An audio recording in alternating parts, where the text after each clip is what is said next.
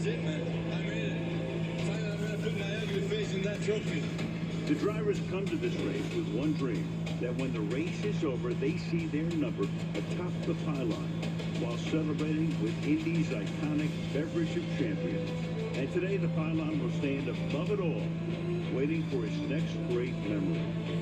Will it be Elio Castroneves separating himself from the legendary pack and becoming the first ever 5-time Indy 500 champion? And while there have been 6 repeat champions, will Joseph Newgarden be the first ever? What is up, motherfuckers and party people? How the hell is everybody doing today? Hope everybody's having a great fucking day. Because I am. You know why? Because it's the greatest fucking day of the entire year. This is my Christmas. This is my Super Bowl. Well, I guess the Daytona 500 is like my Super Bowl. This is close enough. You know?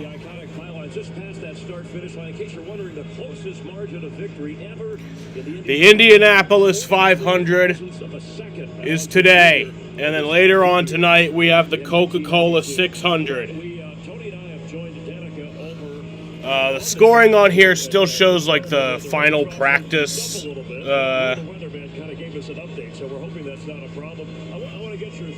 Yeah, so I think that'll update soon, though. The driver's mind at this stage of ready to go 500 miles an hour and almost 230 miles an hour going 500 miles as you're getting closer and closer to the start of the race. Well, the good thing is it's been very, very light sprinkles, so these drivers aren't even thinking about it right now. Oh yeah, this rain that's happening right now. There's a little bit of rain that's happening right now, but it's very, very minuscule. Very, very light sprinkles. Not even getting the track really that wet, I don't think, if at all. About getting through the first turn, getting through these first couple laps, and settling into the race. Those drivers have been back in a green room before they got introduced for about a half an hour, and that green room is not luxurious. It's basically a garage that's empty with a chair to sit on if you're lucky. If not, you find a spot on the ground to sit on to get away from people and relax. But look, at this point in time, they've walked out, they've done introductions, they're walking to their car. Yeah, I don't know when we'll get the scoring updated, but all kinds of people. But look, I never remembered anyone I met on race day because the focus gets so narrow. By the time you get to the car, you honestly just can't wait to put your helmet on and go. All right, well, we know Michael Strahan, of course. If you've met him, a Super Bowl champion. Also, he's a car guy, a fanatic. But what if things were a little bit different? What if instead of being a Pro Football Hall of Famer, let's see what AI would have done to a racing career for Michael? You probably know me as the football guy. But when I was a kid, growing up in Germany, flying around on the Autobahn, I wanted to race cars. Eventually, I moved to the States and found a new kind of rush, sacking quarterbacks. Into the Pro Football Hall of Fame. But I've always wondered, what if I chased my first love?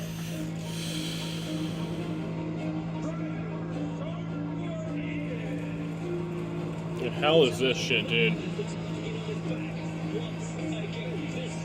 I don't like this.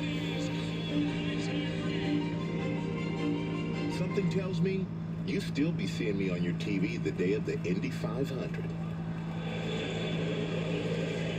I don't like that. How cool was that? How would you have liked that?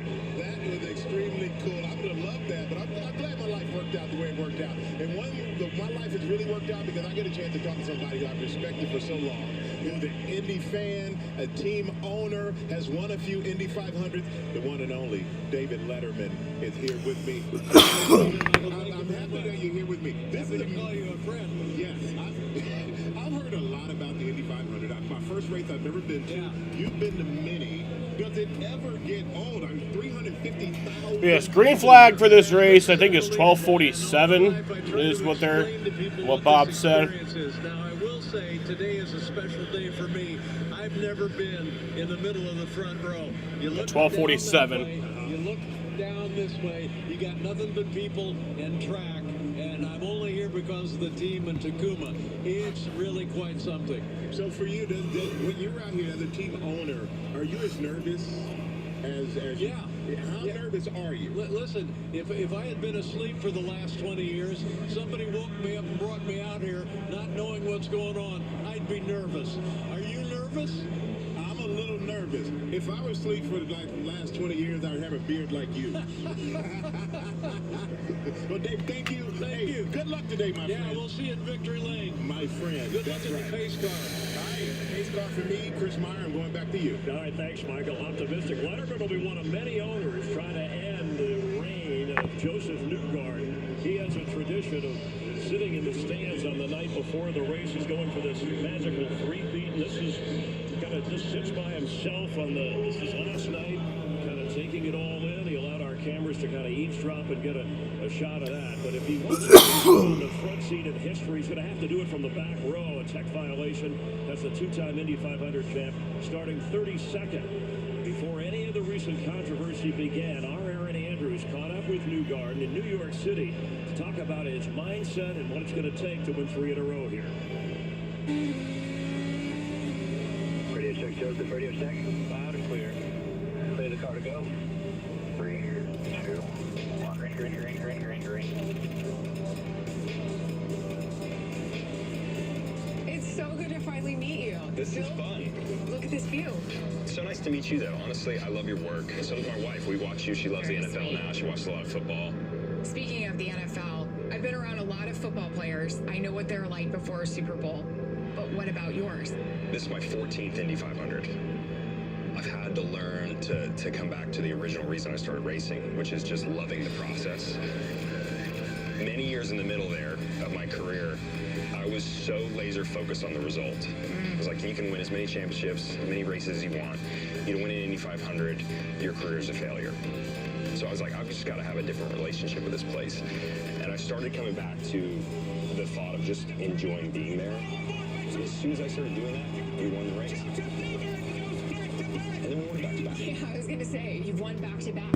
You're the face. What's that been like for you? Look, I'm the representative of my team, but it's not something that's natural to me. I don't need anybody to know who I am. I don't care about that, but I care that people... You won back-to-back races. It's kind of hard. I know they're going to know, but I want them to care about the series. So if I need to be a face of it, then no problem. You're so good at it. Give me a break. And they look at right at me, right there, boom. When Fox is involved, we do it big. We bring you to the top of New York, we blow it out, and that commercial is hilarious. Did you love it? I absolutely loved it. This is Joseph Newgarden. Stop drinking milk at 2. Joseph loves the smell of a... Everything from the spraying of the cologne. Look at all these blunts. Alex Pillow saying that his kid hated my book. And to have Tom That's a lot of blunts. be a little 10 blunts. that maybe your jawline is better than his. I mean, that's saying something. Might have the greatest... Smoke them all at once. That could be fun. That handsome. You have no idea how big of an honor it is for me that Tom was in the piece. Okay, so the natural father. How do you become the GOAT? How do you become the Tom Brady of your sport? Well, I mean, if you just look at the numbers, I need 5 Indianapolis 500s. Well, come on. But forget that. No, but Right. that's the stuff I look at. Come on, Joseph. You're going to win it again. Fight, getting near the end. There's one shot, right, to overtake the leader, and you've done that. Yeah. Take me through the drama. Take me through the emotion.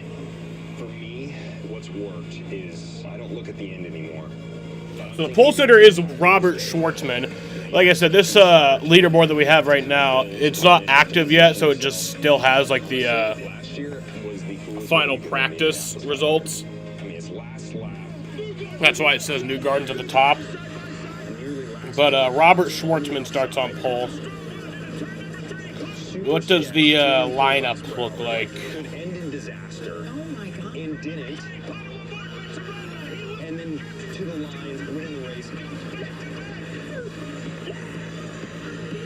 In Indy, you have to be win at all costs. Yeah, on the first row, remember there's 3 cars per row. That's just to start the race. I think in restarts, it's single file restarts. I'm pretty sure that's at least how it works. But to start the race, it's rows of 3. So in row 1, Robert Schwartzman, Takuma Sato, Pato Award. Row 2, Scott Dixon, Felix Rosenquist, and Alex Palou. Row 3, David Malukas, Christian Lundgaard, and Marcus Ericsson. In row 4 is Scott McLaughlin, Connor Daly, and Alexander Rossi. In row 5 is Kiffin Simpson, Ed Carpenter, and Santino Ferrucci. And in row 7, it's Delvin DeFrancesco, Stingray Robb, and Christian Rasmussen. That's actually... That's row 5, sorry. Row 6, Kyle Larson, Louise Foster, and Callum Illett. Callum Illott. The fuck is that name, dude? Like, come on. Row 7 is Elio Castroneves, Kyle Kirkwood, and Nolan Siegel. Row 8 is 2014 winner Ryan Hunter-Reay, Jack Harvey, and Colton Herta. In row 9, what fucking row is this? 1, 2, 3, 4, 5, 6, 7, 8, 9, 10. Row 10, it's Graham Rahal, Marco Andretti, and Marcus Armstrong. And then in the final row is Rinus VeeKay, my man Joseph Newgarden, and Will Power. Yeah. I don't even know what all happened this week. I didn't really pay attention to it. I just know that Penske broke some rules, and then they fired a bunch of people. That's really all I know. I don't even really know what rules they broke. I don't know if that's the reason Joseph is starting in the back is because of that, but yeah.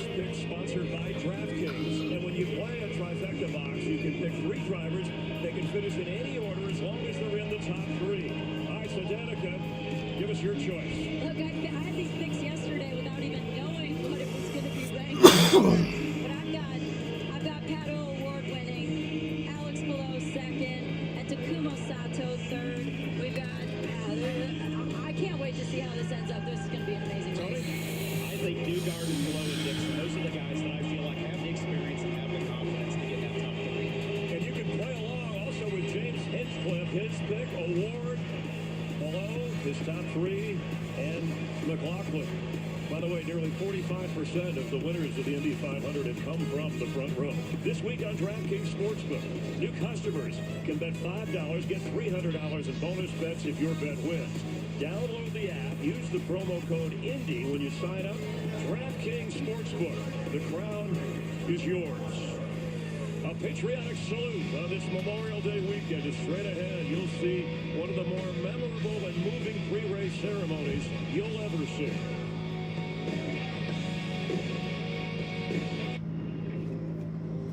The Indy 500 is here, and DraftKings wants you to milk it for all it's worth. Balloons kissing the grass and everything in between, DraftKings is waving the green flag on all the action at Indy this weekend. Okay, guys, I actually think this is expired. Anyway, make sure you get to DraftKings before this exclusive offer expires. Just download the app and use the promo code when you sign up. Oh, why did I do that? Last player. Oh, yeah. But yeah, there was some rain in the area. I don't think it's going to delay the start or anything. Go away. A little bit of light sprinkles expected around 12:30. Play for an ultra? Racing for an ultra? Don't forget, there's ultras on the line. And then that should be it. It's a beautiful light. It may not sound like it, but this is actually progress at 225 miles per hour. Shell Renewable Race Fuel. Reducing emissions by 60% in all NTT IndyCar Series races. We're moving forward with IndyCar because we're moving forward with everybody. Shell, powering progress. There's an old saying, everything's bigger in Texas. Well, let's just say, IndyCar is about to go to a whole nother level.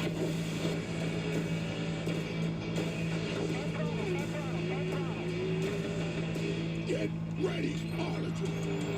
This is where history is made, and champions are born. The decent defenders, my goodness, battle the Houston Roughnecks. Touchdown! The United Football League, today at 4 Eastern on Fox. Live look and just part of the world's largest crowd at the Indy 500. And on pit lane, let's check in there. Jamie Little with a special guest. Jamie. That would be Rob Gronkowski. Pulled him out of the snake pit, and he is here. We're going to meet a couple drivers, Gronk. This is your first time, right? Yes, it is, and I'm feeling pretty good from that snake pit, but I am absolutely blown away here at the Indy 500 with just such a good job that they do here with the fans, to all the racers, to the snake pit, just all the activations that are around. It's just so cool, and it's just so much fun for everyone that's attending here today. How about cool? Stingray Rob, coolest name in racing, right? It's the best name in racing. Today, he's going to make those opponents feel that burn when he flies by them. So you think he'll fit in this race car? Oh, man, I don't know. Rob, you're a pretty big guy. We might have to cut a few extra holes to get your feet out the top of the tub or something, but I'm sure we can figure it out. I could be like a Flintstone, Robbie Flintstone out there, just propelling with my feet. But you have a beautiful car here, my man. One day I'll get in there. All right, have fun. Good luck to you today, Stingray Rob. Let's move up. Yeah, my win pick, who I think is going to win, I want Joseph to win. And if it's not Joseph, I want it to be Larson. But who I think is going to win is Pato O'Ward. I think it's finally his day. These fans are about to see an unbelievable show today. Absolutely. I think he wins. The guy that's looking to do the double today, Kyle Larson. This is kind of like the equivalent, I think, of you doing an NFL game, Gronk, and then... Man, he's taking his job way too seriously. I kind of compare this to Deion Sanders. Deion Sanders played in a football game, then played in a baseball game that night, and Kyle Larson's going to be kind of doing the same thing, racing here today in Indianapolis, and then going over to the Carolinas to race again. Mind-blowing. Well, this is perfect because Larson had to go to the bathroom. That's what the drivers do before they're racing for 4 hours. His beautiful wife and family are here. Do you ever have to stop for a pit stop right before you go on the field? Just a couple times. My mom on the sideline, my dad on the sideline. I got friends on the sideline. You make that pit stop. You give them a holler. You give them a high five. They say good luck to you, and then you start the game. So it's very similar. Great to have you out here, Gronk. Have a great time today. Yes, thank you, Jamie. So wonderful. Back to you. Thank you so much. This weekend, celebrating Memorial Day weekend, Fox Sports proud to be here, and we thank you for watching. There's a reason this event is over 100 years old.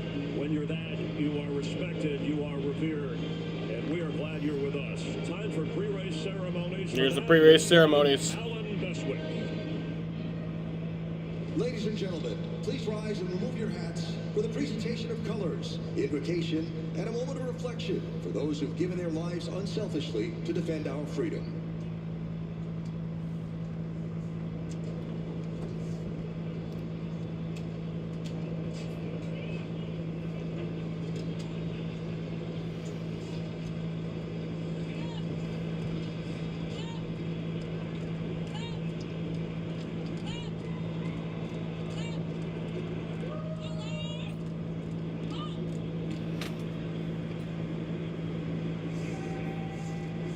To deliver today's invocation, please welcome Indianapolis Archbishop Charles C. Thompson. Let us pray. O God, creator of all things, you have given us the gift of this day to show what is possible when we use your gifts and work together to achieve greatness. On this day, we remember all the men and women who have died to protect our freedom. We are filled with gratitude for their sacrifice as we commend them to your eternal love in heaven. May the 109th running of the Indianapolis 500, which brings us together in excitement and fraternity, inspire us to work together for unity and peace. Watch over these drivers, their teams, the officials, and every fan. Receive these, our prayers, and God bless those who serve to protect our freedom. God bless all those gathered for this, the greatest spectacle in racing. God bless our pacers, and God bless America.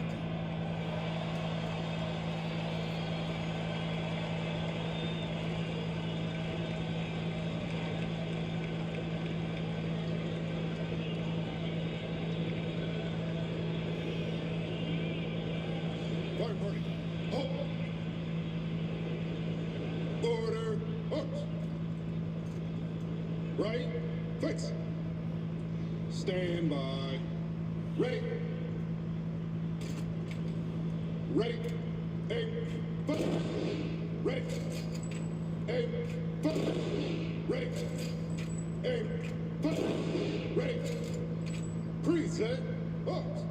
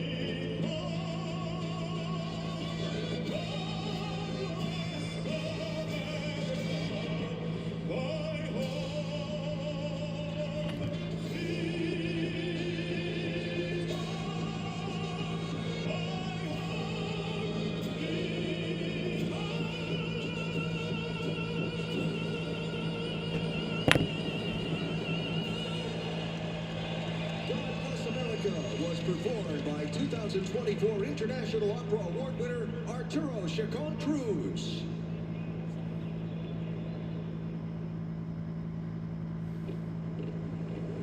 Ready, step. Color guard, ride, face. Our way of life, our priceless liberty, our right to dream.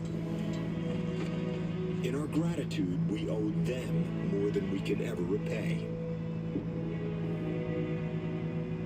To answer the debt, to acknowledge the sacrifice, that comes in how we lead our lives, in ways that honor the price they've paid and the freedoms they've protected.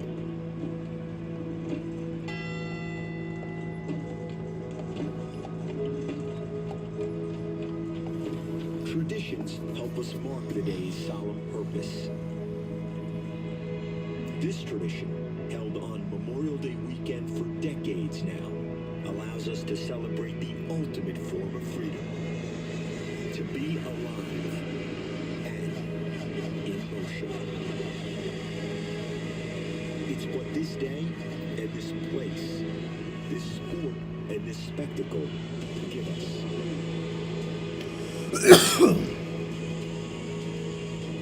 So, let the anthem ring in the roar of speed and the clamor of engine. Let our spirit live in the challenge of the next turn and the thrill of the last lap. In their victory and in our memory.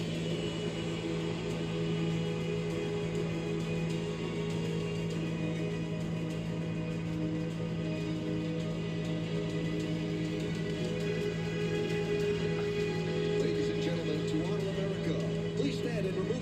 charts as 9-time Grammy Award nominee and 5-time Gospel Music Association Female Vocalist of the Year, Natalie Grant, performs our national anthem. Oh, say can you see by the dawn's early light what so proudly we hailed at the twilight's last gleaming, whose broad stripes and bright stars through the perilous fight o'er the ramparts we watched were so gallantly streaming, and the rockets recognize the bombs bursting in air, gave proof through the night that our flag was still there. Oh, say does that star-spangled banner yet wave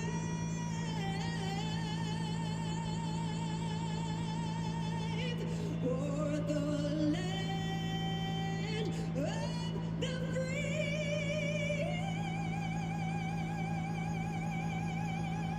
and the home of the brave.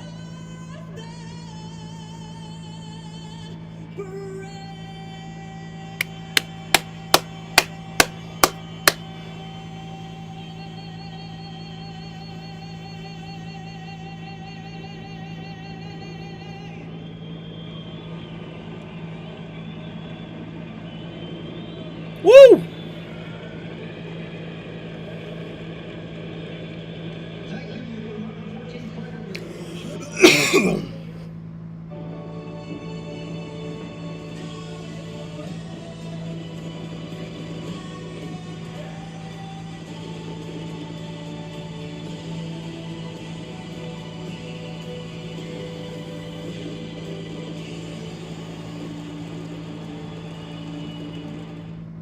I served with the 6th Marine Regiment, and I sustained a spinal cord injury. There's a little bit of drizzle. I'm paralyzed from the chest down. This home has been the biggest blessing that I've ever received in my entire life. Homes for Our Troops build specially adapted homes for severely injured post 9/11 veterans. This Memorial Day weekend, we're racing with purpose, enabling veterans to rebuild their lives. This organization is just the most amazing thing. The future is here. We've been creating it for more than 100 years. From the most advanced technology to the broadest, most reliable network of sales and service dealers. Always moving forward. We lead, others follow. Knock, knock. The mountain is calling. Give me a mountain. Give me the sunshine. Give me that view. They should probably put up the scoring soon, don't you think? Beats the Yankees against Ohtani and the Dodgers. Saturday at 6 Eastern on Fox. Inventory and incentives are still super strong at Burdick Dodge Chrysler Jeep Ram.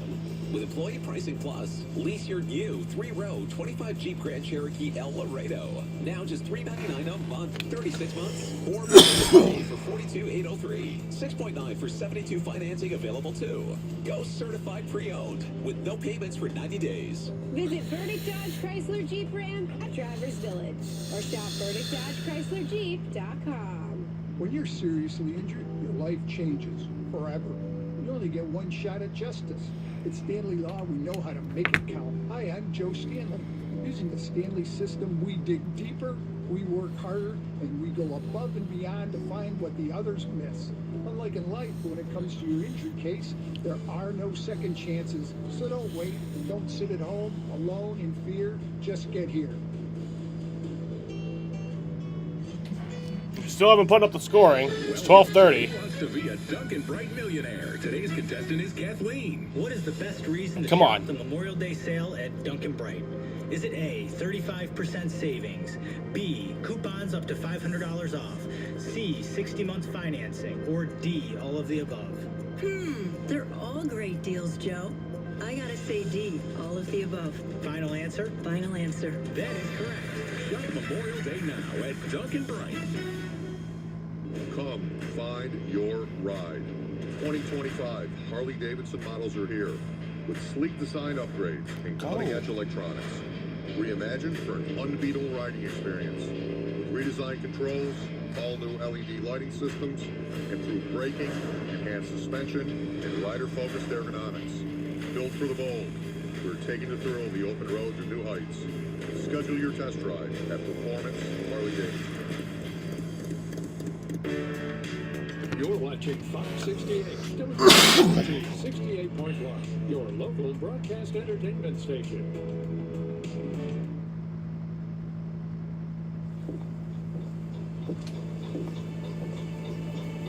Today, experience a moment in time that changed the course of history. So, it wasn't the race we had imagined. No, it wasn't. Doesn't mean we were wrong.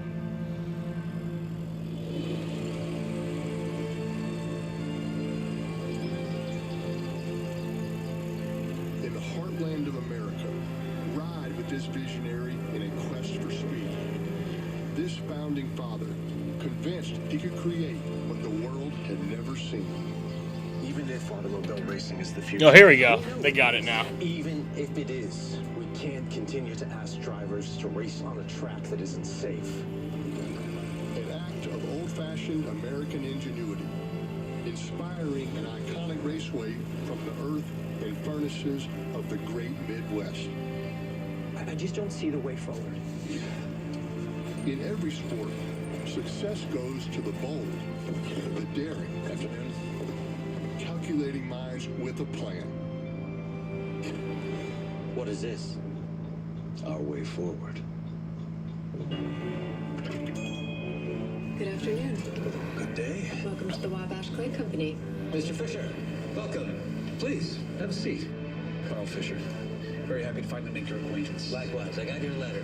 So, what brings you all the way to Petersburg from Indianapolis? Mr. Colbert, lots and lots of bricks. Well, won't be a problem. Do you have a number in mind? Don't worry, it doesn't have to be exact. Well, I do have a number. I'm afraid I'll need about 3 million of your pavers to do the trick. Give or take a few 100,000, of course. May I please ask, what are you building? A speedway, Mr. Colbert. The greatest speedway the world's ever seen. 2.5 glorious miles of track, all with your pavers. A speedway for automobiles? Yes. It's the future, Mr. Colbert. Imagine a fleet of racers flying by at 60, 70, 80 miles per hour. Why not make it even 100? Why not 200? People will come from all across the country. Tens of thousands of fans. Appears at any rate would be very quick. To watch the race. And we shall toast our winner to boot. With champagne? Or something like that. And the trophy, Mr. Culver, the trophy shall be as grand and as proud as the driver. Drivers are told to get into their cars. And our champions shall be remembered forever. Once only fantasy. Command is on hold. This all started with just a brick. Well, Mr. Fisher, So they will not be giving the command yet. It's no dream. We shall build it, brick by brick. It shall be the greatest spectacle. Well, that's fun. in racing.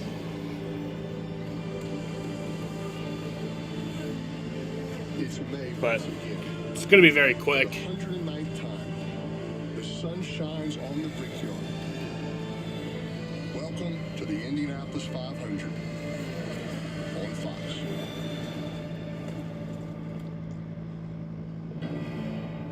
Welcome to the racing capital of the world.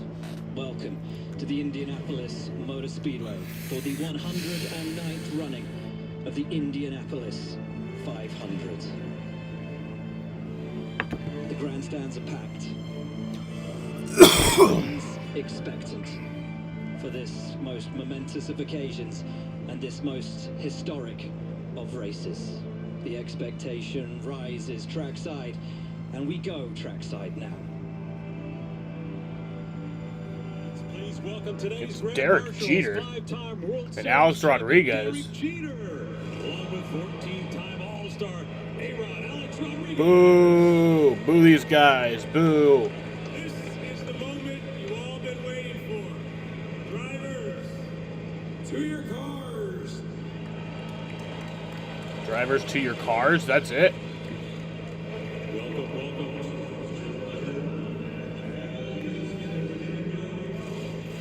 Well, it is here, finally, race day for the 109th running of the Indianapolis 500. Welcome to the Indianapolis Motor Speedway with me, Will Buxton, with Townsend Bell, with James Hinchcliffe. Guys, nerves, pumping, expectation through the roof. I feel it. My heart is going boom, baby, when I watch that throwback piece to the creation of this magnificent facility. Thank you, Carl Fisher. Thank you, the city of Indianapolis, for building what has been the greatest magnet in my life. When I first showed up here, this place just simply devoured my soul and sparked an interest and a fascination and a desire to be one of these 33 drivers. It is a privilege every year to be here to call this the greatest spectacle in racing. And I don't care if it's your first time here at the Speedway or your 81st time. Every time you go through that tunnel, you see the track as you emerge. It gives you a feeling, Townsend. It's unlike any other racetrack, unlike any other stadium on earth. I love coming here every single year. And there's no better place to be than trackside, where we find our Jamie Little. Well, Pato O'Ward is one of the most loved and biggest personalities in this field. But this place has been a heartbreaker for him. Just last year, he was passed on the last corner of the last So yes, Race Control has put a hold on the command of fire engines for the Indy 500 due to weather. That's from IndyCar. Today, he starts on the front row, and it's perhaps his best shot at winning the Indy 500. Kevin Williams.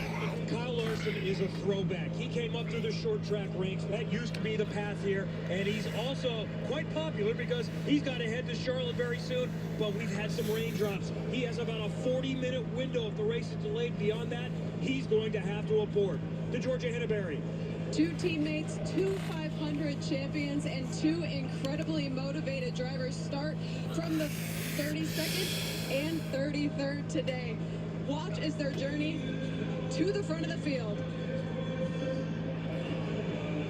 All-American Marching Band to perform Back Home Again in Indiana.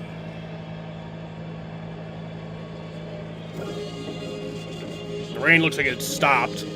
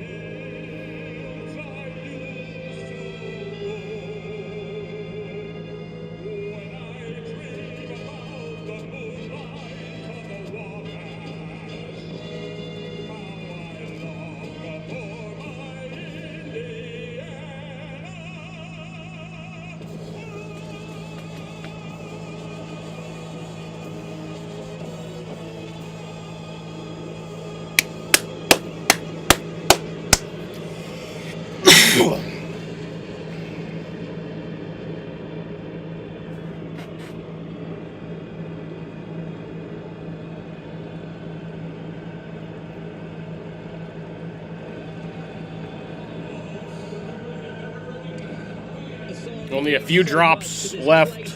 And to this race, goosebumps, guys. For me, it's my first time experiencing this. It is off the charts compared to anything I could have expected. It is so emotional just to be here on this day.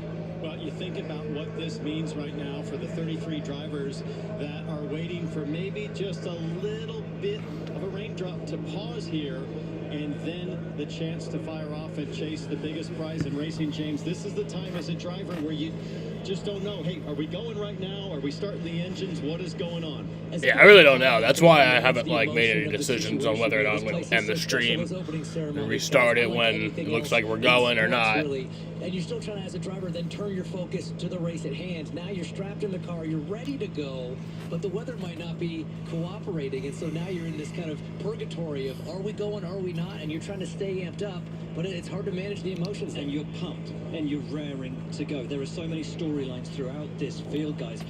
Let's start at that front row. Pato O'Ward, his first ever front row at the Indianapolis 500. Alongside him, a two-time winner of the Borg Warner in Takuma Sato.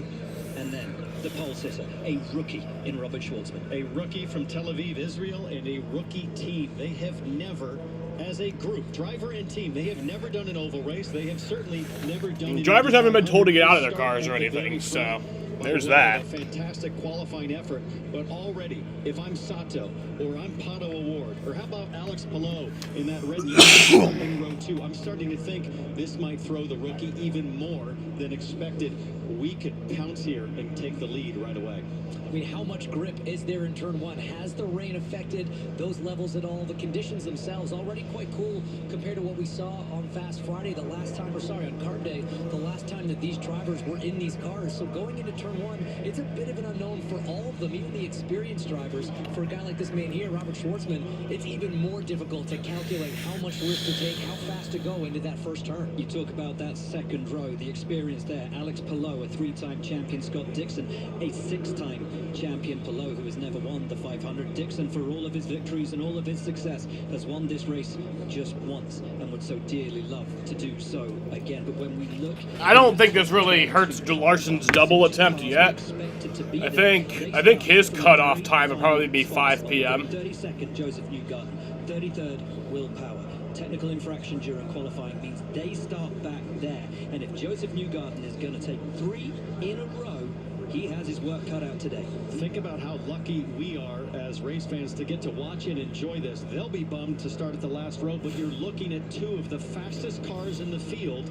And again, they race for Team Penske. Why does that matter so much? Because when it comes to pit stops, Team Penske, better than anybody. They proved it again on Friday by winning their 20th pit stop competition. You notice Colton Herta on row 9. Big crash in qualifying, but got back in the car, got back out on track. A rookie there in Louis Foster. Stingray Rob led laps last year. There is intrigue and interest on every single row of this grid. Santino Ferrucci, one of the most successful drivers in the history of this race, finishing in the top 10 in his first 6 years. Yeah, a couple of names on row 3, Christian Lundgaard and David Malukas, 2 young drivers looking to make their mark today. They are young, aggressive, but fast. And look, you go to that front row. What's so interesting about being up front at this race, guys, is we've been here for days, for weeks. They've done thousands of laps combined around this place, but never with the grandstands totally full. And from inside the race car, from behind the visor, the track looks so the visual cues are different. Your turning points can be affected, and especially if you're on that front row with that unobscured view into turn 1, you notice how much more narrow the track looks because of all the people. Guys, I want you to take me back to your first Indy 500. What is going through the head of Robert Schwartzman right now? Does he have any idea what stands ahead of him? There is a burn in your heart, in your stomach right now as you contemplate the opportunity as a driver to make your first start in the Indy 500. You try to block out all of the distractions.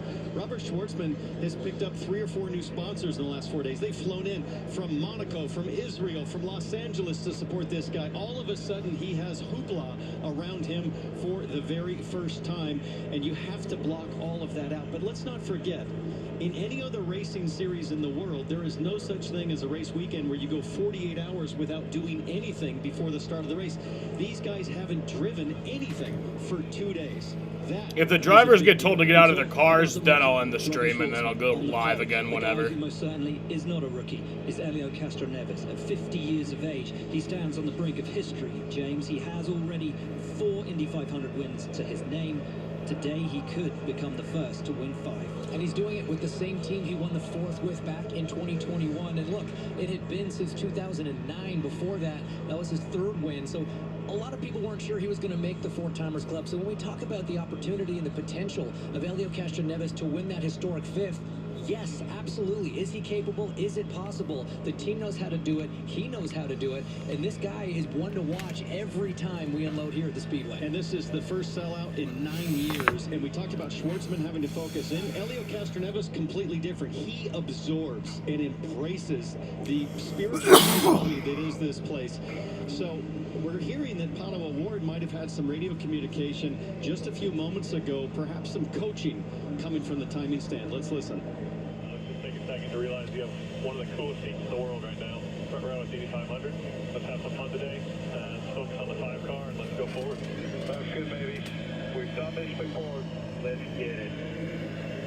He has done it before. It's broken his heart twice before. He's never started on the front row before. Is this Pato O'Ward's best chance to win the Indy 500? I think so. I mean, the starting spot obviously Pretty steady rain now is what we're getting. Almost anywhere on the grid here. Joseph Newgarden certainly is going to try that from the back. That's from row. David Land. For me, the drivers have been talking a lot this year about how the cars are handling a little bit differently. They're a little bit more on edge, and no driver can handle a car around the speedway on edge better than Pato O'Ward. He proved that last year in that street fight with Joseph Newgarden, those final 10 laps. I think the conditions, the situation, and the way these cars are handling plays into Pato's strengths. This is by far his best chance. And I feel like we haven't talked anywhere near enough about Takuma Sato, who has returned for a one-off drive here in the IndyCar Series on the front row for Rahal, Letterman, Lanigan Racing.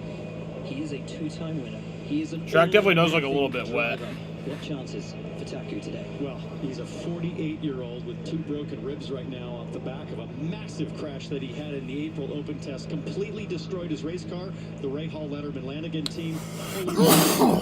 It is just as fast, seemingly, as the last one. That's impressive. But for Sato, this is the only IndyCar race he'll do all year. For him to drop in on a one-off, stick it on the front row with a legitimate shot to win his 3rd is super impressive, and he just doesn't seem to be getting any older. He has all of the youthful aggression that defined the no attack, no chance mentality that got Sato here. Another couple of storylines I want to pull out. A look at Alexander Rossi, who starts in the top 12, one here on debut. And what about local hero Connor Daly? Starts alongside him. Every one of these 33 drivers has a story. Only one will win.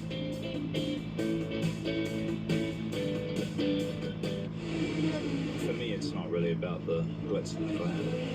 It's about looking for that constant edge, and you're looking for any advantage. If you get up on there, does it upset the car pretty bad or not too bad? It just rolls right into it, man. He really leaves no stone unturned in trying to find more speed, more performance in the data. The mundane, boring stuff can definitely wear you out.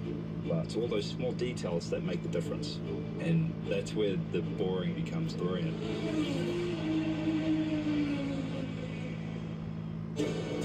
There's a reason Chevy is called the heartbeat of America.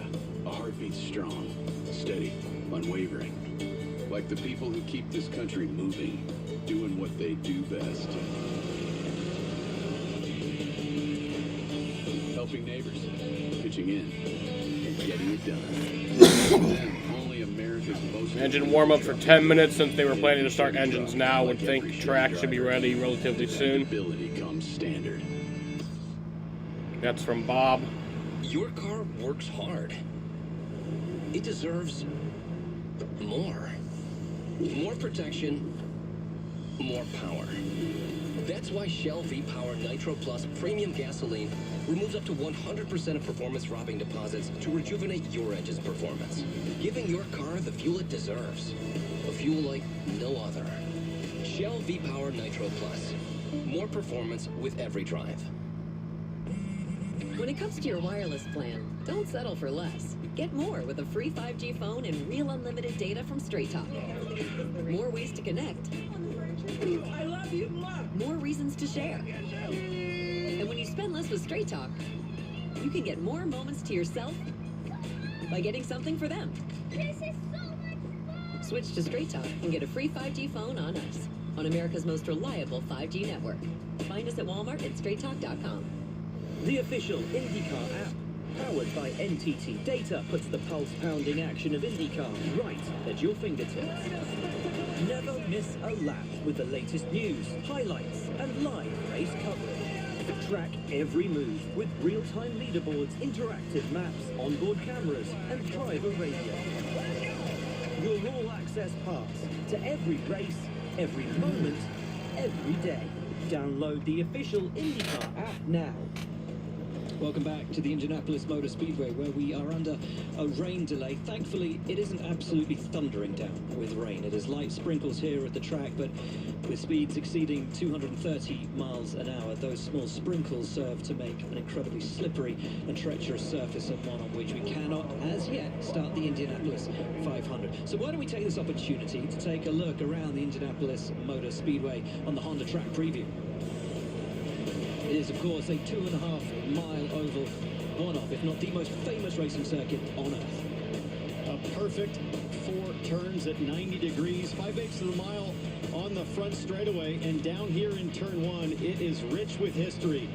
40 years ago, Denny Sullivan spinning while trying to pass Mario Andretti. He comes back and wins the race. What about this back in 1992? One thing you don't want to do is spin early in the race. Early in the race, that was before the race even started. This is where the race basically ended last year. That incredible pass from Newgarden on the outside of Award into 3 on the last lap. Look for more moves down there today. And turn 4, boy, this is a memory tough to watch. Back in 2011, J.R. Hildebrand leading last lap, last corner, gets into the wall, handing Dan Weldon the win. And that run down to the yard of bricks.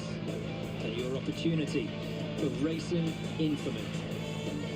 The closest finish in history was back in 1992. It was less than a 1/10 of a second. And the guy who came second that day, Scott Goodyear, guys, started 33rd and last. Rose an improbable 31 places. If Joseph Newgarden can do that today from 32nd, that's the 3rd win in a row. It has been done before. 31 places have been made up in an Indy 500. And let's not forget that Newgarden is the car that we circled all month long, James, in practice as the one, as the best. And then the Team Penske, I mentioned it before, delivered in the pit stop competition, dominating, frankly, record times on pit lane. That double combination, a great reason to think he can do it. We know the car's good. We know the team's good. And guys, Joseph Newgarden does not seem to be fazed by what happened last week. He seems very confident. Last night, he crashed a house party in Speedway, Indiana. He was playing beer pong. Wasn't doing the drinking. He was doing the ping pong ball throwing. But he was cool. He was calm. He is very confident in his race car. Sounds like I got to bed before Joseph Newgarden did last night. Now, you talk about being cool, calm, confident, getting it all together. What about this man, Mario Andretti? Practiced in a brand new Lotus back in 1969. It crashed in practice. He didn't race it, but the car he did take, he took to victory lane. Mario Andretti, 1969 Indy 500 champion. And we just so happen to have the legend with us today. Well, there are legends scattered all through the Indianapolis Motor Speedway today, but we are lucky enough to catch up with Mario Andretti. Now, this is the 54th year that an Andretti has competed in the Indianapolis 500. I just want to go racing, man. Speedway mean to your family? Well, obviously, it's a big deal. I mean, this is a rodeo, you know. We love coming back here. As a family, I think we enjoy so much here over the years, as you can imagine, since 1965. So, and we'll keep right on going as long as we can. Father to Marco Andretti now. We were supposed to start 10 minutes ago. Michael, what advice did you give Marco before he strapped into the car today? He doesn't really need more advice. I think he's got more starts here than me now. So, no, he's pretty happy with the car, to be honest with you. It doesn't have much the speed that he'd like, but the handling's good, and obviously to win this race, you got to have a good handling car, so fingers crossed. Fingers crossed. Thank you, Michael. Thank you, Mario. Great to see Mario. Great to see Michael. Of course, Marco runs in his 20th Indy 500 today. No Andretti has ever taken victory at the Indy 500 since Mario's win back in 1969. They call it the Andretti curse. Can it be overcome today? Well, one guy who was a hugely popular winner here, TK Tony Kanaan back in 2013. One of the coldest Indy 500s in history. Started in P11, ran home, an incredibly popular win. Today, though, he's the team principal at McLaren. Had 9 top 5s in this race, and third as recently as 3 years ago. We know somebody like you could always jump in the car, but you might have to. Who's more anxious, Kyle Larson or you? You are the reserve driver if it rains for 45 minutes. I think I've never thought I was going to experience two pressures. One is to maybe hop in the car, and the other one to help run 4 cars. Oh yeah, Tony Kanaan is standing on the sidelines if Larson needs to get out. Guess I'm ready to do it. What is the timeline? What are the circumstances that would have you driving the car today? We're going to play by ear. Obviously, he needs to leave here on a hard like 4:07 or something like that. Really? At 4 o'clock, so we still have time. Mr. H is here. I'm available, but if it takes the I thought it was flag, like it's over 5 would be his cutoff. So hopefully, this is what's going to happen. But the deadline for him to leave, it's up to us to decide. If it gets too late that he's not going to do that many laps, and they want me to hop in the car. Because isn't the flight only like There are no an more hour? lead drivers, so you would have to start the race. What if he pulls away and it starts raining again and never takes the green flag? Have you guys looked into that scenario? Yeah, if it's just under the yellow, they can actually probably park it, and then I have to jump in and start it from, last. So we'll see. Hopefully, I don't want to play all the scenarios, Gary, but it is a possibility. One more question. We know you're good at this. We know you're one of the greatest ever, but you've had 20-some laps in the car, not at full speed. How would you approach if you got in and raced the Indy 500 today with virtually no practice? I have 200 laps to try it, so we'll see. Obviously, I'm not going to be out there thinking I'm endangering other people and myself, but at the end of the day, I think I'm a racer. It will take me a few laps to figure out the hybrid and traffic, this and that, and we'll go. If it's good enough, we go. If not, I'll figure out parking. I'm going to have to answer to the team principal in this case. He sent the Titans to turn 1. So we'll see. According to Bob, would think front stretch is mostly dry from people standing on there. Go for it. No matter what, we've got a fascinating story with the number 17 Arrow McLaren Hendrick car today. Kyle Larson hoping to take the start here at the Indianapolis 500. They say the track chooses you. Right now it's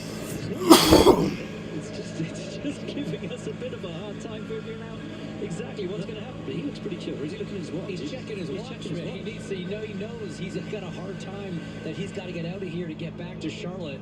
He's desperately wanting to get this race in. Crazy emotions right now for Kyle Larson and yeah, this even sucks. more for Tony Kanaan. Can you imagine running a race team the last several months? He got that little 20-lap shakedown. Tony Kanaan might be jumping in cold turkey. They're going to have to maybe throw a seat in this thing, get the seat belts close enough, but there's going to come a moment where Tony's going to just have to get after it. That will be wild.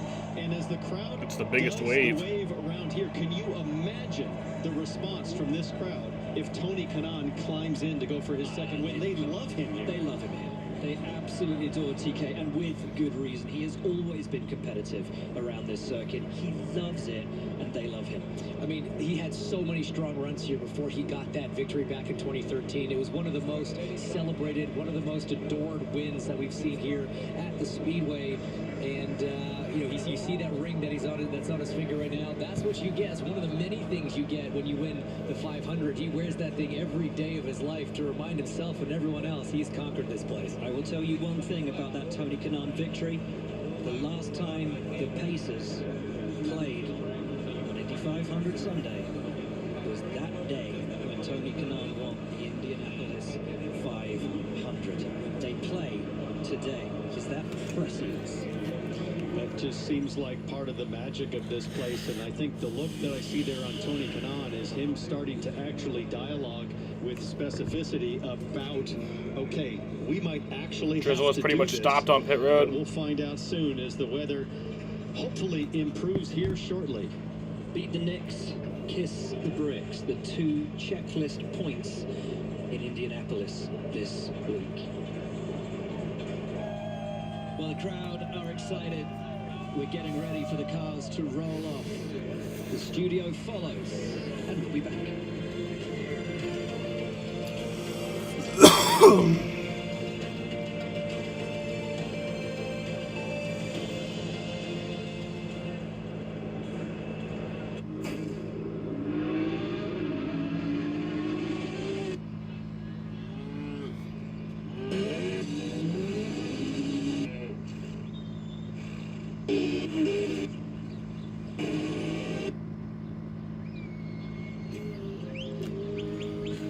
Speed on the track, simplicity on the ranch. Good ranchers, American meat delivered. If my mortgage lender used Agentforce, the powerful AI from Salesforce, It's looking better in a turn digital 1. agent would have helped me pre-qualify before my dream house was sold. Wow. The buyer's lender used Agentforce. Well, who's the buyer? Hey, brah. Welcome to Casa Day Wood. Oh, jeez. Morning, Mr. Harrelson. Pool's open next week. Bathing suit optional. Agentforce helps lenders prevent finance fiascos. It's what AI was meant to be. I just want to get this shit started. Which means it's 100% tasty. Oscar Mayer Wiener season.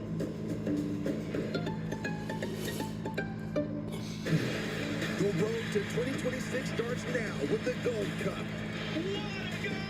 The U.S. takes on North America's best on Fox and FS1. Saturday is Baseball Night in America on Fox, and it's a World Series rematch that doesn't get bigger than this. Aaron Judge and the Yankees. Shohei Ohtani and the Dodgers. Coverage begins Saturday at 6 Eastern on Fox.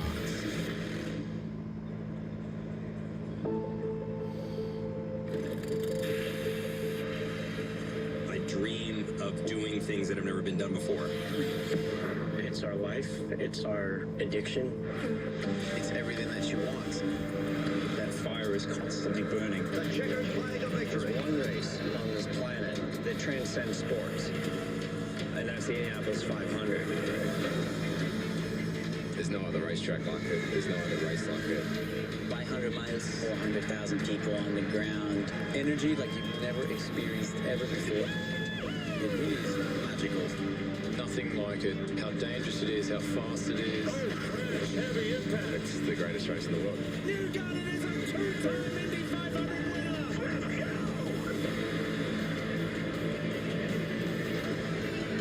And it's the biggest win of my career by far.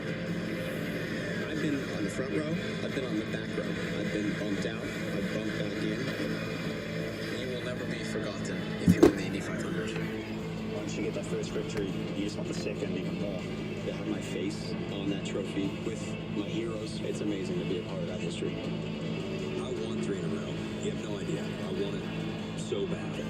In this race, you become immortal.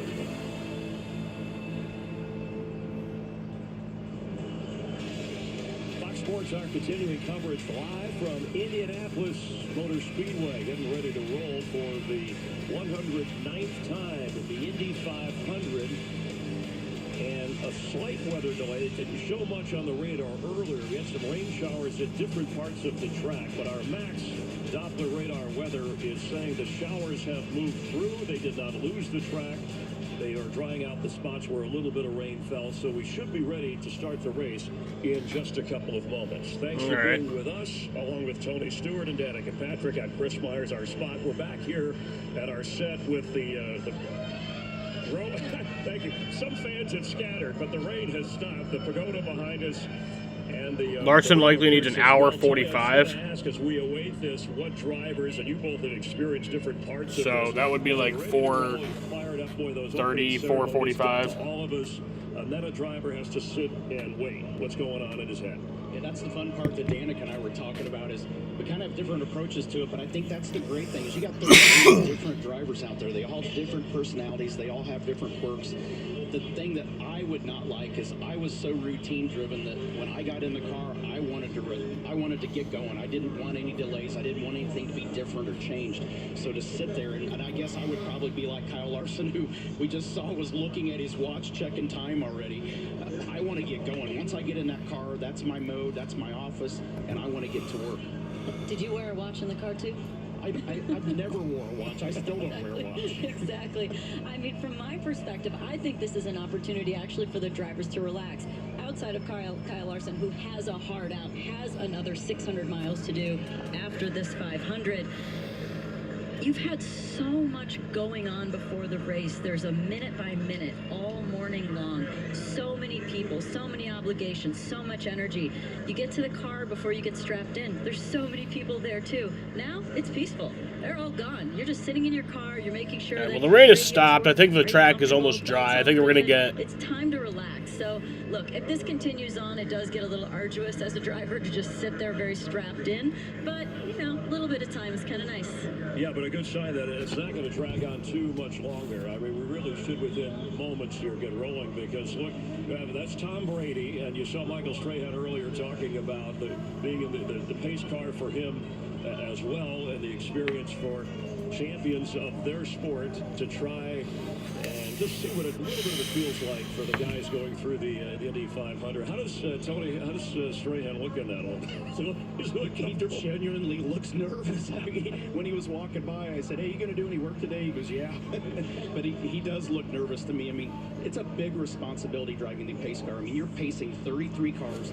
These guys, from the moment they roll off the grid, and Dana can tell you this, they are already in fuel saving mode. So every move they make from the time they pull off the grid is calculated, and you know, it's very important. And what they tell you when you're the pace car driver is they're like, look, as soon as you come to turn 2 for that last lap, you need to go as hard as you can. And even for myself, I was like, oh shoot, like, I don't know, I haven't tested the limits of this car. How hard can I go? So I'm sure Michael's sitting in the car thinking, did I really want to be a race car driver? This will be the test. Yeah, things worked out well for him in his career. Let's check in with Jamie Little. And Jamie with a previous 500 winner. On the 3 box for Scott McLaughlin, different role for you. So how are you helping him for today to try to get that first win? Well, it started really 2 years ago. Scott contacted me and wanted some help to speed up his process of learning the Indianapolis Motor Speedway. And it's a special place, isn't it? We get the crowd roaring. It's so cool. It's packed today, 350,000 people. It's magical. So I'm just behind Scott, trying to give him the tools to become the best driver he can be. No more rain in turn 4 for the past 5 minutes. Here. Anything you can get from another driver is a good thing, but I gotta say it's very rare to have a champion like him ask another driver for help. So, you know, we share the same value, we share the same love for the sport. He's very, very passionate. He's a tremendous talent, like one of the best talent I've ever seen. Now, if you give him the tools, he's going to use it, and then slowly but surely he's going to become better and better. And I've loved seeing his evolution within Team Penske. He's just been tremendous. So we'll see what he can do today. He's in a good position actually to do very well. So cross fingers.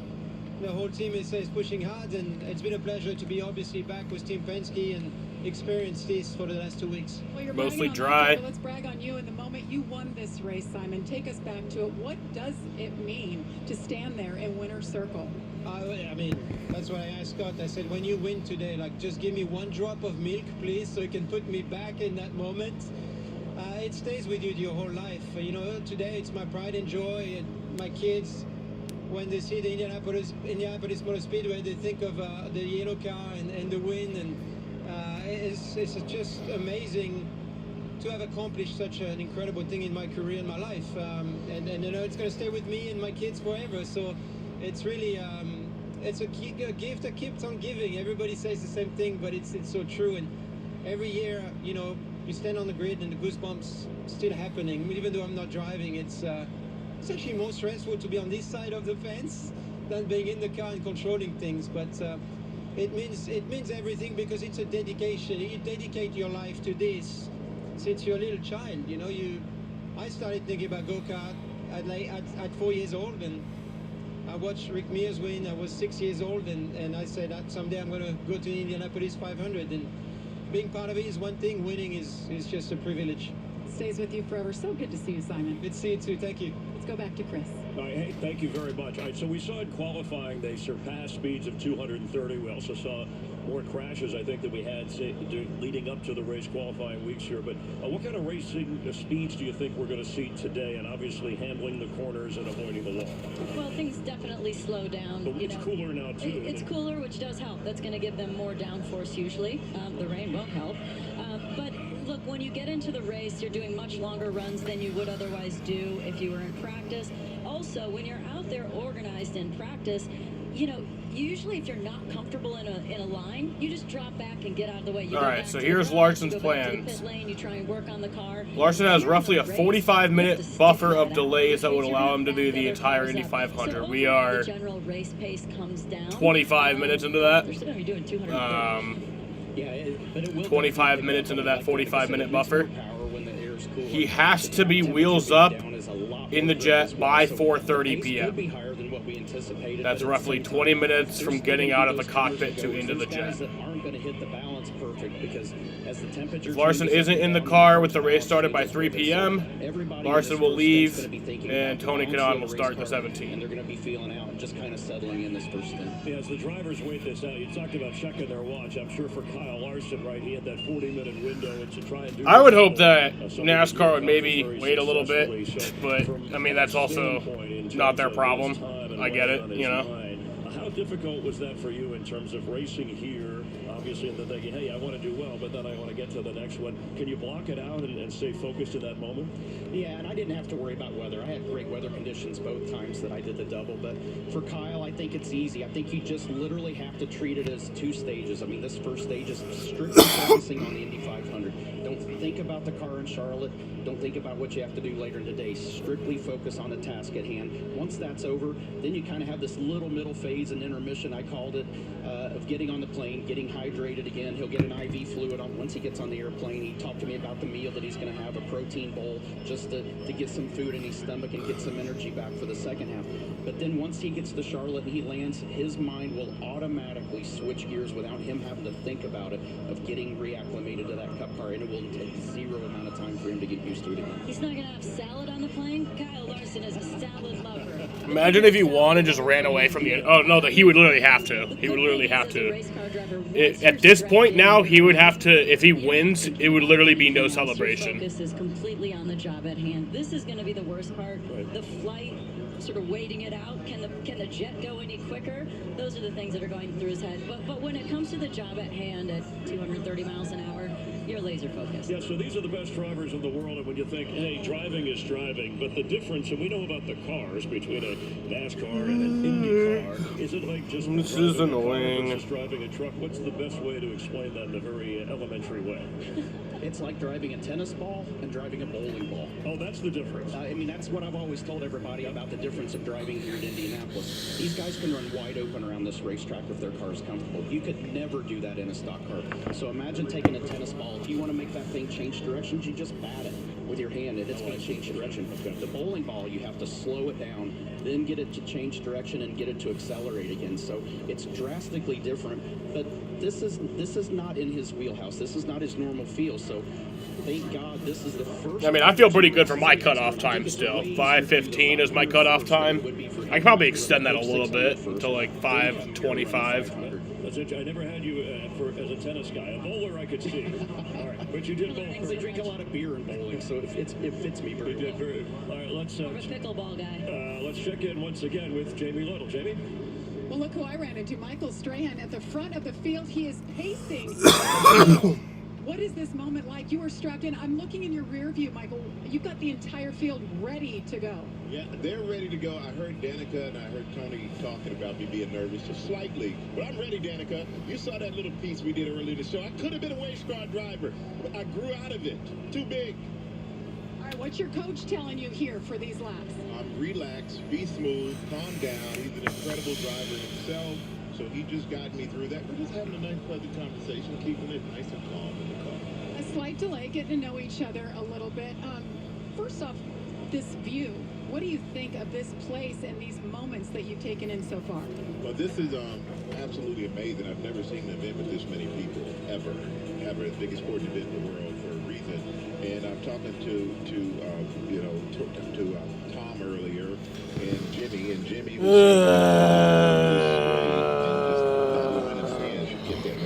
so I'm looking forward to that. I'm looking forward to pacing the field. I'm looking forward to getting. Red Sox are about to start. You're going to do a great job. We saw you talking to David Letterman. How did that go? I think you picked him up last week. I saw some footage of you guys. Yeah, I picked him up when he had his show. He had me pick him up again last week. I said about Dave. I'm always picking up Dave, but he's great, and I'm happy for him and his team to be starting where they're starting the race. I know he's excited about, and I'm wishing him a lot of luck. Well, we're wishing you luck. Keep all right, let's just go, dude. We're going to go here any minute, all right? Good luck. All right, I'm ready. All right. Danica, Tony, you're lucky you retired because I'm taking you. We got a little bothered by this scare line. By the way, Letterman's working on Michael Strahan's top 10 list of bucket list items. Yeah, like, what if there's a red flag later? I guess if Larson wrecks out, then, like, well, there goes a big part of the anxiety, but then that also sucks because he won't complete the 1100. You probably know me as the football guy. Oh, we're showing this fucking shit again? Growing up in Germany, flying around on the Autobahn, I wanted to race cars. Eventually, I moved to the States and found a new kind of rush, sacking quarterbacks. Into the Pro Football Hall of Fame, but I've always wondered, what if I chased my first love?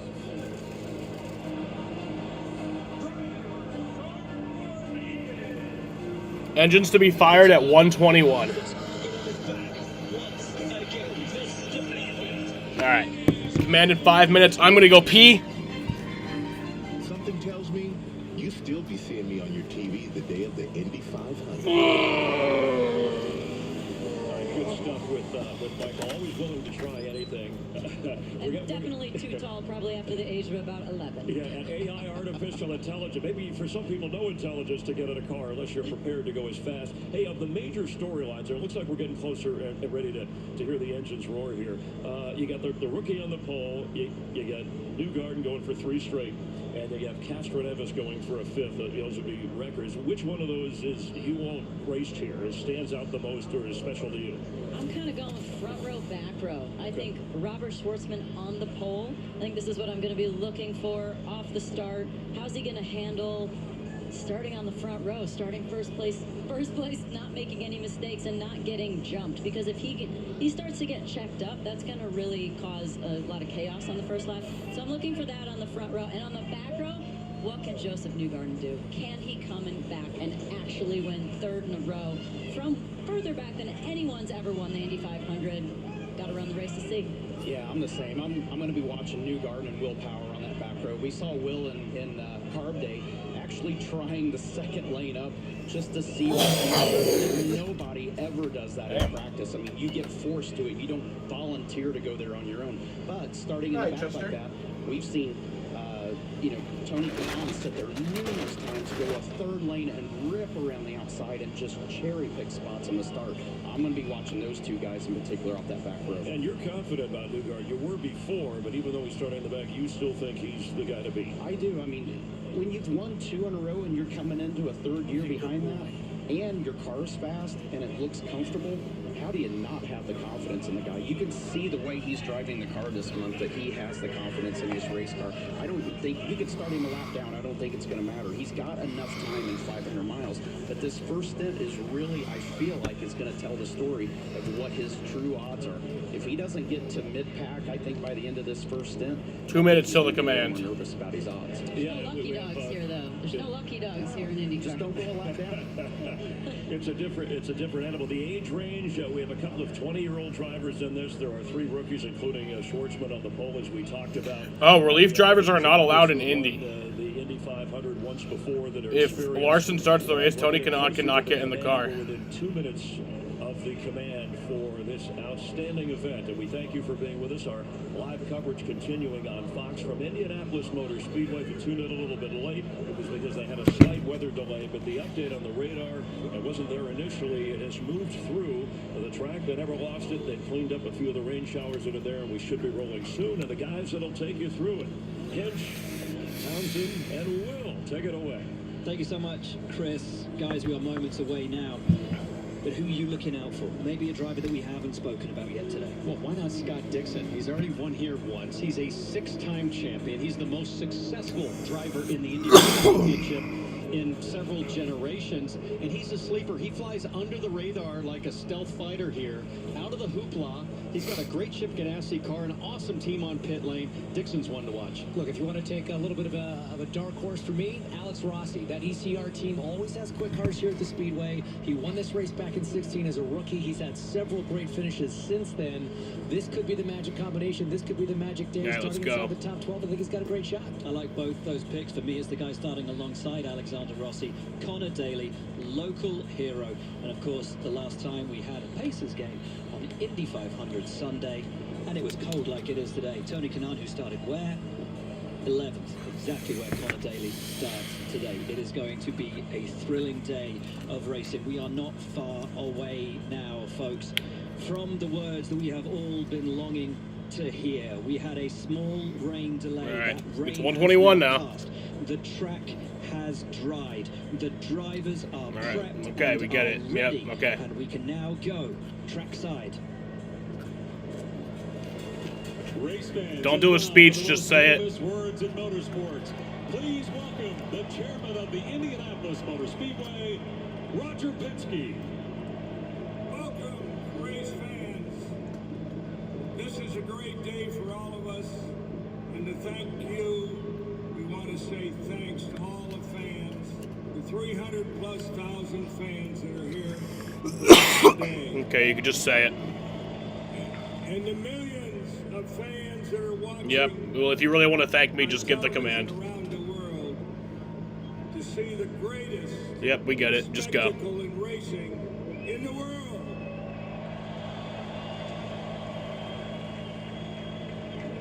As many have said, this is a day of honor. Okay, come on, dude. We honor the men and the women and the first responders that keep our country safe and secure. Drivers, start your engine. There we go.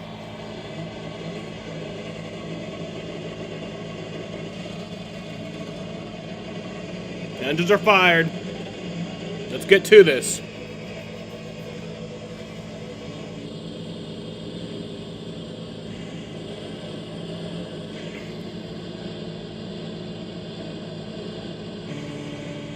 Tom Brady is making laps. This is the time, and this is Tom Brady on board. Hey, Tom, it's Townsend Bell in the Fox booth. You got me? Nope.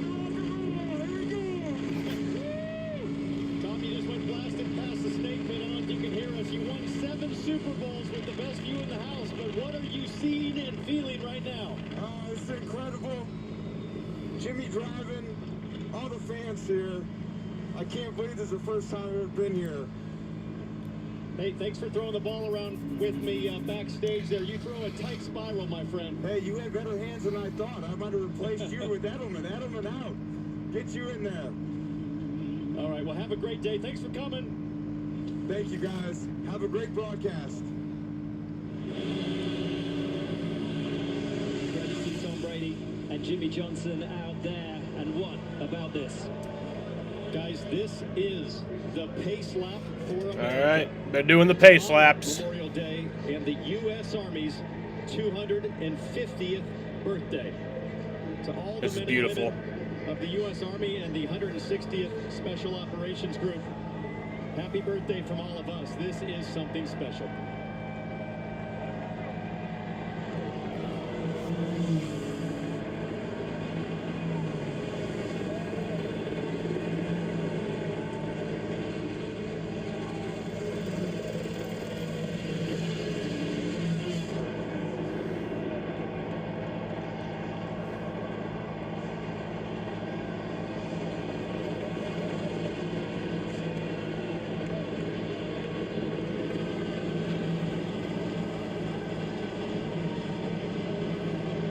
many pace laps are we doing?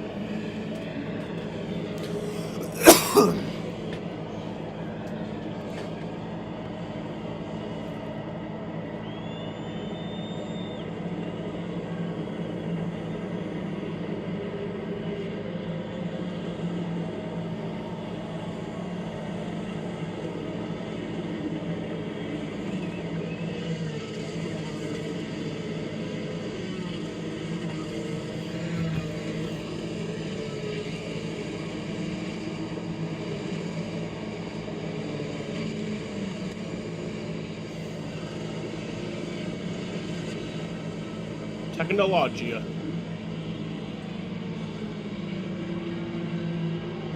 Wow, what incredible scenes here at the Indianapolis Motor Speedway, and what a moment. I mean, this place was born to test one thing, James. How fast can you go? And I guess the second thing, of course, how big are you going to go to win the biggest prize in racing? The starting grid along the bottom of your screen. There, your back row. I wish they had the green flag like right at noon. I feel like that'd be preferred. Green flag right at noon. And this is why they do it, guys. And then start Monaco at 8 instead of 9. This is what makes this race so special. 108 years of history. We're about to make it 109 here today. And just seeing the place absolutely packed to capacity for the first time in 9 years, it just gives me chills. And talking about chills, we're going to go down to Michael Strahan in the pace car. Michael, it's Hinch up in the Fox booth. You got a copy? I got you. All right, we saw AIU driving the Indy 500 back at the top of the show, but now you're doing it for real, buddy. How does it feel out there? I'm doing great, you guys. I got the great coaching here with me. This car is amazing. We are doing 105 miles per hour right now. Do I punch it coming out of this one? Not now. I got one more. I'm ready to punch this thing. But we are moving pretty good. I love the enthusiasm. It looks smooth as silk out there, bud. You've been on the field for Super Bowls. You've seen big crowds, but being there in front of 350,000 people, what does it feel like for you? Oh, it feels amazing when you come down the straight and you see, I've never seen so many people in one area in my life. It is absolutely incredible. And, I mean, this is a thrill of a lifetime. Something I never thought I'd experience, but I'm glad I am experiencing it. And I also realize I'm not meant to be a professional racer, but I am meant to come out and do this at least once in my life and take it off the bucket list, and I thank those who made it possible. Well, we thank you for being here as well, buddy. You've got about 23,000 horsepower behind you ready to get unleashed, so we'll let you focus on the rest of your job. Appreciate you being here. All right, thank you, bud. Have a good one. And the great thing here, folks, is seeing that that track does not look too slippery. It appears pretty dry. We should be good to take the green. Let's take a listen to some radio from our Fox Sports colleague, normally a pit reporter, racer today. Let's listen in. Guys, I just want to say huge thank you to everyone. This has been the best month of I've ever had. It'll be super tight for Larson. A few lengthy cautions, and he'll have to get out before the finish. Have a great day today. It's great to see that. I don't know. I don't know. Last year, I heard that there was a thing where his flight was only like 53 minutes. Scott McLaughlin crashes before the fucking start. The one thing you don't want to do is to have your race ended before it's even begun. It is over. Sorry, bud. It's okay. Don't stress about it. It's all right. We're okay. He's crying in there. Feel bad for him. 1992 was cold. And there's Scott Dixon has some tire smoke. Number 9 PNC car smoking, and you have to wonder, was there contact or is that moisture on the track? And maybe there was still some moisture for McLaughlin in his spin, but his left front suspension is destroyed. His day is over. Scott Dixon is on fire. Yeah, his day is over. What has happened out there on track between these two? It's his time, Scott. Two of the favorites coming in, two very strong. Both the Scots involved there. Fire inside the left rear tire there, Dixon. That's in the brake system. It's behind the left.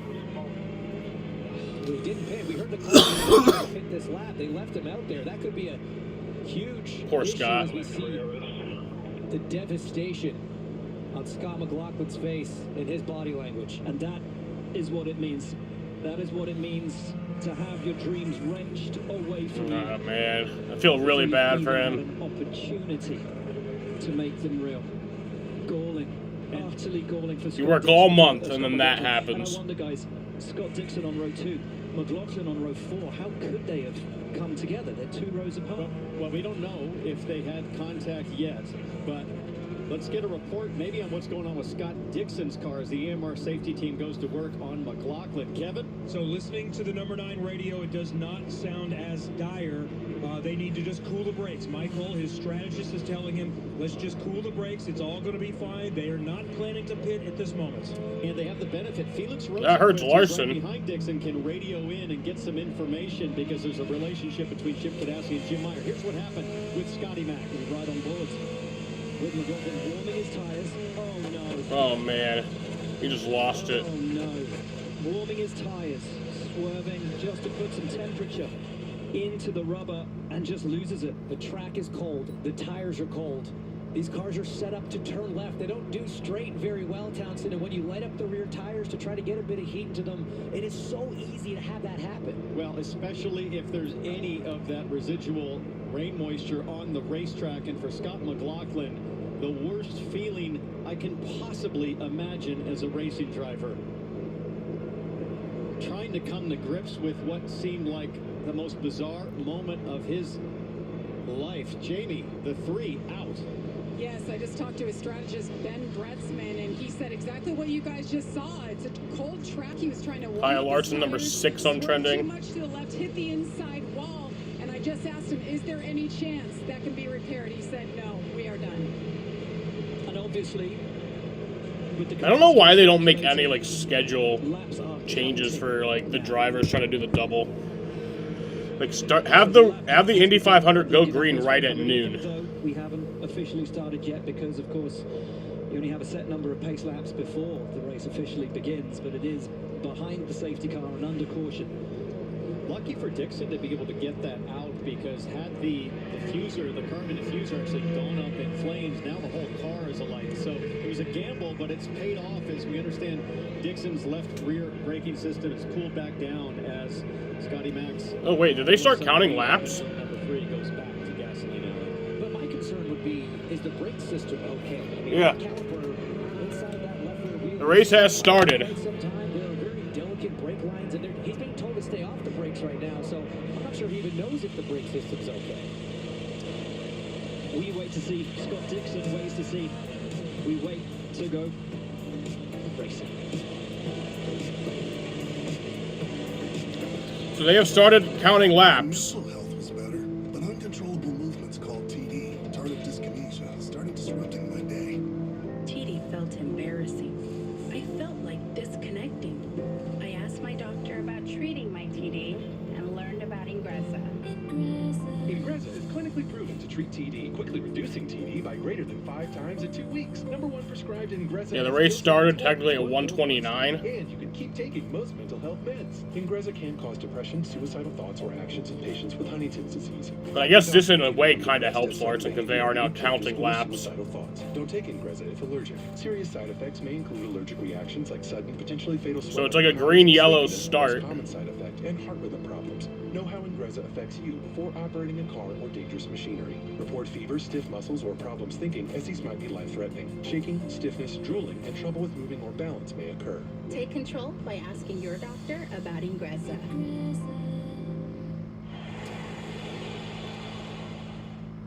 Welcome to Who Wants to Be a Dunkin' Bright Millionaire? Today's contestant is Sarah. What's the best reason to shop the Memorial Day sale at Dunkin' Bright? Is it A, 35% savings, B, $900 off Beauty Rest Black mattress sets, C, 60 months financing, or D, all of the above? These are all great deals. I'm gonna have to say D, all of the above. Final answer? Yes, final answer. That's correct. You can save in so many ways this Memorial Day. Shop Memorial Day now at the mattress store at Dunkin' Bright.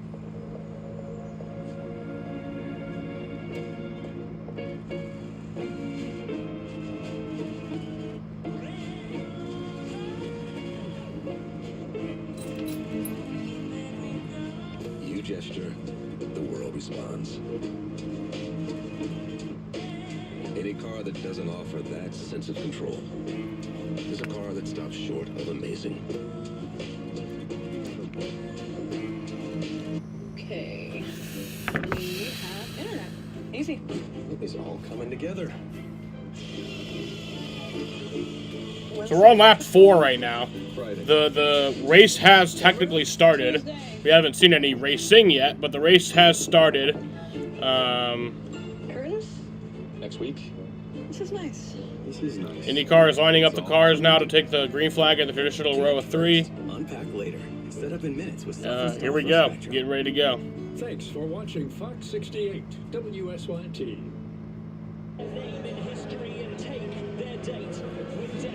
All right. Immortality. And as they round the final corner, we prepare for the 109th running of the Indianapolis 500. Can't think of more difficult circumstances for the rookie Robert Schwartzman, but he gets it after it in anger. Green flag. We are racing in the Indy 500.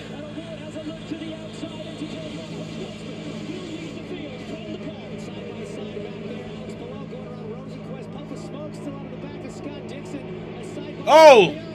Already trouble. Marco Andretti. Marco Andretti and Marcus Armstrong crash on lap 4. That was an 18-second green flag run to start the race, and we're already under caution once again. It's 20th start, and absolute devastation for Andretti, for Mario, for Michael, and most importantly, for Marco. And what an eerily familiar resemblance to the 1992 Indy 500. A car crashing on the pace lap. We've had that with McLaughlin, and an Andretti into the wall. Let's see what happened to Marco all the way in the back. 5 wide there. Yeah, he gets hit by Jack Harvey. And then Armstrong, just an innocent bystander. Marco tried to hang on to it. Marco Andretti and Marcus Armstrong. Luckily, Joseph missed that. Looked to me like maybe the 23 of Ryan Hunter-Reay moved up a little bit, got into his teammate Harvey, and that's what forced Harvey high as we get a late shot here of Marco trying to save it. He was sideways, thought he might get it.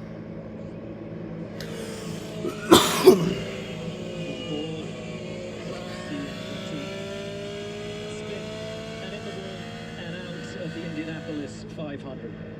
Absolutely devastating for him. Well, like you say, T-Bell, you know, Jack got moved up the track. It's so hard. You're trying to look forward. You're trying to... Kyle Larson has to be fuming right now. Oh, Larson has to be feeling every emotion possible. This is fucked up, dude. Technically, so the race did start. It was a green-yellow situation.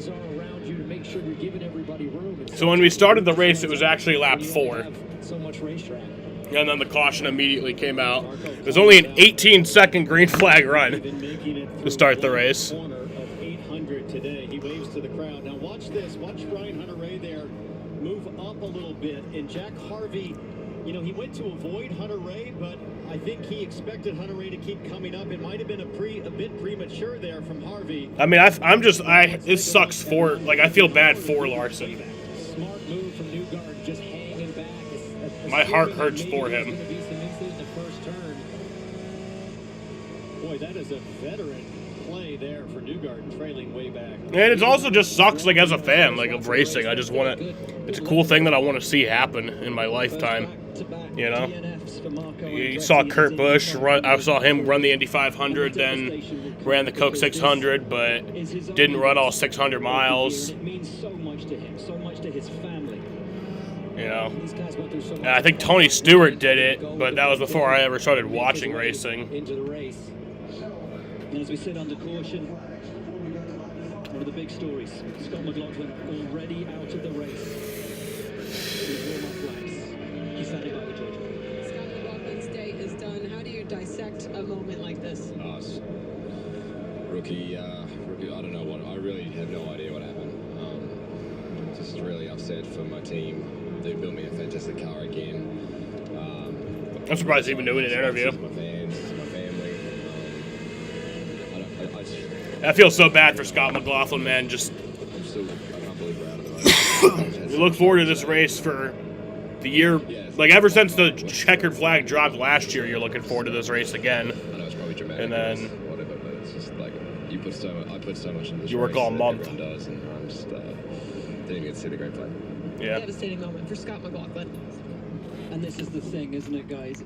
If this is more than a race. For so many drivers, this means more than a championship. It's an entire year's worth of work as we get stops under caution early doors for these drivers.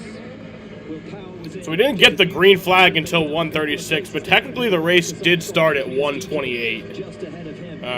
That's when they started counting laps. Of his life for Scott McLaughlin, and you, more than anyone, guys, having raced in this incredible event, will know exactly how that feels. I can't imagine what it feels like. Sorry, it was 1:29 when the race started. Crash on qualifying weekend that destroyed. So it was about a 44-minute delay to start the race.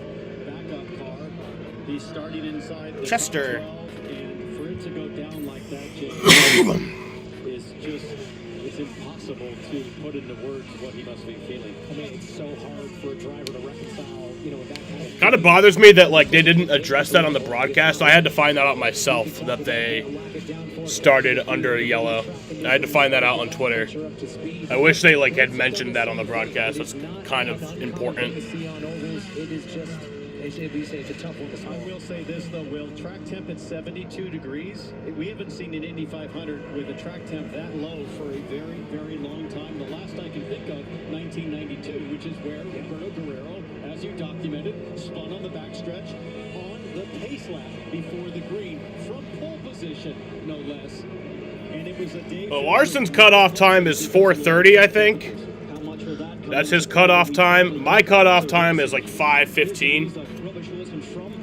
Because that's when I gotta be live for the Coke 600 at like 5:45, 5:50. So I guess I could stretch it out maybe a little bit farther than that, but honestly, I wish they had scheduled it to where it goes green at noon. This is a lot easier to deal with than taking the field to green 3 wide. Schwartzman will have tire temperature in his Firestones. All right, getting ready to go back green. Through turn 3, the field single file. As Schwartzman prepares to take the 109th running of the Indianapolis 500 back to green, he weaves to try to get that final bit of temperature back into his tires. When does he pull the pin? It's now that he feels it. Schwartzman through turn 4. All right, back green.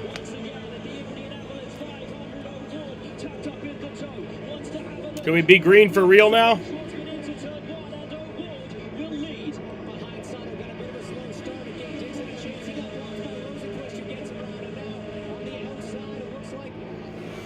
The Indy 500 is underway. Hopefully for good, or for, not for good, but for real this time.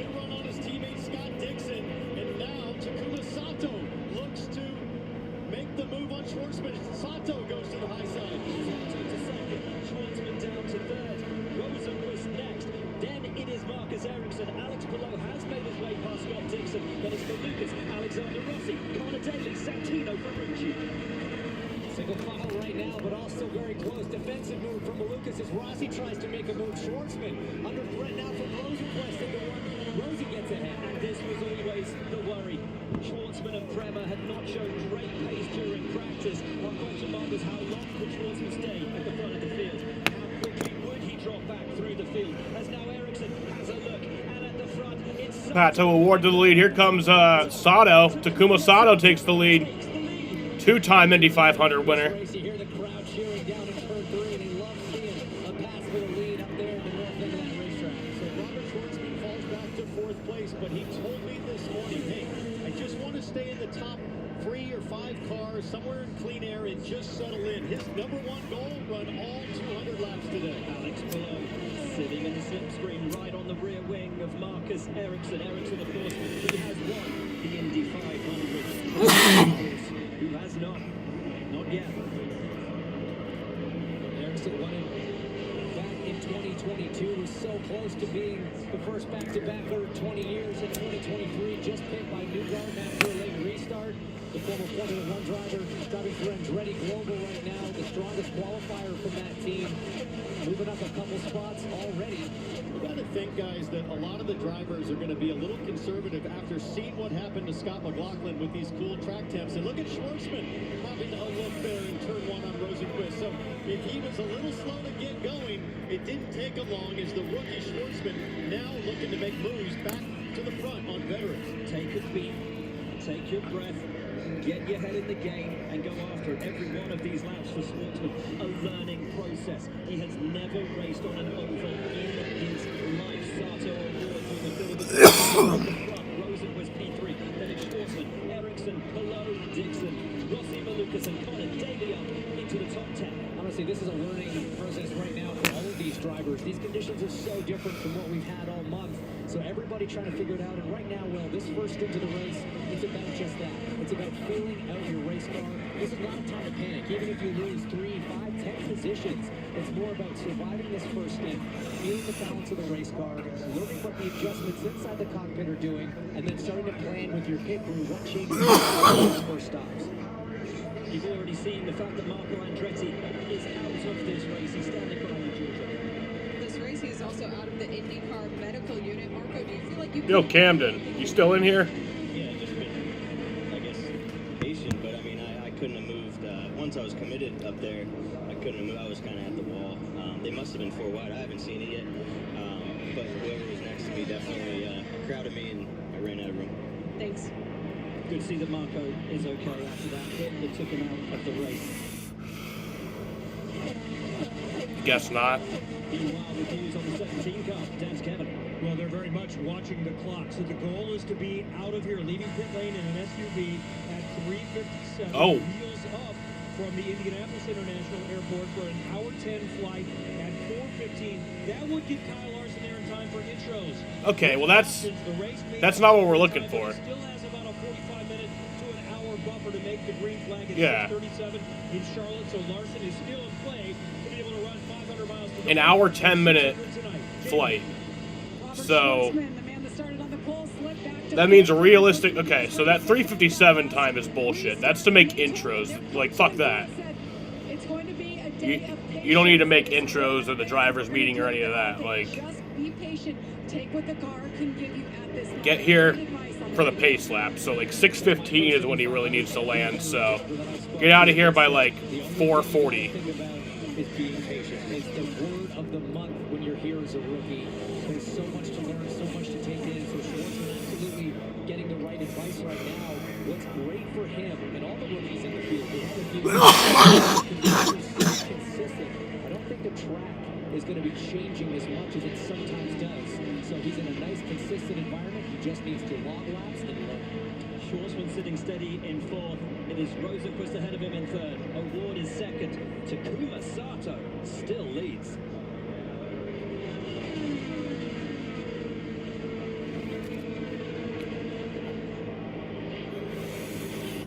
For Chevy, this isn't just a race. It's science at over 200 miles an hour. It's physics and engineering. Innovating and refining. He's also not going through an airport, exactly, like. Limits and ourselves.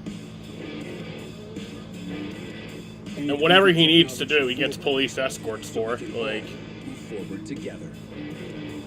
Chevrolet. That's for sure. Pod's biggest sale in history You're still here? has been extended. Save up to 30%. Are you on a delay? Are you watching me live? Because, but what was I going to say? Oh, I said, do you remember Amir Garrett? Do you remember picture Amir Garrett? 30%. Pods brings the container to you, and you can pack at your own pace.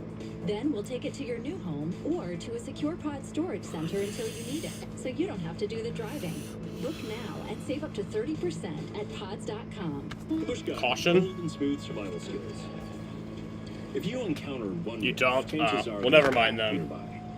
Fortunately, the same applies. Caution to is out. Head for the mountains of Flourish.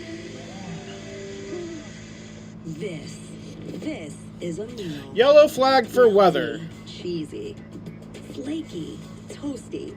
Lunch There just you got go. Croissantastic. Try the new croissant toast sandwiches. It just meals good at Panera.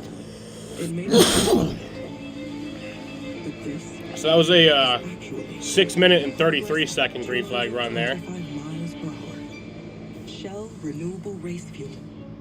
Reducing emissions by 60% in all NTT IndyCar Series races. I thought that was the last of the weather. We're moving forward with IndyCar because we're moving forward with everybody. Shell, powering progress. When it comes to your wireless plan, don't settle for less. Get more with a free 5G phone and real unlimited data from Straight Talk. More ways to connect. I love you. More reasons to share. And when you spend less with Straight Talk, you can get more moments to yourself by getting something for them. Switch to Straight Talk and get a free 5G phone on us. On America's Just what I most fucking reliable wanted. 5G network. Find us at Walmart and straighttalk.com. The return of a sprinkling of rain has brought out a caution here at the Indianapolis 500. Hopefully it can just be a quick caution. With the field packed up and under yellow, why not take the opportunity to play the Fox Super 6 Indianapolis 500? Nothing in turn one. Download the Fox Sports app right now and enter for free for a shot to win your share of $10,000, plus a VIP ticket and travel package to an IndyCar race next year. See the Fox Sports app for details. How many blunts did I smoke already? Just half of a blunt. Ever so treacherous when you just get that light. Saving most of it for Drivers on the Charlotte. at 230 miles an hour. You just can't play with conditions when they get like that. Yeah, they never mess with it. As there's a track official stopping and also collecting a piece of debris on the front stretch, but you know, really not heavy precipitation in the really none for today. So hopefully this is just one of these weird little pop-ups, James, and it didn't take long for things to fully dry out the last time this happened. And for the drivers on track right now, again, memories of McLaughlin's pace lap crash must be replaying in their heads as they contemplate how much do you want to warm your tires here or do any swerving. If it were me, I would stay chill, patient right now. Pretty minimal right now is what you want to do. But some other drivers were having some issues. We're going to take a look now at something that happened to Christian Lundgaard in the 7 machine. This Mission Foods onboard. You see the green lights. This is on the start. Backs off to give lots of room to the cars in front, but then just sort of gets swarmed. That's Daly, I think. Rasmussen going around the outside. Maybe Ferrucci as well going by there.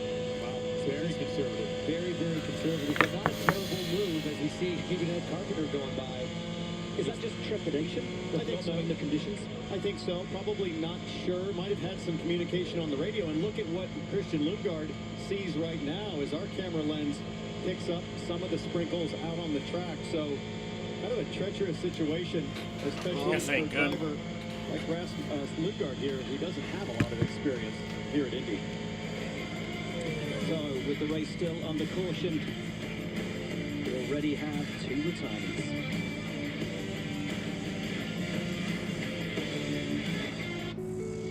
Weight loss. For so long. I felt stuck. But Zepbound means change. Zepbound is for adults with obesity to help lose weight and keep it off. It's changing what I believe is possible when it comes to weight loss. It's changing how much weight I lose. Up to 48 pounds. And some lost over 58 pounds.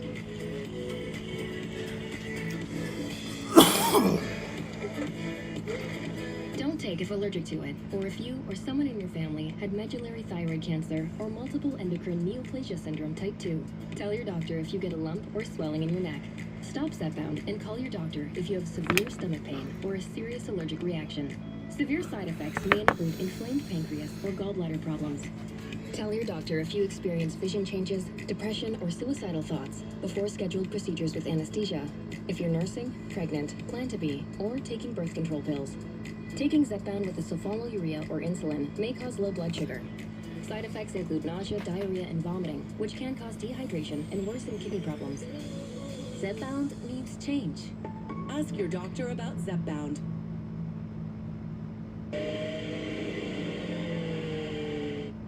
Summer starts here at Burdick Toyota, where you can lease a new 25 Toyota Tacoma SR5 Double Cab 4x4, now just $399 a month, or choose 4.75 up to 60 months financing. Your summer starts here at Burdick Toyota in Cicero.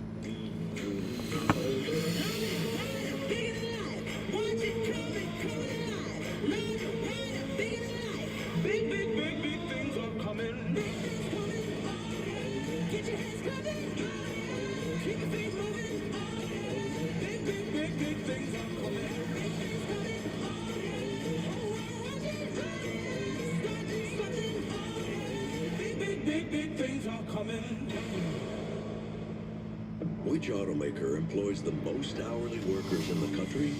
Ford. Which automaker assembles the most vehicles in the country? Ford. That's not a coincidence. It's a commitment. A commitment Ford dealers share by offering employee pricing across a full lineup of Ford vehicles. Now get employee pricing on the Bronco lineup, plus 2,000 Conquest cash for owners of any competitor vehicle. No trade-in required. Only at your local Ford stores. Summer starts here at Burdick Toyota, where you can get 1.99 APR financing for 60 months on a new 25 Toyota Tundra, gas or hybrid. Over 40 new Tundra models available. Your summer starts here at Burdick Toyota in Cicero. You're watching Fox 68, WSYT 68.1. We're back at the Indianapolis Motor Speedway, where we are still under caution. Caution being thrown to the wind down in the snake pit. They're not stopping. Not for anything. Why would you? Levels, pump it. The greatest spectacle in racing, James. I mean, it reflects the heartbeat of the drivers right now as they contemplate another restart. Oh, hello, Mr. Reeves. Keanu Reeves. Down off pit lane. Good Canadian lad right there. Nice to see him. I was a simulator instructor for him a few months ago before he made his debut here in the Toyota GR Cup at IMS last October. He looked at me and goes, "What are you doing here?" Humble brag. I'm like, I work here. There is Keanu. Listen, guys, while we've got the opportunity, why don't we take a look at the tyre forecast for today's race with Tyre Talk, sponsored by Firestone.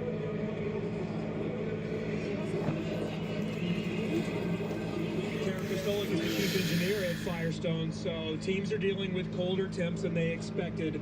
How do you deal with that, and how do they deal with it? Well, luckily we've got much colder temperatures here and on these tires too. So our tires are designed and engineered to work from 50 It's not in the middle of the word Indianapolis. It's actually Speedway, Indiana, where the track is. And it's really changed the way you make the tires, keeping an eye on sustainability. Yeah, it has, to put that sustainability forefront and to make sure that we're doing sustainability without sacrificing performance. It's been very impressive for the work our engineers have done. Thank you, Karen. Jamie. Well, Christian Lundgaard and the 7 car, they are coming down pit lane right now. He has a puncture on the right front. It's had a slow leak. He radioed to the team. They'll take this opportunity to pull it into his pit box for the first time as they count him down and replace that Firestone on the right front. And that's something, you know, you can feel certainly from inside the cockpit. Could have had a part in that slow, tentative start. There's also sensors on these race cars. Very close call to pit lane. And a horribly slow stop for Robert Schwartzman, and that was always the fear, that Schwartzman would get held up on pit lane in that lead position. But through all of that melee, look what it's done for Marcus Ericsson. He leaps ahead of everybody. As problems for Larson as well in the 17. Larson got problems. Trying to get that car restarted. They have the hybrid on board, which you can utilize to restart the car as well, which that's fucking great. And gets away. But a horrible stop for Schwartzman drops him down the order. A brilliant stop for Andretti, and Ericsson places him at the head of the field. And look at the chaos getting out. O'Ward in front. O'Ward almost lost it, almost spun around as Alex Palou looked to be opportunistic to the short side, but listen for O'Ward as he lights up the rear. He's getting told in his ears as a driver to your right, keep it into the left lane. That's the transition lane. That sets him wide. Rosenquist has to hit the brakes to avoid running in the back of O'Ward. Palou heads left to avoid running in to the back of Rosenquist. Absolute chaos on this first stop here for a lot of them. As we see now, air jack issue. Air jack failure. That was the issue on Larson. The lever was secure as Dixon went up. No, it's Dixon. compass there as we take a look at Robert Schwartzman's stop. As we said at the top of the show, new team, first Indy 500, their sixth IndyCar race, Timeline River. Yeah, Robert Schwartzman lost a lot of spots. Well, you've got Indy cars going 60 miles an hour right behind you, inches from your back. Here's on board with Rosa. Fuck is with the giant Sharpie wear?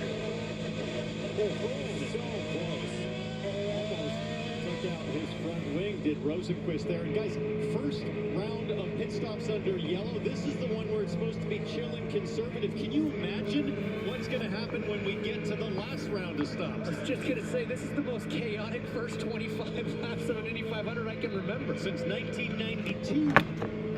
The car's serviced and sent full of Shell 100% renewable fuel. Alexander Rossi leads from his teammate. It's 2 p.m. now. They only completed 26 laps. Ed Carpenter trying something a little different here by not with everybody else. They're first, second, third. Devlin DiFrancesco up to fourth, and in fifth, it's our Hollywood Harvey. Jamie Little down on pit lane. Well, I'm here with Sergeant Major Michael Weimer. So happy to have you here, sir. First of all, what did you think of that? Did they just say Caddy Wampus? I think they did. For America. It's pretty surreal. I mean, honestly, it's overwhelming. I've never been able to participate in anything this large, and to see how that they merge Memorial Weekend and what it really means to be free with such a race, it's an honor to be here. 250th birthday of the Army coming up this summer. What kind of big plans do you guys have to celebrate? 250 is a big one, and we're going to go big, and everybody's starting to hear that. So we're going to celebrate in the nation's capital, but we're also going to celebrate at all our posts and camps and stations around the world, really. But we're going to have a festival, a fitness event. We're going to have a concert. There's going to be a big parade. We're going to show off a little bit because we should be proud. 250 years of honoring what this will defend means, our motto. And we have a commitment to that, and we're going to on behalf of all of us here at Fox Sports, thank you for your service. Thank you very much, Jamie. It's an honor. Well, it really was an incredible sight on the formation laps here at the Indianapolis Motor Speedway. And so fitting to come on Memorial Day weekend. And the fans absolutely loving it. Now, to matters on track, your top four, Rossi, Rasmussen, Carpenter, and DiFrancesco have not stopped. The next three, Harvey, VK, Rahal, all pitted on lap 7. Behind them, you have Takuma Sato, who emerged ahead of the rest of the pack, which was led by Ericsson, O'Ward, Rosenquist, Paloma, Lucas, and they all got together on lap 24. With more from pit lanes, Kevin. We saw Kyle Larson with a slow stop, and he's fallen all the way to the tail end of the field. He dumped the clutch too soon and then put it in second gear, so they've kind of gone through the protocol of how he can make sure that he exits the pits most efficiently to make sure that he finds the right gear. And still learning. We forget that this driver with so much experience, so much pedigree, is still learning with every lap turned around the Indianapolis Motor Speedway. Of course, he contested the 500 last year, but has spent the last 12 months doing everything but racing in Indy cars. Great effort from Takuma Sato's team to effectively get him out in front of all those other cars he was racing. Ericsson, though, jumped 6 cars in pit lane. Amazing work from the 28 crew down on pit lane. And those yellow flag stops, guys, they can make or break your day. Well, when are we going to go back green? Move forward, and just to keep an eye on the Penske watch, Newgarden up to 24th, Will Power right behind him in 25th. So I think we're getting 1 to green here. Their way up. They pit on that last stop with the rest of the field.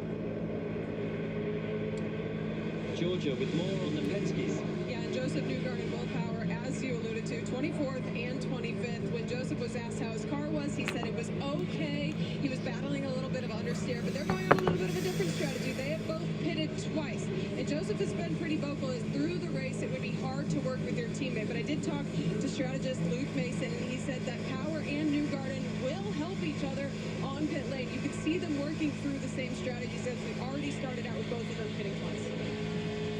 Working together on the racetrack is so tough here at Indianapolis. There's not really a lot that teammates can do short of maybe giving them a couple extra inches, on the inside for some clean air to the car behind. But Stella Meyer got his first hit. Work together as we see this unprecedented ECR 1-2-3 in front of the field. How intrigued are you by their decision to run an alternate strategy here to take this place so early? Well, very intrigued because you really have 30 lap stints to do it. And so when this yellow came out for the lead group to pit on lap 24, it's sort of in that window as we ride on board, thanks to Honda, as the hottest man in IndyCar racing, frankly, the last several years. Not going back green yet. The Fox driver's eye.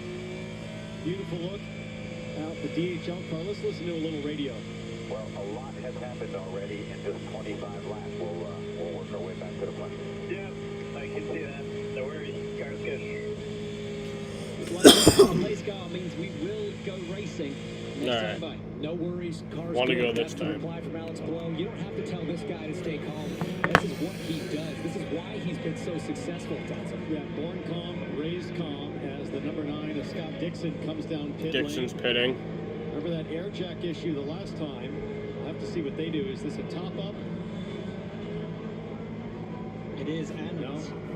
Something, maybe that brake. Remember at the start of the race, he caught fire back here. They take the brake cover off, and maybe they're going to start ducting this a little bit more. Oh, there's actually some debris. Kevin, what do you see?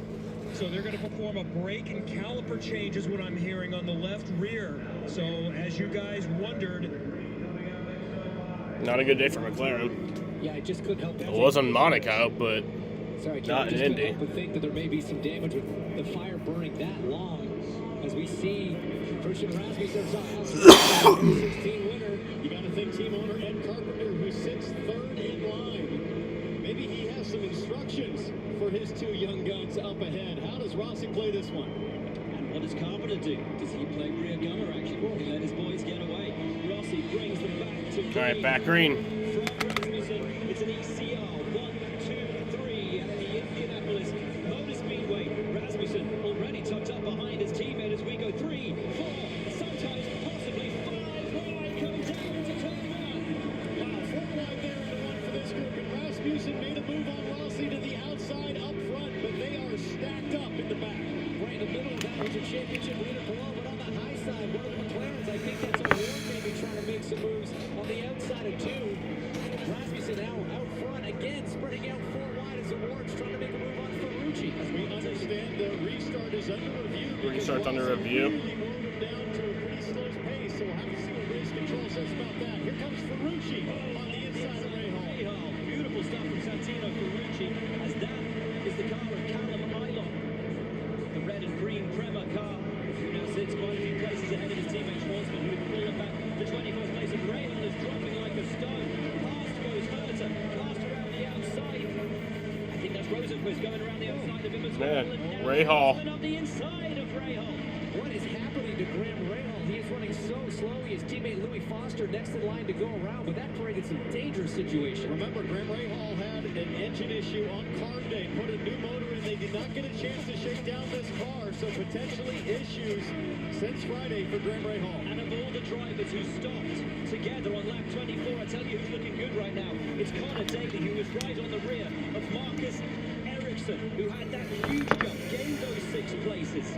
But all of this is good news for Joseph Newgarden as the number 2 shell car pops to the outside of Rahal. The chaos has allowed Newgarden to start to march his way forward. Rasmussen has got Rossi for the lead. It's Rasmussen who leads Rossi. Carpenter is 3rd. Sato, who was the race leader, sits down in 6th. Then it's VK Ericsson and the aforementioned Connor Daly. We sit on board with Joseph Newgarden. It's a roll bar adjustment with his right hand. He goes down, I believe, to stiffen the front roll bars. He picks up clean air to his front wing. And a change of the lead about to happen. Rossi to the outside. Here comes Rossi. Now this is where the teammate work can come in. Sometimes it's Alexander Rossi takes the lead. You can swap places up at the front there. It helps drivers save tires, save fuel.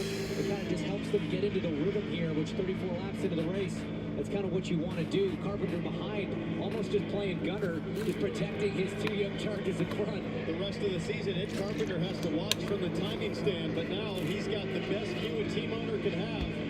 And look at Connor Daly in that purple AM/PM car start to work. Marcus Ericsson for position. Scott Dixon is 3 laps down. So many times things could have gone wrong there as as the field was really checked up mid to further back. Takuma Sato has worked his way into 6th place on merit. Right in and amongst the drivers who stopped as early as lap 7, getting towards those who haven't yet stopped. Sato is on an absolute tear at the moment, ahead of VK, who stopped on lap 7. Then it's Ericsson, Daly and Malukas, who all stopped on lap 24 with Sato. They're on the same strategy as Daly has a look at Ericsson. And Daly's made it past Ericsson. Fantastic move from the local hero. Connor Daly next has Remus VK, and then he'll be going after the de facto race leader on that primary strategy. Huge day. Connor Daly looking super quick. Looks on Remus VK there, but they'll tuck back in as they go too wide into turn 1. Malukas now having a look at Ericsson. In the AJ Foyt entry, brilliant qualifying run from David Malukas to get up into the top 12. Sensational effort from him. Feedback from race control, James. No action on the restart, so everything looked good. Yeah, they could have been someone from up close. All right, so restart was real good. From Malukas and Ericsson there being smart. Wasn't forcing the issue, kind of backed out early, gave him the place. He knows this isn't the time to be pushing the envelope. Seems like a lot of really high percentage decision making in the front 6 or 7 cars so far, but in the back, every man for themselves. It is hand-to-hand combat as everybody wants to take advantage early on here and get themselves into that top 7 group. It doesn't look that easy to pass once things settle down right now. Rasmussen and Rossi playing the perfect game out front, towing each other around, give him a slingshot, return the favour, lap after lap after lap, save the tyres, save the fuel, help your teammate. And as you guys are saying, By the way, Indy 500 is number 1 on trending in the U.S.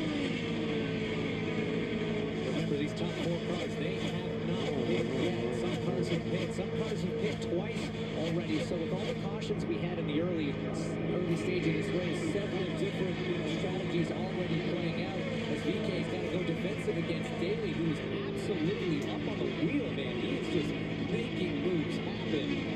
I can tell you that Scott Dixon has come back out on track. He's lost, I mean, quite incredibly, only 3 laps for a brake change at the rear. An incredible job from the 9 crew on the PNC back Honda. But Dixon back in the race, 3 laps down. Rasmussen, your leader, from Rossi and Carpenter.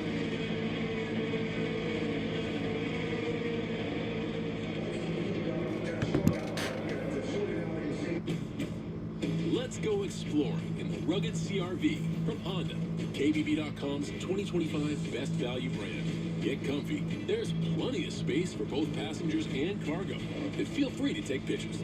Hold tight as our 204 horsepower CR-V hybrid charges through muddy terrain. The rugged CR-V. This is how adventure looks in a Honda.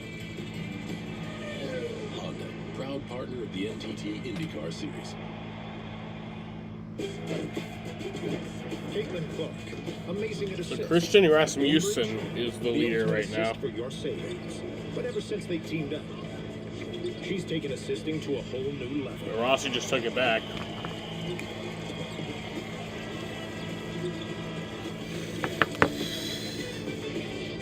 Caitlin Clark, graded assists. Gamebridge, graded assists for your savings.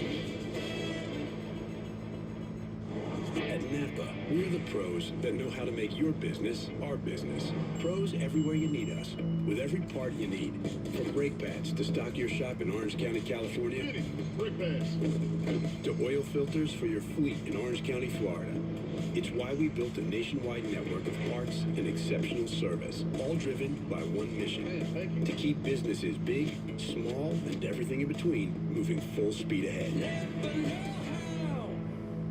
You need hard-working tires for a hard-earned victory. Firestone tires for driving IndyCar legends. For pushing the limits and pulling it off. For turns 1 to 4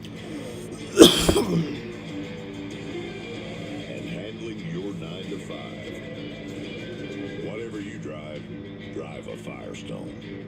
Yeah, it's still holding. If my AC company had Agent Force, the powerful AI from Salesforce, an AI agent would have flagged the issue and automatically helped me find someone to service it. What? Wow, you are moist. Well, how'd you get an appointment? Dude just magically showed up. Agent Force, sir. Huh. Sorry, dude, cold air's getting out. Agent Force helps manufacturers prevent appliance defiance. It's what AI was meant to be. Welcome back to Fox Sports coverage of the Indianapolis 500 presented by Gamebridge. Out on track, David Maluka's looking very racy behind Connor Daly. This in the fight for 8th place as VK holds steady in 7th. Jamie down on pit lane, what's going on? Look at Connor Daly in the 76 up to 8th right now, one of the local hometown heroes. Guys, he's had a great couple of weeks until Carb Day. On Friday, he said he absolutely didn't feel anything like they had the last 2 weeks. They took it back to the garage, threw a bunch of things at it, went back to their original setup, and right now on the radio he said the car is back to good, and obviously he's moving forward, Georgia. On the opposite end of that, Graham Rahal, he said the car has no speed. He tried to lay out the first couple laps to see what shook out, but then found quickly they were not catching that speed. Over the course of this month, he's described the back of that car as just numb, and he can't find speed to go along with it. Kevin. Alexander Rossi won the last time this race was a sellout, the 100th Indianapolis 500. Leading again, he told me the car is really good. It's good enough to win. He's making his first stop of the day, coming down pit lane in the Java House car with no changes. The car is strong. Slight delay on the rear left. So, not a great stop for Rossi. 100% renewable shell fuel goes in. Devin DiFrancesco almost out ahead of Rasmussen. Brilliant stop from the RLL guys. And this has allowed their team boss, Ed Carpenter, to take the lead from Harvey, from Sato, VK, and Daly.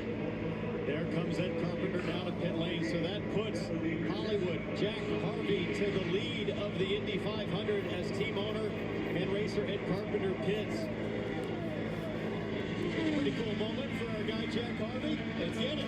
Awesome, man. One-off. Month of May, only driver with a one-off team in Dry Ride Racing, but they're no strangers to the Indianapolis Motor Speedway. But a storied history here. Right now, their boy out front, leading laps as he gets pounded by a two-time winner, Takuma Sato for RLL. We have to be impartial.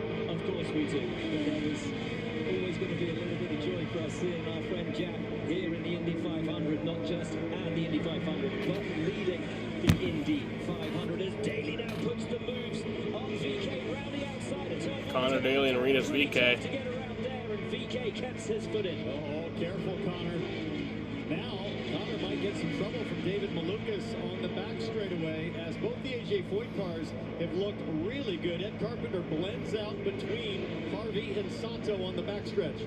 That was a close one for Connor. VK not willing to concede any track position at this point. It's interesting because those two aren't really on the same strategy. VK last pit on lap 7, Daly on lap 24.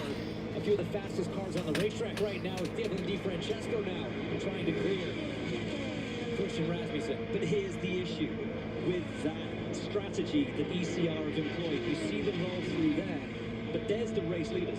They're coming up to put a lap on them. That is the risk you run when you take an alternate strategy, when you take that chance and stay out, and everyone else has stopped under caution. Yeah, it'll be interesting to see if Harvey can pick up the draft of that group that's off strategy. Talk about a draft. Here comes Daly on the inside of VK. Daly past VK for third. Indiana, the home hero and local favorite. The crowd will love that kind of a move from Daly.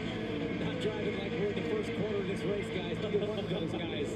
As we see Harvey dive into pit lane from the lead of the race, which puts Sato now back to the point. And what a lead Sato has over the rest of the field. Came out from those caution stops out the front. Georgia down on pit lane. Yeah, and as Jack Harvey made that pit stop, I just want to reiterate and emphasize just how special of a moment that was for him. He said now that this is just a one-off race for him because he's on pit lane with us. This whole month means more. Every dinner, every appearance, every on-track session, and the opportunity itself. So I know that was a very intense and cool moment for Jack Harvey. Hollywood back out on track. Now in comes VK, which will release the rest of the field. There is Sato, now P1. Ed Carpenter Carpenter a lap down. Connor Daly.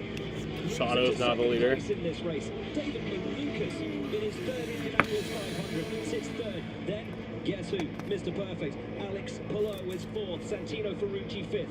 Pato O'Ward is sixth. And it's Ericsson. Callum Eilot in the Prema is up to eighth. Colton Herta ninth. Felix Rosenquist 10th. All change in the top 10. Yeah, some of the less-known names and a few of the smaller teams having great runs. Here comes Stingray Robb to the outside of Schwartzman. Has a look. Decides to tuck back in. Guy Sato with a fast race car comfortably leading right now. We're on board thanks to Goodhart Animal Health Centers with Stingray Robb. Rob, who's proved to be racing around the Indianapolis Motor Speedway, led here last year on debut. As we run lap 48 at the Indianapolis Motor Speedway, there Takuma Sato ahead of him, and this will be the issue for Taku. He's coming up to traffic he will want to pass and lap. Yeah, now he's got about 25 laps on the tires, which tells me he might be in the 5 to 7 laps until he pits as Jack Harvey makes a move up there. But for Takuma Sato, and frankly everybody in the top 10 right now, if you check your mirrors, Joseph Newgarden is up to 14th. Wow. And James, we're not even at a quarter way in this race. And this is a story we've been talking about all weekend before the race started. Is the number 2 car. There he is, the red-yellow shell car. He's about, not even a half a lap back, but in the draft and right where he wants to be to get things done today. Georgia, what can you tell us about Newgarden? Well, I can tell you that he just radioed to the team and said that he had a vibration, and they confirmed with the left rear. So Newgarden up to 14th, but facing a left rear vibration right now. So a vibration for Newgarden.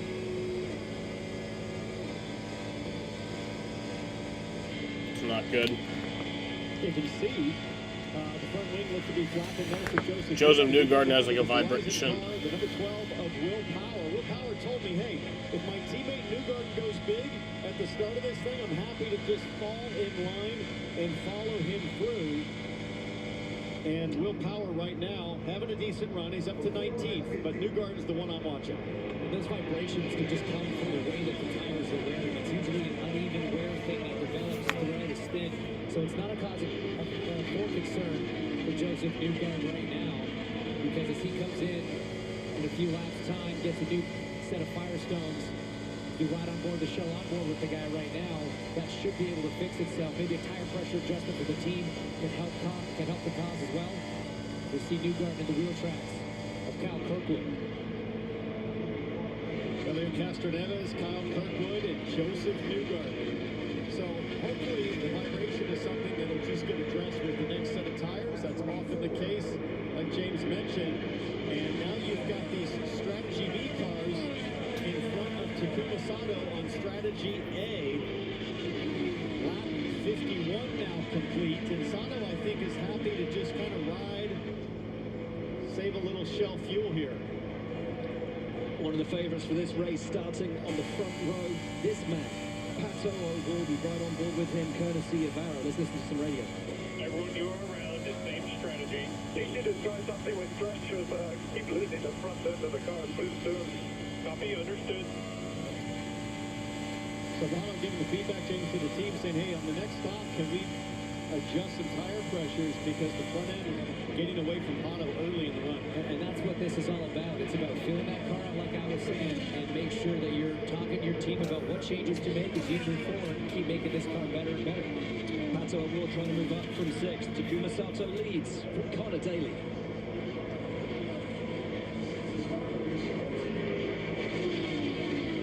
Zero calories and made with the leaves of the stevia plant, grown in the USA. Splenda Stevia. Wait, stevia is a plant? Yeah, but Well, if stevia is a plant, then what's stopping people from growing their own? nothing. We just... Look at me, Splenda. I'm growing stevia down here in my basement. Okay, look, stevia is a plant, but to get the best tasting stevia, you need the sweetest part of the leaf. I'm gonna grow it in my closet, and there's nothing you or my mom can do about it. Okay, or you could just try the great taste. I'm gonna turn my backyard into a stevia grow operation.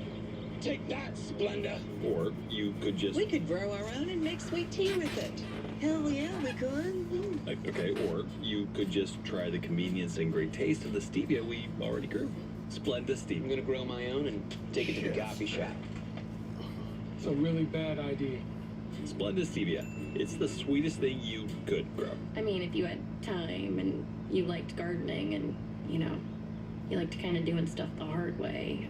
Pain hits fast, so get relief fast. Only Tylenol Rapid Release Gels have laser-drilled holes. They release medicine fast for fast pain relief. And now, get Max Strength Topical Pain Relief precisely where you need it. With Tylenol Precise. Your car works hard. It deserves more. More protection, more power. That's why Shell V-Power Nitro Plus Premium Gasoline removes up to 100% of performance-robbing deposits to rejuvenate your engine's performance, giving your car the fuel it deserves. A fuel like no other. Shell V-Power Nitro Plus. More performance with every... Pod's biggest sale in history has been extended. Save up to 30% until June 9th and see why Pods is America's #1 container moving company. Whether you're relocating or renovating, save up to 30% at pods.com today. Since the dawn of baseball, every player has honed their unique skills.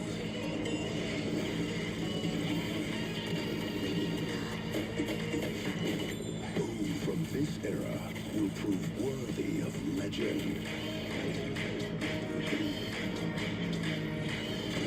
The world watches as the journey unfolds. Baseball Night in America, Saturday at 6 p.m. Eastern on Fox.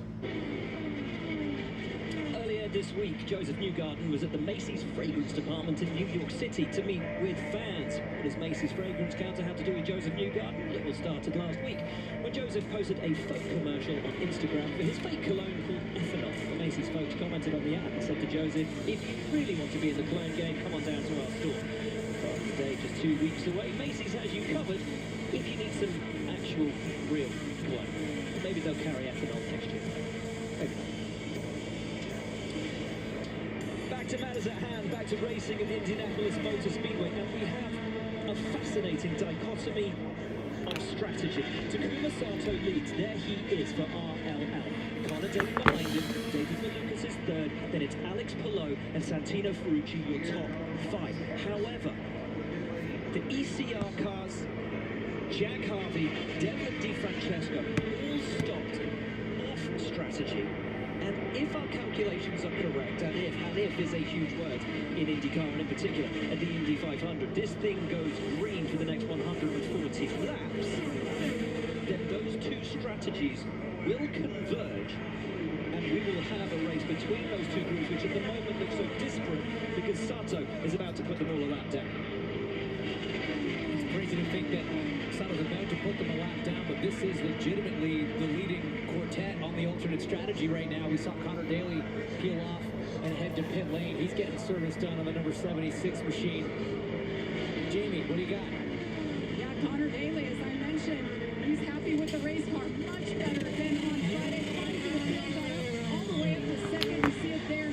Full air pressure for Connor Daly. He is down and away. Takuma Sato on his way down. And you know what? I like that from Daly. Take the initiative, take the stop first. Don't react to everybody else. I love that from Hulkos Hollinger. Take the initiative as everyone comes into pit. Yeah, David Malukas we saw there. Connor Daly was the first one to pull the trigger. Now seemingly the whole field on Yeah, pretty much everyone's pitting. And these cold are causing problems. Kevin, Santino Ferrucci is in. The Floyd car is strong, but he said, hey, I need a bolt on the top of the right side pod. Let's see if they do it. They did not this time. So we'll keep an eye on that. Takuma Sato comes out. Watch where everyone is around him. Has Palou got out ahead of Malukas? I think he's in position of Malukas. Just, I think, narrowly edges out ahead of him. Ferrucci appears to have made up a spot or two. And there is Joseph Newgarden ahead of Elio Castro-Neves. So that's another 1 or 2 places for Joseph Newgarden. Looks like maybe O'Ward lost a couple spots there. I think he was going out further back, but let's see how they blend out now. Larson is up to 24th. Temperature. He's lost position to Malukas. He's lost position. Using 31st earlier. His tyres will already be up to temperature. Can Daly strike? Will that early stop prove to be a mistake? I'll tell you what, the AJ Foyt cars, David Malukas and Santino Ferrucci are looking fierce. Here comes Malukas down the front straightaway to the high side of Di Francesco. Malukas to P2. Wow, that is not easy to pass around the outside out turn 1 at IMS, but he gets it done on Di Francesco. And little Dave is coming after Takuma Sato. Using those fresh tires on the AJ Foyt machine. These two were teammates once upon a time. Malukas learned a lot from Takuma here at the Speedway in his rookie season, and now he's trying to pass his former teammate and mentor here. What a drive from Takuma Sato so far. He still leads the Indianapolis 500, but the pace of Malukas is relentless. A driver who came into this season with so much talk around him and his potential future. Maybe at Penske, were they looking at him to replace Will Power at one of the biggest teams in the sport. Wow, terrible news for Colton Herta. The driver of the number 26 car is going to get a drive-through penalty. Colton Herta speeding. Violation. And here comes Or some pit violation. Pit speed, is that what they said? Behind Sato, but just choosing discretion at the moment. James, Colton Herta in the Indy 500 is just not meshing with him. Whether it's crashes or in this case penalties, a brutal blow under green flag conditions. It's funny, I was about to mention, because he made pretty good progress. He was running decently as we see Rossi looking at the inside of Di Francesco and thinking better of it into turn 1. But now that pit lane speed violation is going to hurt. It's going to put him a lap down. We're not even at the halfway mark. This is by no means over for Colton Herta, but it definitely makes his afternoon a bit more complicated as Will Dave still in the wheel tracks of Takuma Sato, not quite close enough that time.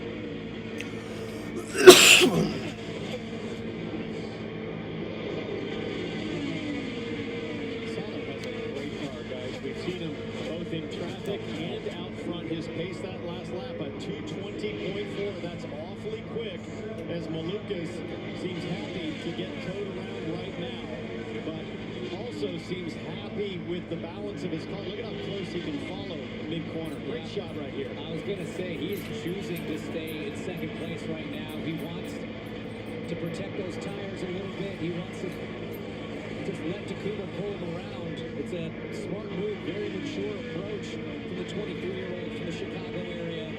In his 5th season in the IndyCar Series, best finish here at the Indy 500 was a 16th back in 2022. Tracking to do much better than that. And as David Malukas sits in second place, eyeing a move for the lead, his teammate Santino Ferrucci is in 8th. And we know Santino Ferrucci has a history of top 10 finishes here. Kevin down on pit lane. But I mentioned he was asking about the right side pod. They did not adjust or do anything there that time. Let's listen to radio after the pit stop. Put a piece of tape on the leading edge of the right side panel. Next pit stop will please is slowing the car around. It goes down when we're in the pit. So Ferrucci just needing something taped down on that right-hand side of the car just to make him feel more comfortable. And of course, decrease that amount of drag if it's flapping around on the straight. David Malukas tucked up behind Takuma Sato. But what a run for Taku. 68 laps completed here. He's led the vast majority. The 48-year-old Japanese driver in a one-off for RLL is leading the field as he pushes for his 3rd Ball Warner.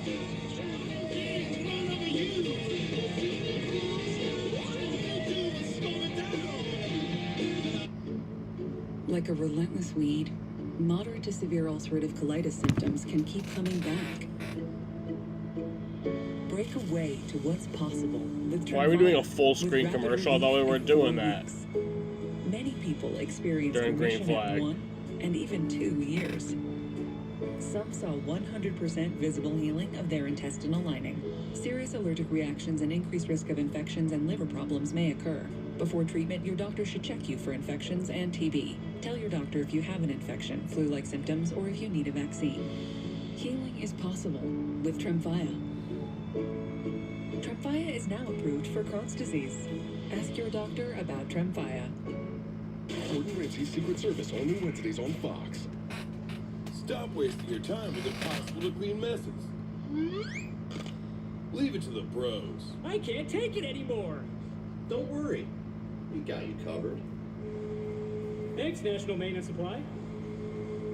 National Maintenance is now hiring. We offer services for commercial businesses and residential properties. Full and part-time positions with flexible hours are available in Fayetteville, Syracuse, and Auburn. Call today at 315-253-3017.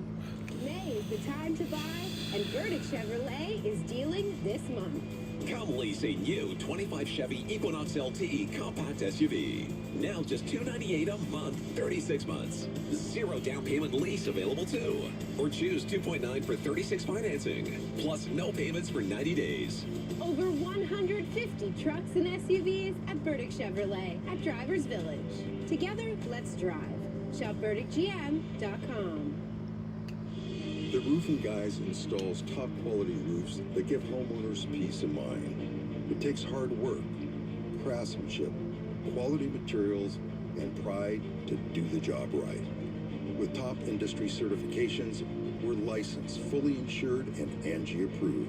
Our work comes with the best warranty available, and we offer 0 down financing. The Roofing Guys, celebrating 20 years of roofing excellence in Central New York. Thanks for watching Fox 68 WSYT. Welcome back to the NTT IndyCar Series on Fox Live from the Indianapolis 500. We ride on board courtesy of NTT with Alexander Rossi, and just moments ago, that Java House machine was smoking. And is that a dry part of the track, or is that smoke still coming out of the back of that Is car? it steam or is it oil? That is a critical question as you see the left side dumping a tremendous amount of either smoke or steam. And James, there's not much either oil or water to supply that smoke. And Rossi smoking it on track. He just passed DiFrancesco. Yeah, Rossi has an issue. DiFrancesco passes it back. Alex Palou tucks up.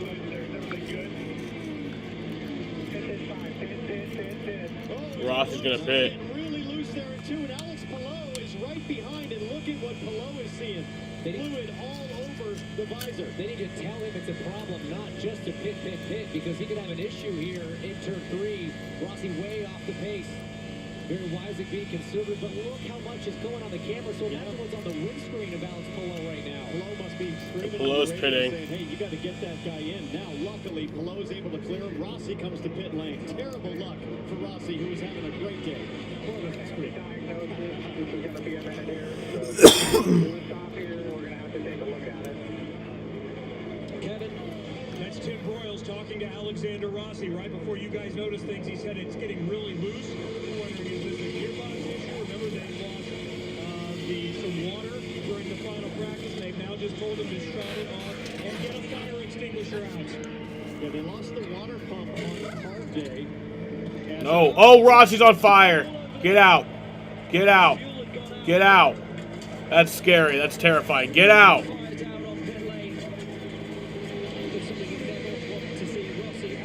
Rossi's out. Oh my God, that was terrifying. Jesus fucking Christ. That scared the shit out of me. To be coming to him. You sense that's another fuel leak? No, you saw it. Fuel hose came out. Tons. I think that might have to be a caution. On the side of the car, and as soon as they were talking about taking off the bodywork, I was worried that it might catch fire. Mike Miller. Was somebody else on fire? Straight down. Hope everything is okay there. Worrying scenes down on pit lane. Track stays Oh my God. as all of the extinguisher fluid is on pit lane. Now all the crew members do wear a 3-layer fireproof Nomex. Holy shit. I'm surprised it's not a caution. Like, I know it's on pit road, but like... Back on track. Looking at Kyle Larson there. Back up to speed behind Nolan Siegel. Larson's up to 20th. Terrible day for Rossi. Just awful luck. And the car is looking so strong. We talked about how this team and this driver individually in the past have had great success, and together was such a promising duo, but it's the attention being given there to the fueler, Mike Miller. Very experienced, long-time fueler here in the IndyCar Series. Scary stuff down on pit lane. As you say, James, when the fuel nozzle was pulled out of the side of that 20 car, a splash of fuel, of course, in a live stop when it's fast, you get the retardant liquid which is sprayed after a fuel stop. Oh my God. This is after the fuel leak. You see Mike now on fire himself. He's trying to put out the car. His hands have caught fire. And the fuel probe was on the other side of the pit wall, James. It was still burning from the residual fuel. As Rossi, understandably disgusted. And Rossi will have had no idea what was going on with his crew at that time, or with his fueler. His frustration with his race over, but now his concern will be, of course, for his team and his colleagues. Gosh, the fuel probe, which had all the fuel in the fuel line and the fuel tank, right by as Malukas making moves on Rasmussen. Rasmussen came out of the pits. Malukas was in that fight with Sato, but Sato, Malukas, Palou, Daly, and Harvey, your top five as things stand. But Rasmussen, having taken that stop, goes a lap down. It's complex and confusing because they're on that different strategy. Jack Harvey is pitting. As Jack Harvey now comes in as well. Sato's still a leader. He's sat right now behind that Cambridge car from Andretti of Cole Herta, who has served that penalty. Herta is already a lap down to the leader. So if Sato get by, he'd be 2. So we have strategy A, strategy B, and then the penalty cars all blending together at the front of this. That's Ed Carpenter, who just, I believe, unlapped himself by getting around Sato. There's Colton Herta, who runs down in 29th, a lap down by way of the penalty. And then Sato, the red, white, and black car there, the number 75, chasing his third Indy 500 win. And boy, he has a great car to do it today. That front of Herta is the last car in the lead lap. That's Louis Foster, the rookie from RLL. The lap down car of Christian Rasmussen behind him. And guys, where are we? Lap 79. Joseph Newgarden. Where is he? 10th. Ahead of Nice. schedule. He was supposed to be 10th by half distance.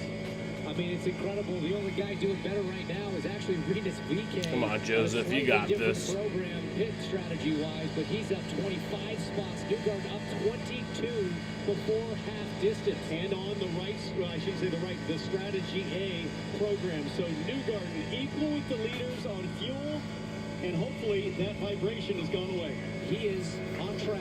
5 seconds behind Takuma Sato, the race leader. He is only 5 seconds away from the lead of this race. Why are you acting surprised? I'm not surprised. I'm excited. This is an unbelievable drive so far. Unbelievable work on pit lane so far as we ride on board the shell car from Newgarden. A worrying incident down on pit lane for Alexander Rossi's 20 crew. Kevin can update us. As you might imagine, they are hustling the fueler, Mike Miller, back to the medical center, and they wanted to do that as quick as possible. But Mike did say, To the fuel guy.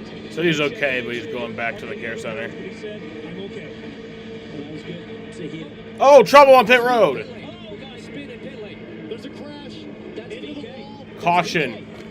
Rinus VeeKay Pits. We talked about the alternate strategy here. crashes on pit road and brings out the caution. Over race-ending damage. No brakes at all. No brakes. That is a scary thought. VeeKay saying no brakes, trying to come into the pits, slowing down. Yeah, I guess no caution for a car bursting into flames and oil leaking everywhere, but there's a caution now. The speed limit here at IMS. Right rear is destroyed as we take a look. Just loses the back of the race car violently. Rinus VeeKay. On earth is going on at the Indianapolis Motor Speedway today? We have seen it all. I mean, he had brakes, James, but maybe they were out of balance. It looked like too much rear bias potentially. Maybe he was pumping the pedal because of the pad knockback. But either way, for the 18 car in Dale Coyne Racing, they are done. It's such a tough break. They had a very strong run of late, couple of top 10s. Had them in the top 10 of the championship coming in here. We are under caution here at Indianapolis Motor Speedway. So it's about a 36-minute and 10-second green flag run. And Ferrucci. That ends on lap 83 or 81 or whatever it was. I have to pee. Well, I hear you, brother, because when I use my Bosch power tools, I feel like the macho man Randy savage. You take it. Phenomenal appliances. Powerful power tools. Phenomenal appliances. Powerful power tools. Watch this. Elbow. The more you Bosch, the more you feel like a Bosch. Inventory and incentives are still super strong at Burdick Dodge Chrysler Jeep Ram.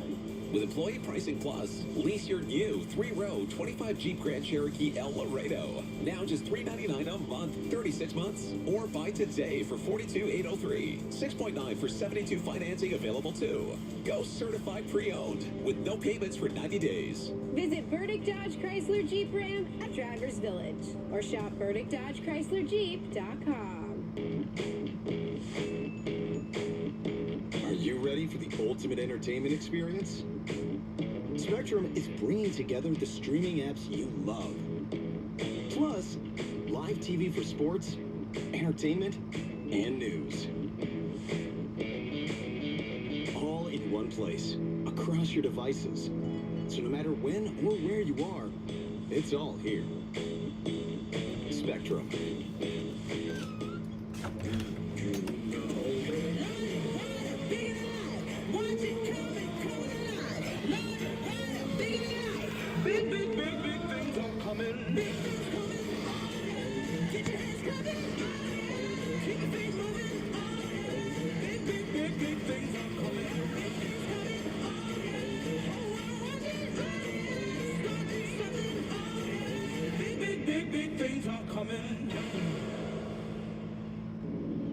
Our goal, our vision, is that there's no child hungry in Central New York.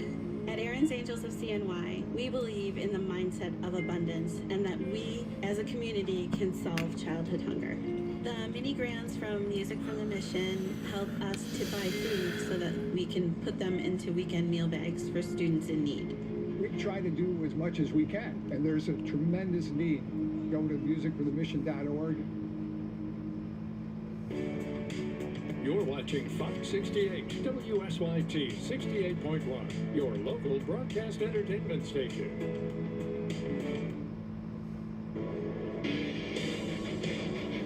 Fox Sports is airing the Indianapolis 500 live on the Megazilla screen in Times Square, bringing the greatest spectacle in racing to the crossroads of the world.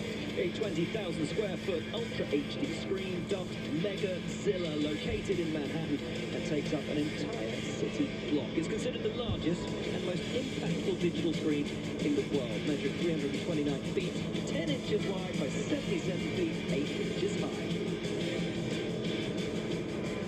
And there that worrying moment for Rossi on the screen, and Rossi is standing by with Kevin. Every race Here's Alexander Rossi. nightmare. You're sitting in the cockpit with an aero screen and it's on fire. Are you okay, Alex? Yeah, and thankfully, Mike's okay too. It's always a terrible situation, and it's so disappointing. Like it was such a phenomenal race car, and the team made a great decision to stay out there when that first split happened with the strategy, and everything that we were doing on the 20 Java House stand was awesome. So that's what's so painful about this place is you have to have so many things go right, and it's just disappointing because it's another opportunity gone, but the way it goes. What was the issue? What led to the fire? Yeah, I don't know the full details. All I know is the gearbox was starting to go up in temp a lot, and I don't know if oil was starting to come out or what, but it was a gearbox issue. Thank you. Glad you're okay. Really scary scenes down on pit lane. But quick reaction from the crew down there. Thankfully, everybody. To Mike Miller, he was still trying to put the fire out of the car when the fire was on his hand. Yep. Some issues thus far. Scott McLaughlin, of course, crashed out on the pace lap. Unbelievable. Bruder from McLaughlin, and then Marco Andretti crashes on the restart. Really the first lap of the race down there in turn one. Alexander Rossi, we've just seen his fire on pit road, and Rinus VeeKay a spin and crash as he entered the pits, seemingly with little to no brake function. Right, still under caution here at Indianapolis Motor Speedway. It is Sato from Malukas and below your top three. Oh, wow, but we'll go side by side under caution here, but then fuck you, Fox. He's with me. I think they're rubbing it in. Some people look at Sonny Hayes, they see. He has been Overrated. and never was. It's really wonderful that Apex is giving second chances to the elderly. You're just wait, I'm quicker than you. Hi, I'm Sonny. You say he was old. He not that old. What's the weather look like for Charlotte? Best in the world. Everyone, the movie. Rated PG-13 in theaters and IMAX, June 27th. Today, most people don't know where their meat is sourced. For generations, people had access to quality local meats from American farms and ranches. At Good Ranchers, we're reviving that tradition by partnering with ranchers and farmers. Oh wow, it actually looks like it'll be good tonight. No rain. American born, raised, and I mean, there's like chances of rain, but to you. We select only the finest cuts that we would feed our family. Visit goodranchers.com and discover American meat delivered. And I said, Saturday, no one's here. Are you getting this? So if he was the end. Water doesn't have to be boring. Turn it up with Circle. With over 40 delicious flavors and a dial that controls your intensity, Circle starts a party for your taste buds. No sugar, no calories, and no artificial flavors. Just good times. Circle. It's your water, your way. Try Circle at drinkcircle.com. Sarah Benzino, Brandon Coley, Jablonski Auto Body LLC. yeah, here's pit stops. You mean Jablonski Auto Body LLC? We actually sold the Twins naming rights. You know, like stadiums do. Kids are so expensive these days. Here he comes. Oasis Breeze Tan and Spa. You need a tan? I'm your man. Could do business with you. Or we can look at some investment options for you. Works for us. The right money moves aren't as absurd as you think. Saturday is Baseball Night in America on Fox. And it doesn't get bigger than this. Two of the best teams in the league. Two reigning MVPs. One heavyweight series rematch. Here we go, buckle up. Aaron Judge leads the Yankees against Shohei Ohtani and the Dodgers. It's Baseball Night in America. Coverage begins Saturday at 6 Eastern on Fox. Well, welcome back to Fox Sports coverage of the Indianapolis 500 presented by Gamebridge. You see from your screen Alex Palou in the lead of this race from David Malukas. Big changes have happened on pit lane as it opened under caution. Here's a look at what happened to the race leader, Takuma Sato, who came in hot in the lead of this race, hasn't really put a foot wrong all day. Locks up, you see the fronts there, skids long in his box. 6 feet long, just absolute disaster.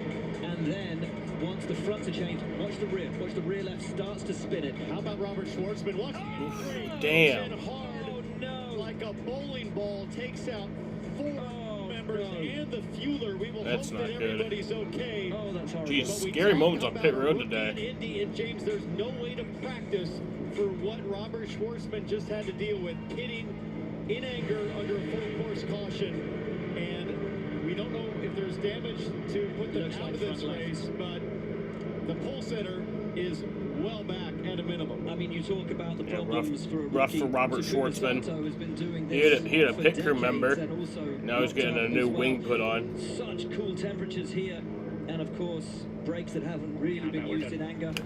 No, he's done. It's done. Oh, there was going to be a penalty even if they had got the car back on track for hitting crew members as the wheel comes off the pole sitter's car. Penalty for hitting crew members is kind of unfair. To a glorious day. But what an Because it's impression like, this team and this the crew members are also part of that team. It's like they already got hit. Don't give them a penalty on top of it. Don't kick them while they're down. You know? I don't like that. Members on pit lane, but what an impression for Schwartzman as a rookie. Well, let's take a look at what you want to see on pit lane as a driver. We're right on board with Joseph Newgard, the number 2 shell car. Now, he's all the way at the back of the line here, but let's just listen. Enters in low.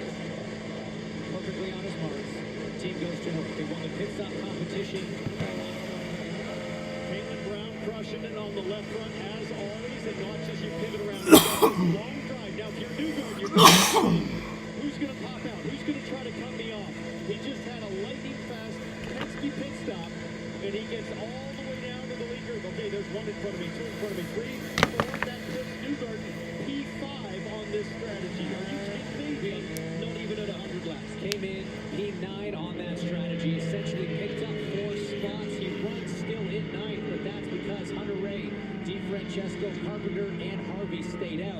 those 4 positions on a slightly different strategy at the moment. You see Graham Rahal in there as well. He is currently allowed. Larson is now 18th. And trapped behind Ryan Hunter-Reay, who's on the lead lap. Well, Rahal not able to get his lap back. I've done some rough numbers there on fuel strategy, James, and I think that DeFrancesco and Carpenter could make it on 3 more stops. So, hello, Maluka Staley Award, Newgarden, that'll have fresh tires. But for DeFrancesco, Carpenter, and Harvey, who gambled early, we might be looking at a straight-up blending of strategy A and strategy B. Jamie, what can you tell us about the 83? Yeah, I just checked in with the team. Spence Hall is the fueler for Schwartzman. I talked to him myself. I said, that's "Are you not good." okay?"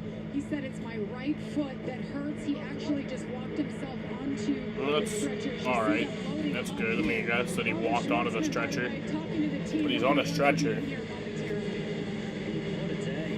Indianapolis Motor Speedway. Some great action out on track, but so much has happened out of the ordinary and out of the blue. On the pit lane, on the formation lap. Well, it's a brutal reminder of just how difficult pit lane here. Going green this lap. I've lived it. I got taken out of the lead because of congestion, banging off other cars. Here's Scott Dixon, who's had brake issues. Yeah, continuing. But James, pit lane today looks especially gnarly. Very fierce. You know, it's been veterans, it's been rookies, it's been a little bit of everything. We've had issues, we've had fires, we've had it all, but now we're gearing up to go back racing. We will have a restart, and leading us back to green will be Ryan Hunter-Reay, who has so much experience in the one-off entry for DRI. He is an Indy Back green. Lap 91. It'll be lap 92 when you cross the line. Ryan Hunter-Reay has the lead. DeFrancesco goes to put the move on his own teammate Rahal, who drops the third, and then comes Jack Harvey, Ed Carpenter, and Malukas gets up on the inside. Oh my God. Palou gets squeezed, and Palou drops back. How did they get through that? That was some heads-up driving from Palou back. Oh, around goes whoever that is. Is that Larson? No, that's Larson. It is game over for Larson. That sucks. And dusted. That fucking sucks, dude. Larson just crashed. Leaded by Kyle Larson today, unfortunately. Well, That was a very at least he'll be off to fucking Charlotte on time. Carpenter slid up wide into the path of Palou. Palou had to That get on the fucking brakes, sucks. down. You see Kiffin Simpson in the wall in the number 8 machine. AMR safety team on the scene. You see a thumbs up Fuck. out of the cockpit. And that's good. Larson is done. Oh, there's someone else. I think that's Stingray Rob.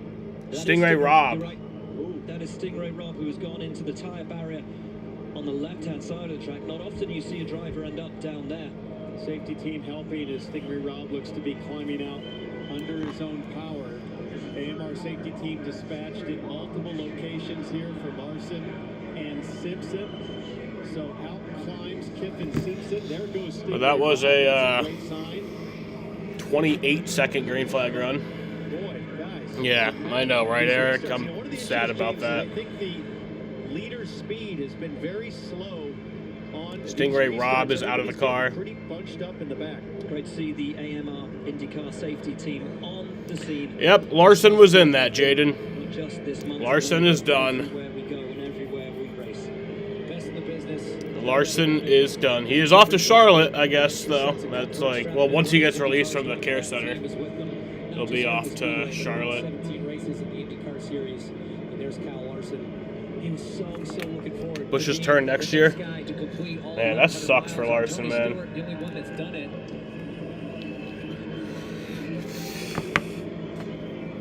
But you know, at least it wasn't weather. At least it wasn't weather that kept him from doing it. Like, it sucks that he wasn't able to do it, but at least the reasoning wasn't because of weather. At least it was because of, like, you know, something that happened in the race. That's, I guess, a positive. The suspension, then you see the car just pitch left. Nothing Not the really. driver could do at that point along for the ride. Let's look again here at real speed. But yeah, Stingray Rob is involved in that. Who's the other guy? The right rear toe link, and at that point, he's as a passenger, as we'll take a look from Kyle Larson on board. Was that Kifrin Simpson? Yeah, I think it was.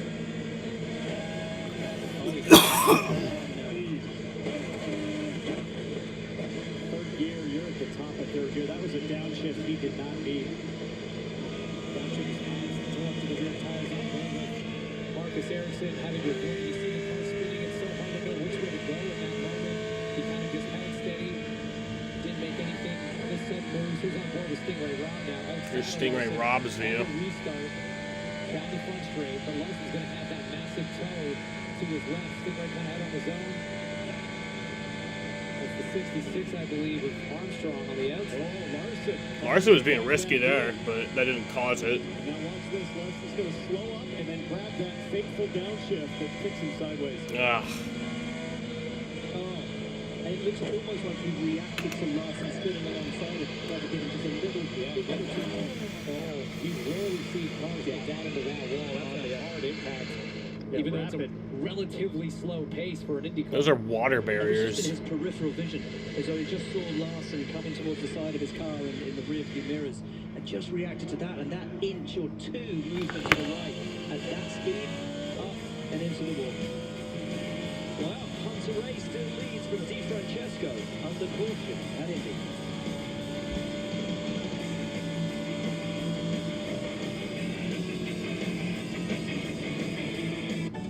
Travel. It's gone from being an adventure, Well, Larson still has 600 miles to go. but the world is still full of wonder. I think he got 225 miles of the Indy 500. Or no, it was more than that. An award-winning chef. Dive into Something like 230 something. renowned bassist. Or see Notre Dame with her. She helped restore it, by the way. Don't just see a place. Experience it.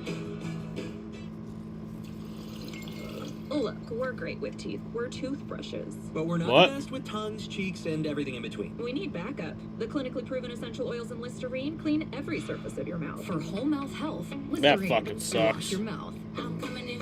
Kyle Larson, number 3 on trending right now. Oh, now here comes the, oh, he's better than Verstappen crowd. Garlic buffalo, disappear. How did you do that? Pass me when your honey must is in.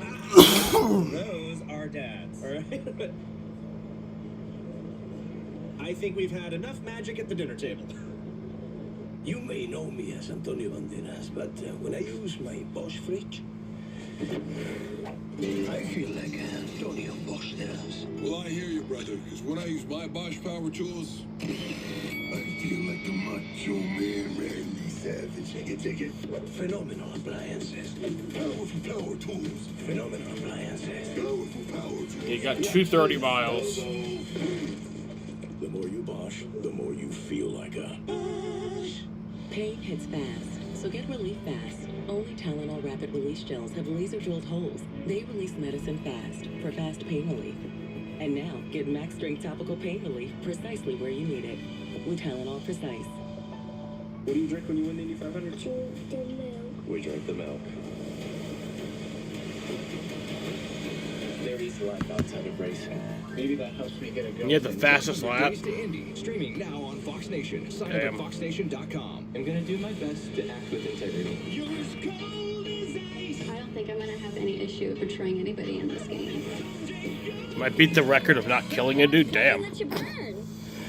Don't blame Stewart at all for that. But it happened and I like to bring it up. It's fair.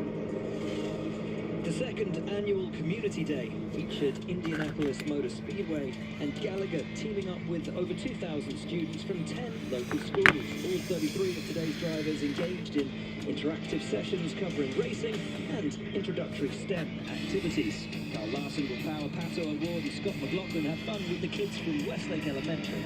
Gallagher is proud to be the trusted insurance broker and risk manager of the Indianapolis Motor Speedway, NTT IndyCar Series, and Team Penske.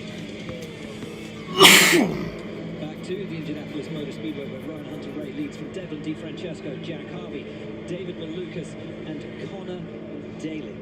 And Yeah, Larson definitely has to attempt this again. in the pits today as we run lap 200 in the 109th running of the Indy 500. The first was the pole sitter Robert Schwartzman, and very near contact between Felix Rosenquist and Pato O'Ward. Those were the first stops of the day. Kyle Larson now number 2 on trending.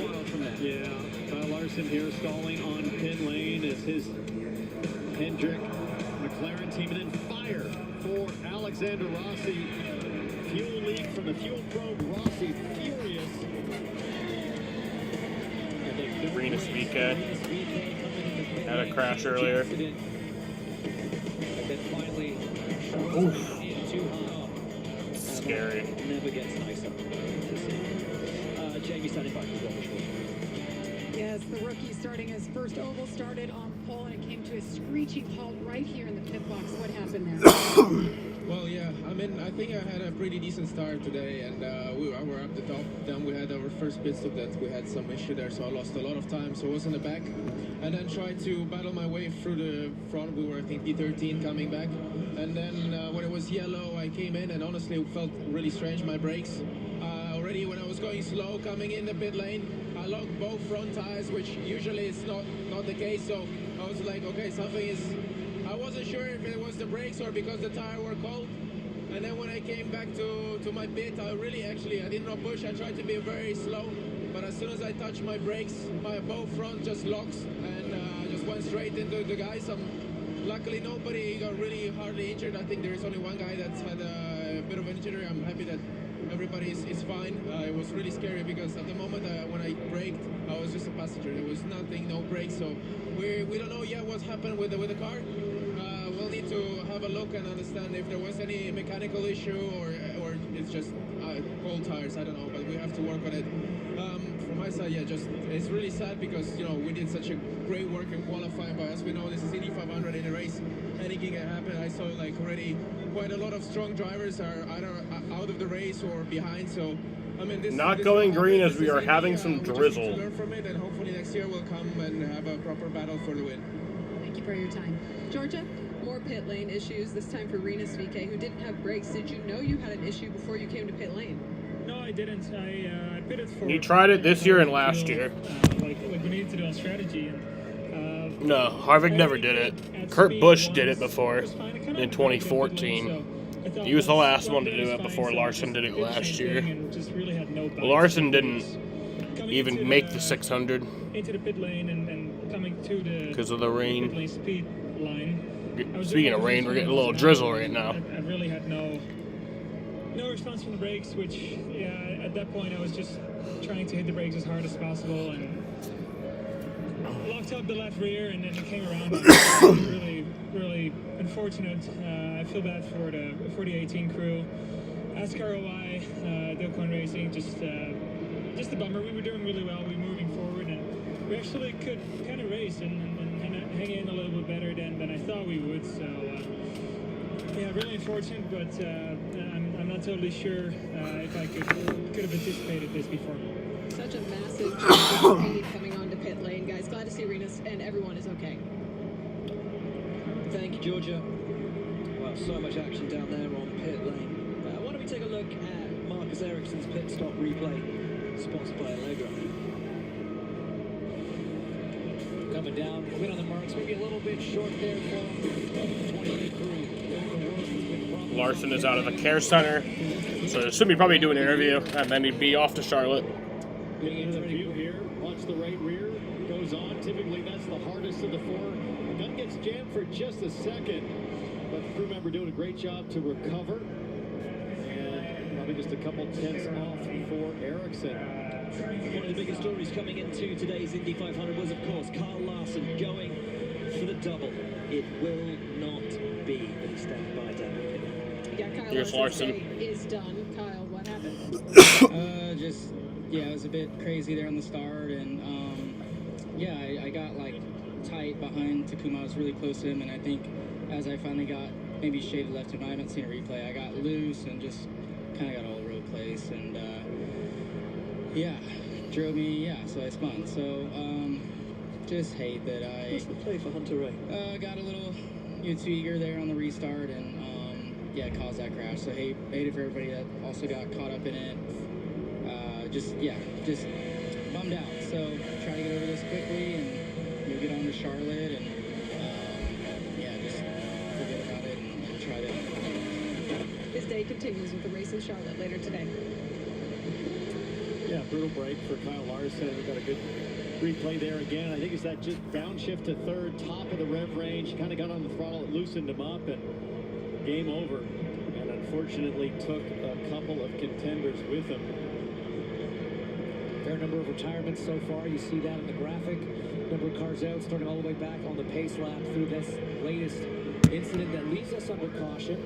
With the field being led by Ryan Hunter-Reay. Ryan Hunter-Reay is the leader. Guys, this is such an impressive. Won the Indy 500 in 2014. Had an issue on card day. His car burned to the ground. That team had to then spend the whole night pulling their pit stop practice car out of the race shop here in Indianapolis and dressing it down. Yeah, something like that. As an Indy 500 contender, that car had not turned a lap in anger before lap one of this race.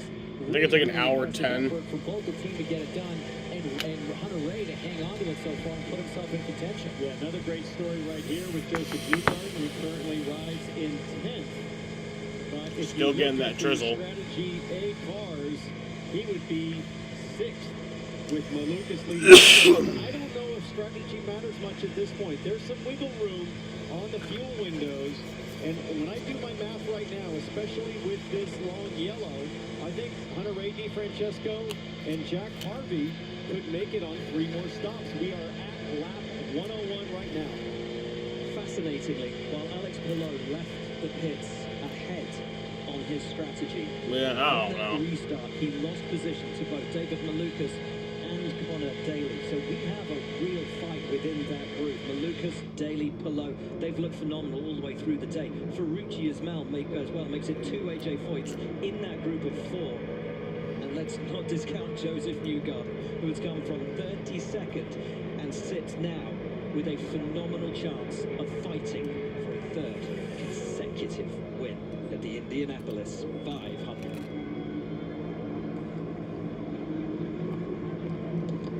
It may not sound like it, but this is actually progress at 225 miles per hour. Shell Renewable Race Fuel.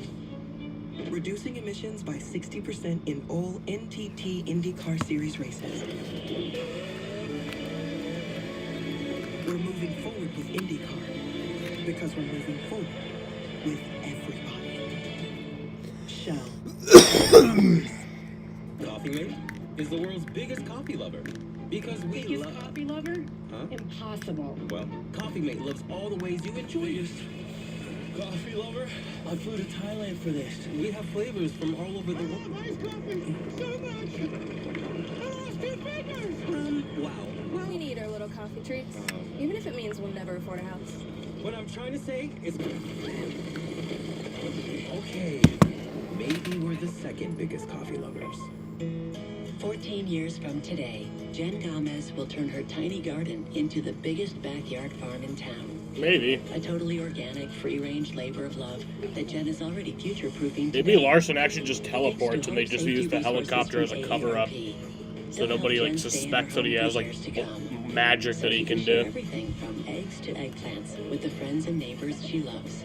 Because the younger you are, the more you need AARP. Let me get you a cold one. Try one of these. That is the best buffalo wing in the county. You eat buffalo? No, it's just chicken. It was invented in Buffalo, the city. So it's not buffalo. You all right, man? It's quite spicy. Drink your beer. I'll be right back. There's a reason Chevy is called the heartbeat of America. A heartbeat strong, steady, unwavering. Like the people who keep this country moving, doing what they do best. Helping neighbors, pitching in, and getting it done. For them, only America's most dependable truck will do. In every Chevy truck, like every Chevy driver, dependability comes standard.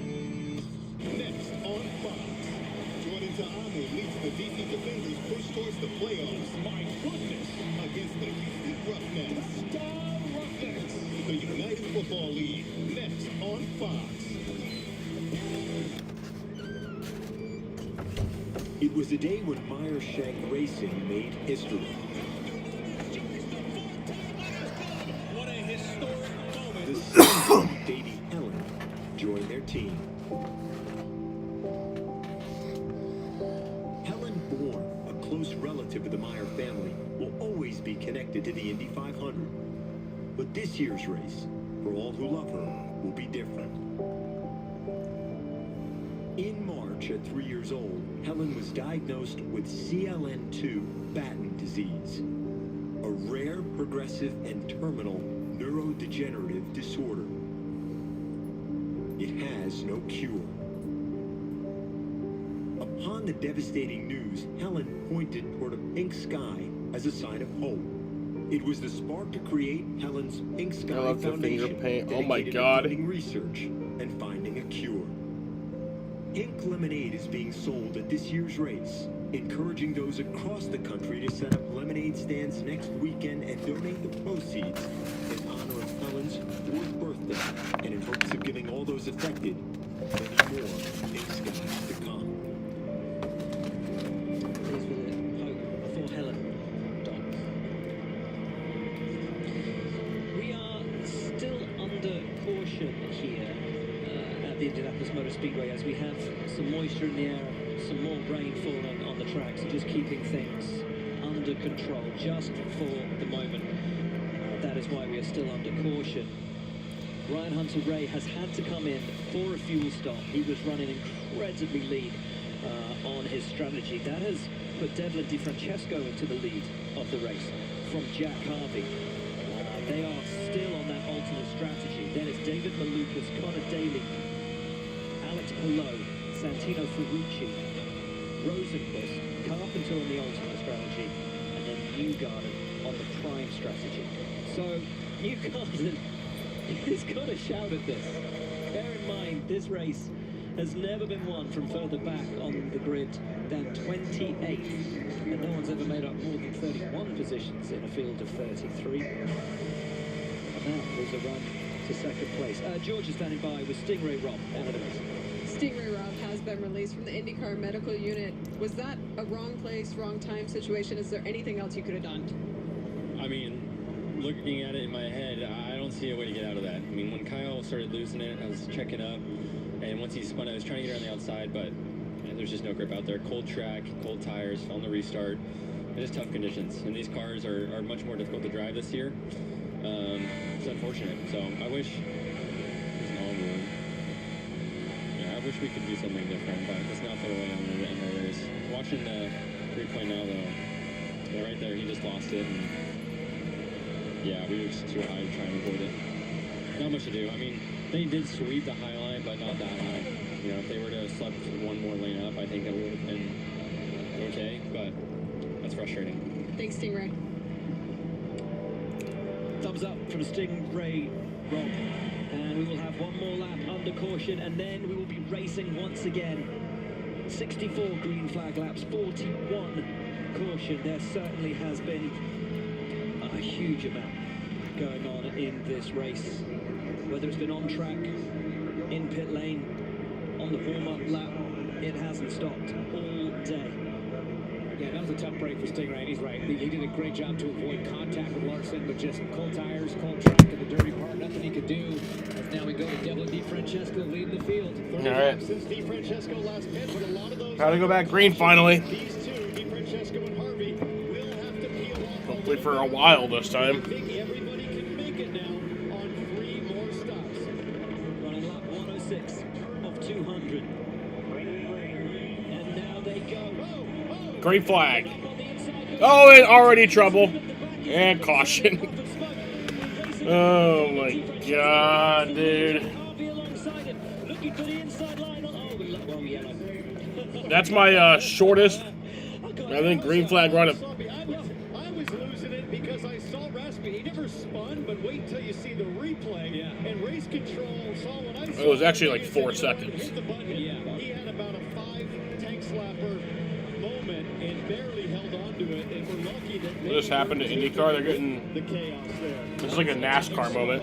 There, Rasmussen so close to losing it. So we remain as we were. It will go back, I imagine. Well, we're going to get another chance. Take a look at the top of the screen right here, Christian Rasmussen. Now, we heard green, green, green, which was awfully early. Look at him. Wow. Oh, man. I mean, he had pulled out and passed 3 cars before anyone else had moved, and then got loose and nearly took out those he had just gone by. This is what I look like at 15 with my motorcycle permit. Man, I cannot tell you how impressive a save that is. These cars are designed to go left. They're set up to go left. Once you start spinning to the left, it is so hard to get it back. That was pretty impressive. And Rasmussen's had a fair bit of practice over these last couple of weeks of hanging on to it, brushing the wall. He's hit the wall twice already in practice. You see right there, it's Nolan Siegel and Ryan, no, who's that? Yeah, Ryan Ray, Nolan Siegel running side by side. That means they're contesting the position. One thinks they should be in front of the other, so we're probably under caution as they reposition the field, look back to the timing and scoring data, and make sure everyone's in the right place. Yeah, they'll look at where everybody was when the timing light went yellow. Because we did go green briefly. Yes. So you revert to the last timing line.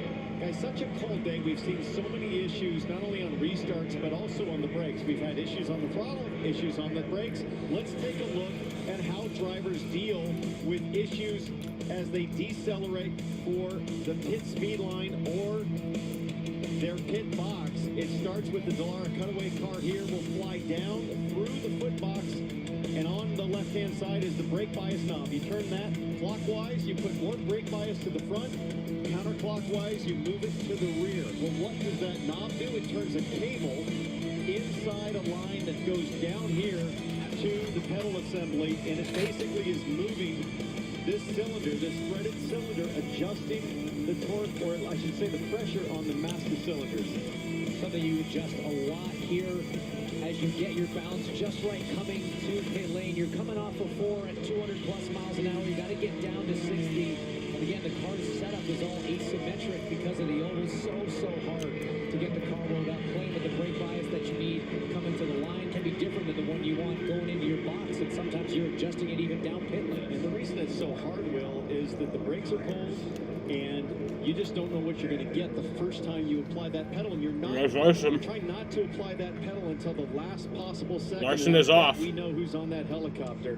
Believe it's Carl Larson on his way to Charlotte. He'll have a lot to contemplate about what happened this year and if and how he might approach Indy next year, because it's been some issues, some errors, frankly, in the cockpit in his first 2 tries as these cars come on lap 109 for another pit stop. Foster, Ericsson, Rasmussen, Radar, all on pit lane. Kevin, update us on strategy. So even people that didn't stop are trying to get it done. Some, not DiFrancesco and Harvey necessarily onto, but this group can easily get it done on 2, and others that came in on 87 are also hoping for a little more caution to be able to get it done on 2 more stops. Why not? Roll the dice on a day like this. I kind of like this right here. To get it done, I think, from there on 2 more stops as DiFrancesco cleans and warms his tires. Going back green. For the restart. We'll wait for the call of green, green, green. There's a restart line, by which time, if the leader hasn't gone, the race director throws the green. But Green flag. puts his foot down. The green is out and racing is on. And here comes David Malukas on the back of Jack Harvey. He will have the inside line and keep your eye on Alex below, who's got Santino Ferrucci with him as well. It's 4 Malukas on the inside. Harvey, Daly, who has the bravery? It is Daly. Oh my word. Wonderful restart for Connor Daly. And that will be the lead when DiFrancesco has to pick. Alex Malone not thinking championship today, Townsend. He held it 4th wide on a 4 wide into 1, came out 2nd in the order, and he is right on the gearbox of Malukas. And here comes Callum Mylott in the Prema. An incredible run from the sister car of the pole sitter to be up there and in the mix. And here comes Joseph Newgarden around the outside of Felix Rosa. Come on, Newgarden. Look at the back. Oh, Jack Harvey. Newgarden got sideways there a little bit on the exit and turned forward, but he hangs on. Newgarden has been very patient, but I think he decided I've got to start to be a little bit braver. Pato O'Ward on Rosenquist. Has a look at the inside. Doesn't have the pace at the moment to make that move stick. O'Ward is up to 11th place. He needs something magic in this second half of the Indy 500. He looks very patient to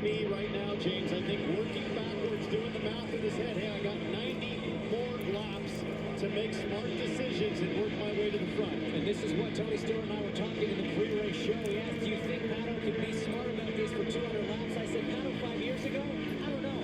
Pato in 2025, after 3 near misses here at the Speedway, I think he knows when to push, when to keep it calm. He knows when he's got to be at the front, and it's not at lap 112. Connor Daly and David Malukas fighting it out for the lead of this race. They could be fighting it out for their first Indianapolis 500, but behind them is a man who wants it, who needs it.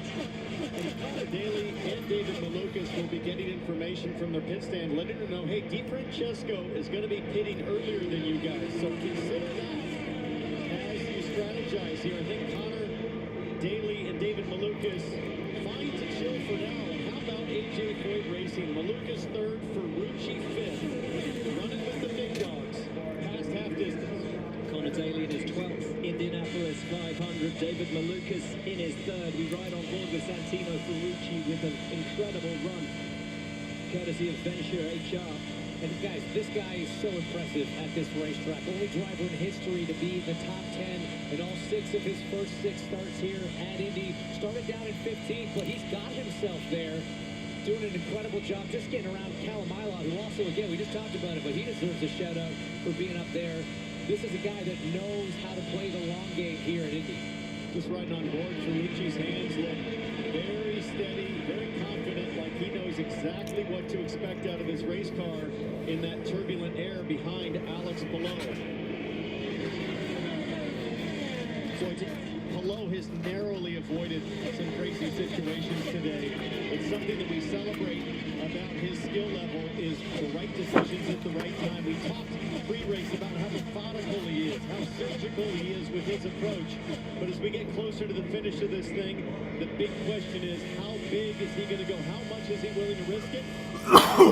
If I've got a 1% chance on the last lap, I will send it. And brother, I gotta tell you, 4 wide into 1 and being the guy on the outside, not lifting and coming out 2 positions ahead, and that's only just past halfway. I believe him.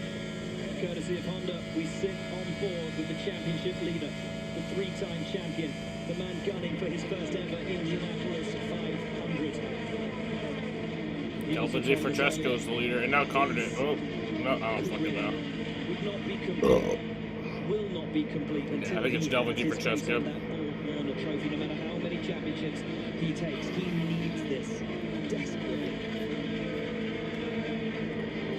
Everybody's settling into a bit of a rhythm now. These cars, most of them, obviously DiFrancesco I mentioned, gonna have to put earlier. Even the cars behind them, about halfway on their stint for their tires, so you're not feeling that same grip level. You don't have that same confidence to really try. Connor Daly is NASCAR's last hope.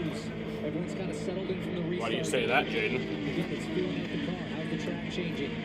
And these are the times where you I mean, get a chance to take a yeah, I guess he's breath, raced in you get a NASCAR, chance but to make a thought with your team. They'll ask you, mainly "How's your IndyCar." balance? What do you think you're going to want for the closing laps of this race? Specifically downforce. Well, the teams can adjust front and rear wing angles under a pit stop. Sometimes it can take an extra second or 2, but that's a critical decision. How much do you want to pin your ears back for space? Oh yeah, NASCAR does blur the dash. I think it's dumb. All those kinds of conversations will be happening in this phase with the pit box. And Townsend, listen, Hinch, hats off to Devlin DiFrancesco. Yeah, I guess, Jaden. Today, and to the RLL team, which go to Kumasato, such a rocket ship, starting on the front row of the grid. Dev's done a brilliant job. He's 12 laps worse off on the tyres. He's doing a great job of leading this race right now. He's looked comfortable all day through. Yes, he's on the alternate strategy, but actually, his pit crew got him ahead of the remaining crew that were on that alternate strategy. Dev's doing a brilliant job out there as far as He I'm really is. concerned The today. pace is great. 220.1 that last lap, pushing clean air by himself in the lead. But it feels like Connor Daly has decided enough's enough. We need to go lead this thing ourselves. I don't know. I think he knows he's on a slightly different deal. But look, guys, we've had 10 cautions in the first part of this race.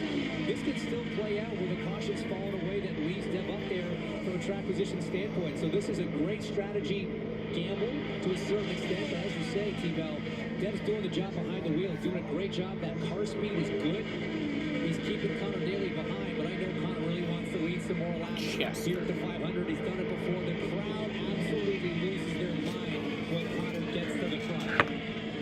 350,000 people will lose their minds if Connor Daly takes the lead of this race. From Noblesville, Indiana. Hello, buddy. Just down the road from the track. Someone picked me up on that. So it's not Chester, it's the Indy 500. Trust me. In America, It's not NASCAR. It's like weird, funny-looking cars, and they drive. They drive. That's pretty much it. It's like NASCAR, where they just kind of like just drive, but the cars look funny. There's no chance for Devlin DeFrancesco. He is not saving fuel. He's going to pit within a few laps. But still, what a strong day it's been. A car's been good all month. Think about this young Canadian. He was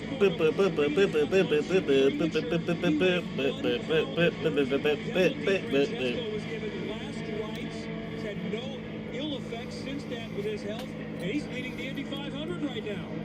Amazing story. He's such a likable guy.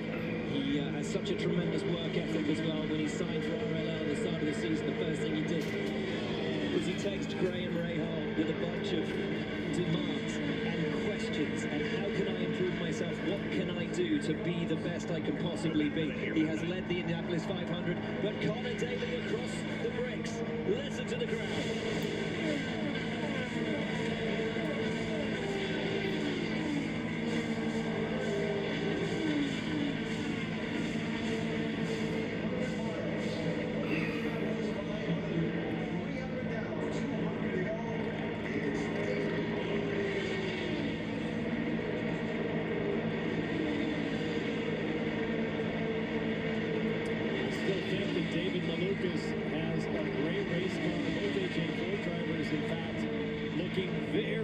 It's a very technical question, Eric. But Daly leading again across the bricks. I just work here. I'm not very smart.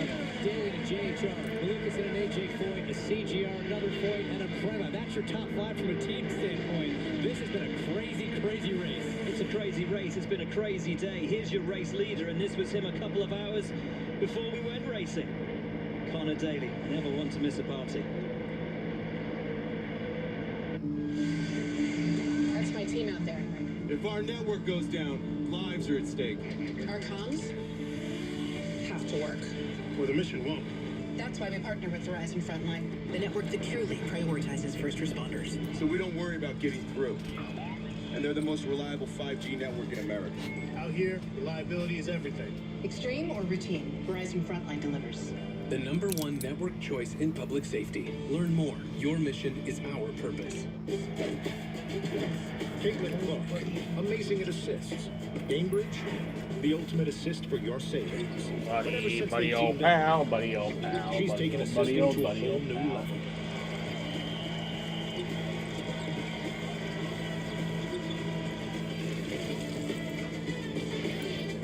Caitlin Clark. Jesus fucking Christ. Fuck you. Rated assists for your savings. Sounds like it. But this is actually progress at 225 miles per hour. Renewable race fuel. Reducing emissions by 60% in all NTT IndyCar Series races. We're moving forward with IndyCar because we're moving forward with everybody. Shell, powering progress. We're Tire Rack. We test tires to provide you with truth, transparency, and unbiased recommendations. We stock over 1 million tires to ensure we have what you need. We're Tire Rack. We work hard to ship your tires fast and free. We offer convenient installation options to keep you moving forward. We do all this for one reason. Tires matter. TireRack.com, official partner of the Indianapolis Motor Speedway. Challenges are our greatest opportunities. When we take them on, we make our most extraordinary dreams real. Introducing the most capable Honda we've ever dreamt of. The all-new Passport Trail Sport. Built for limitless determination. You did a ride along at Pocono? proud partner of the That's NBC cool. IndyCar Series.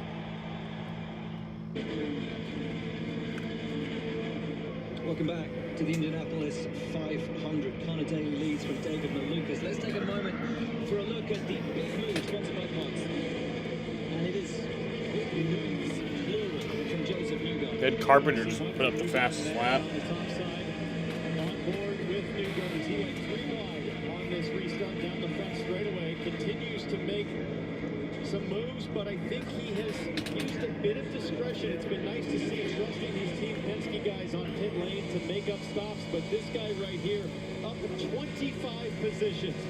Never been done before, winning the race from this far back, but James, as we talked about, he is literally on schedule, picture perfect right now to get it done. Look, you can't really plan out how far you want to be out there. Newgarden's in That's 7th. really how it works, but you do know that, by 50 to go, you've got to find yourself in the top 10 and start creeping your way up. He's well ahead of schedule in that sense. You're absolutely right.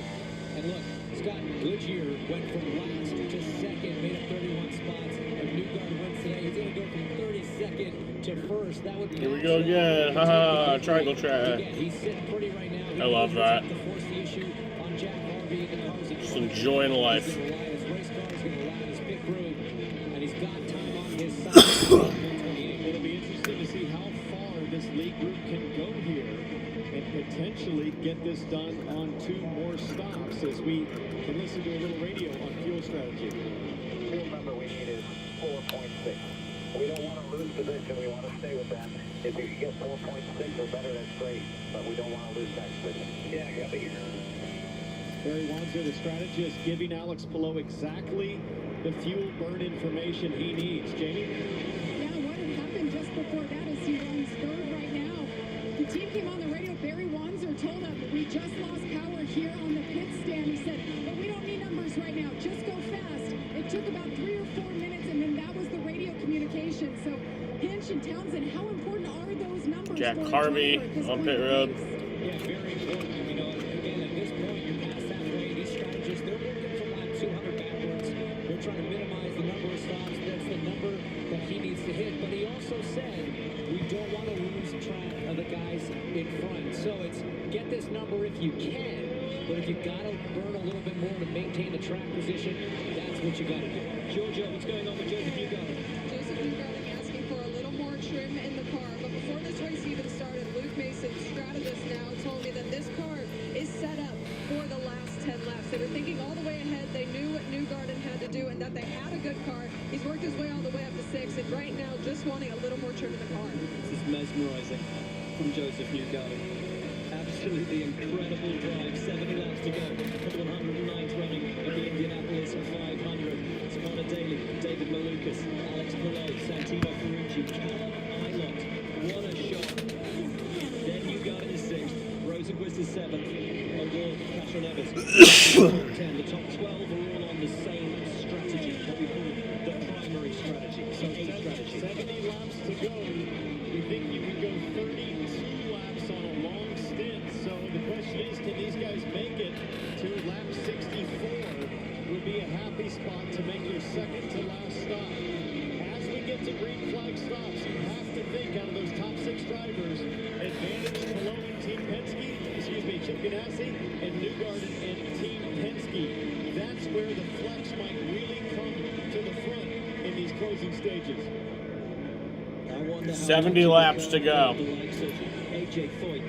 Connor Daly has the lead. How much having Connor Daly and the Juncos Hollinger up there, how much that might come to bear in these last 70 laps. Somebody we haven't talked about today is this guy, Elio Castro Neves, who quietly moved himself into 9th. Kevin Lee, he is on pace to get into that top 5.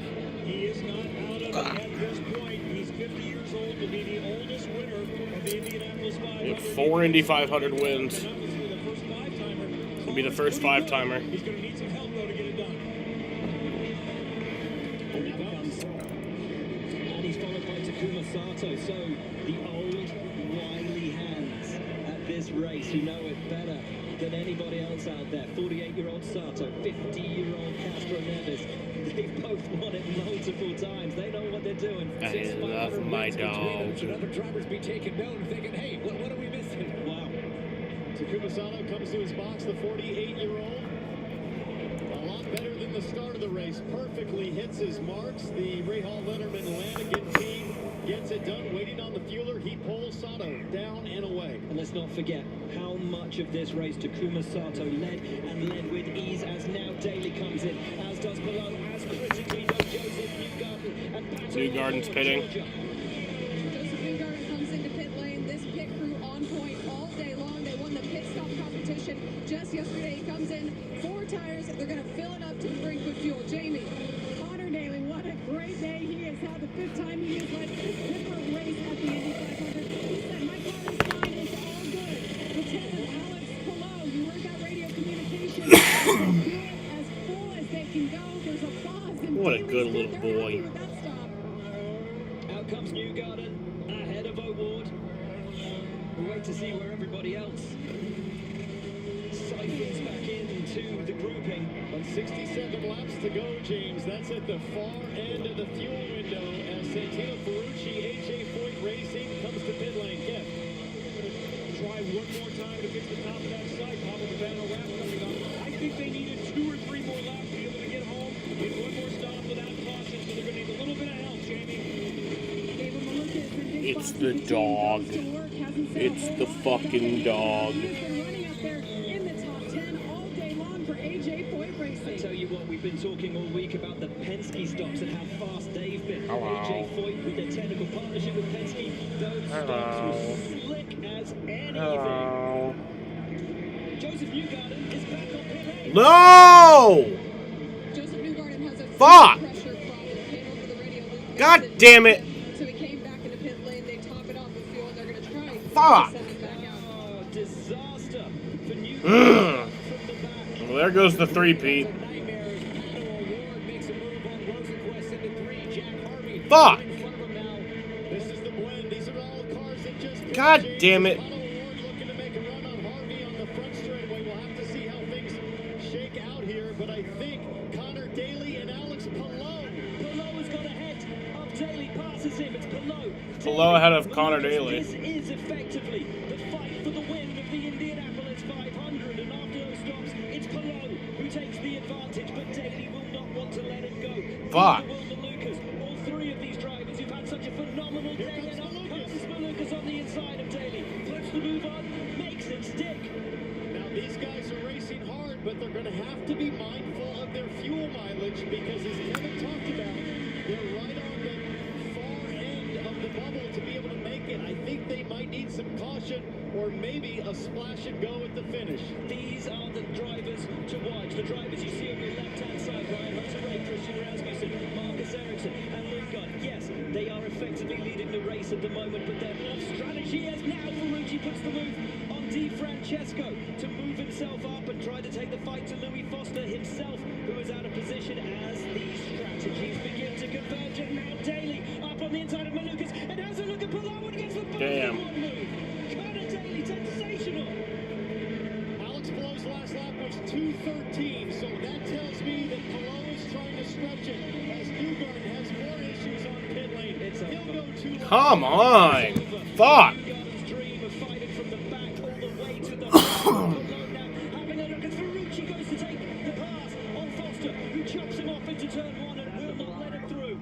Meanwhile, Ferrucci says it's a block. David Malukas got around Palou. Guys, I know Palou is just managing that fuel number. The rest, James, Daly, and Malukas, they're going racing. If I'm Palou, I want to sit back, save a bit of fuel.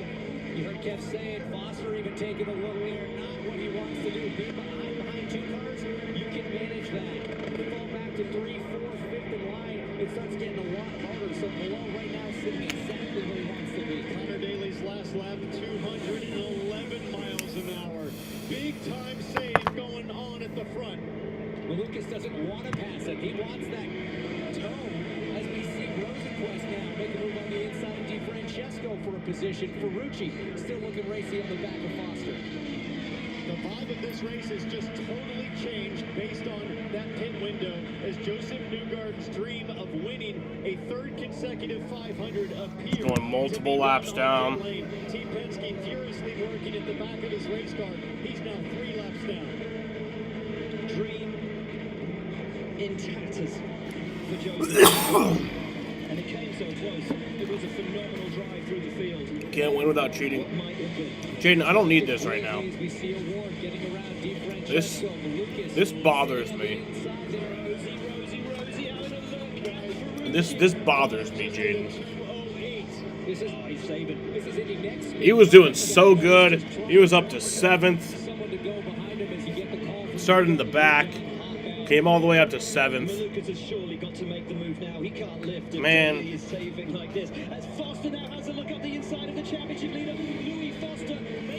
Well, I guess he's not out. He's not out of the race. He's on a different fuel strategy entirely. He's going to have to make those 2 more pit stops. So they're saying just go, just pass, and get to the front. Connor Daly comes across the line. That lap, a 2:07. Oh my word! If I'm Connor Daly, if I'm David Lucas, I want Louis Foster to go out in front of us. Louis on a different program. He's not trying to save that fuel. You want someone to tow you around. Kevin, tell us more about what's Christian Rasmussen and Newgarden's out. Newgarden's out of the car, and that's going to be it for his chances at the Indianapolis 500 3-peat. Fuck.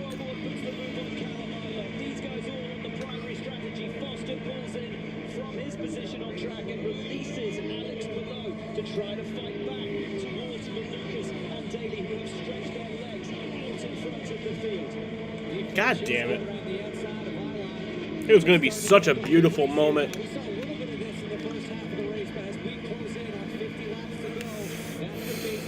The elbows really come out. And all up and down pit lane, there will be smoke coming out of the laptops for the engineers as Luigi passes Ericsson coming out of the pits on the back straightaway. Everybody trying to calculate what do you need for fuel to get to the end.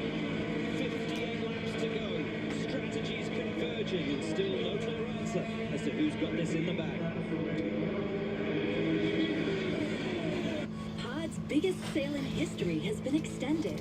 Save up to 30% on moving and storage until June 9th. And see why Jaden is America's #1 container causing moving trouble. Whether you're It's supposed to be the best day of the year. or renovating your current one. Save up to 30%. I mean, it is the best day of the year. Brings the container to That you, just so you can sucks. pack at your own But I don't need pace. Jaden causing Then we'll trouble. Take it to your new home or to a secure pod storage center. in Larson's Chattanooga, done. so you don't have to do Newgarden's the driving. done. Book now and save up to 30%. Larson's on his way to at Charlotte. Jaden. Majestic. Recreational. Jaden, I can do whatever I want. This is not a fucking government stream. This is my stream. If I think you're talking shit, I can silence you. Ready for your next adventure. Because that's just how we do it around here. Around these parts, around them parts. It's just how we do it here.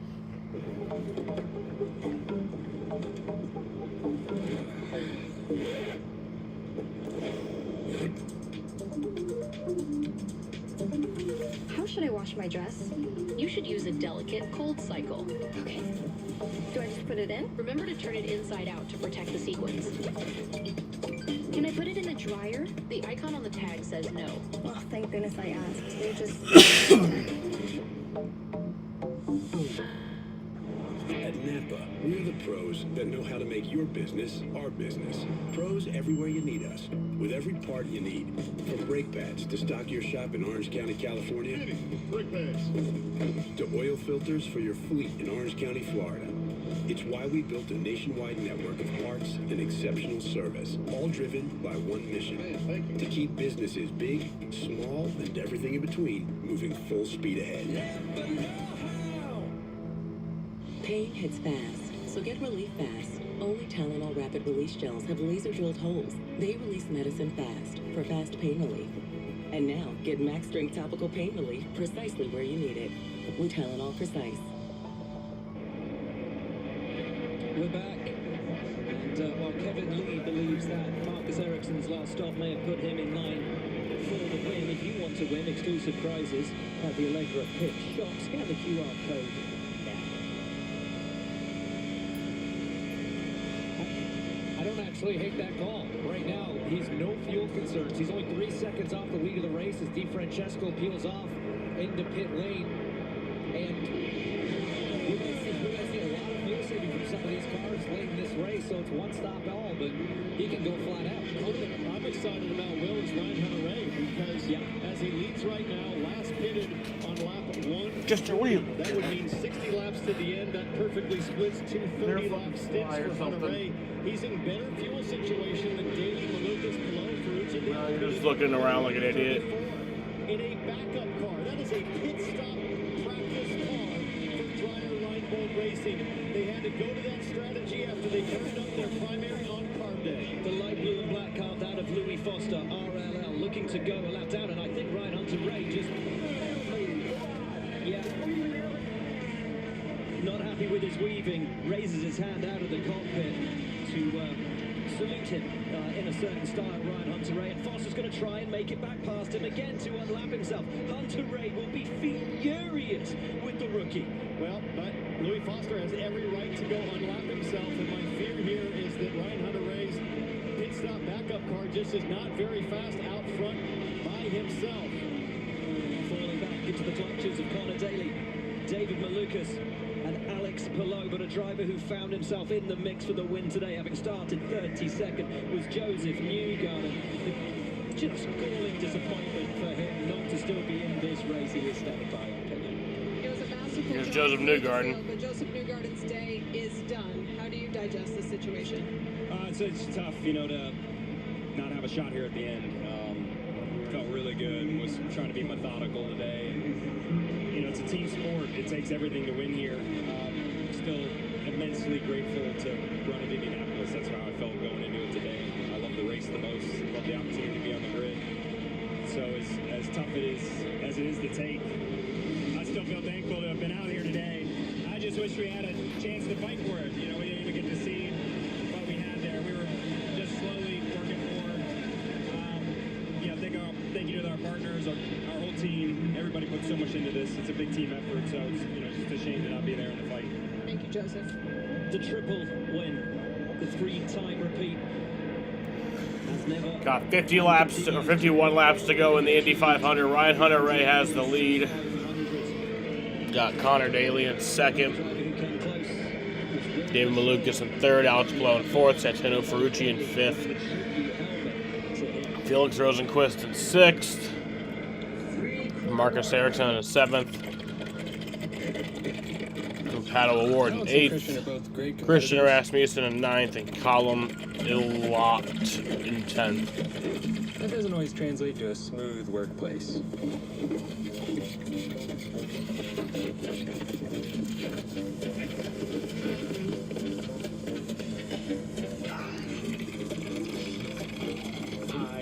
Hydrate. Productivity around here.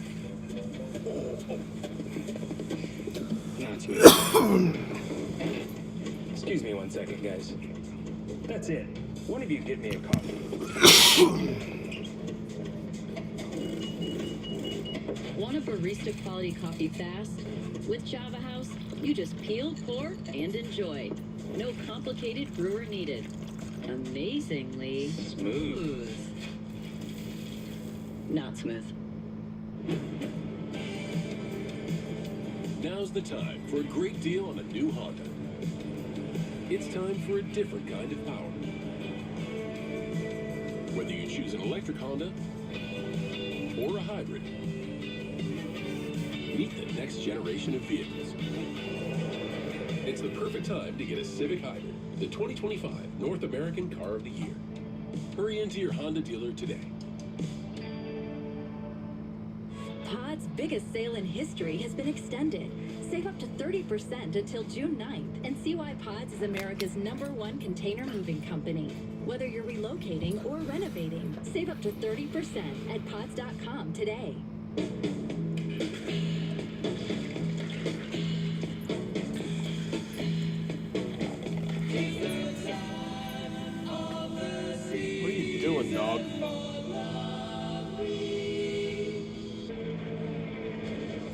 grew up watching my heroes race that race, hoping, dreaming one day maybe I can have a shot at it.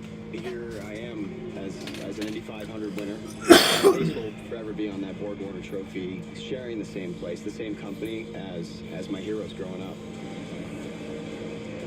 11 years on, can Ryan Hunter-Reay do it again at the Indianapolis Motor Speedway? His strategy may actually prove to be the one to be on. Fascinating as things unravel here at IMS. Well, horse racing's greatest test of speed and stamina returns as the 157th Belmont Stakes sets the stage for an epic showdown. June 7th, live on Fox. Georgia, tell us more. Well, this is a huge feat in itself for Ryan Hunter-Reay to be up front. He hadn't driven that car except for a few laps after a fire on card day. They went to a backup. 16 crew members had stayed until 1 a.m. and 5 stayed overnight to get that car together. 5 to 6 more hours to wrap it on top of that. So I talked to Ryan Hunter-Reay a little bit earlier, and he said, I just don't have laps in this car. There are so many unknowns. So far, they've only made adjustments to the front and rear wing. He's happy with it. He's leading this race right now, so a huge feat for this team.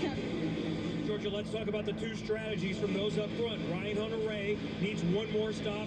He's good on fuel.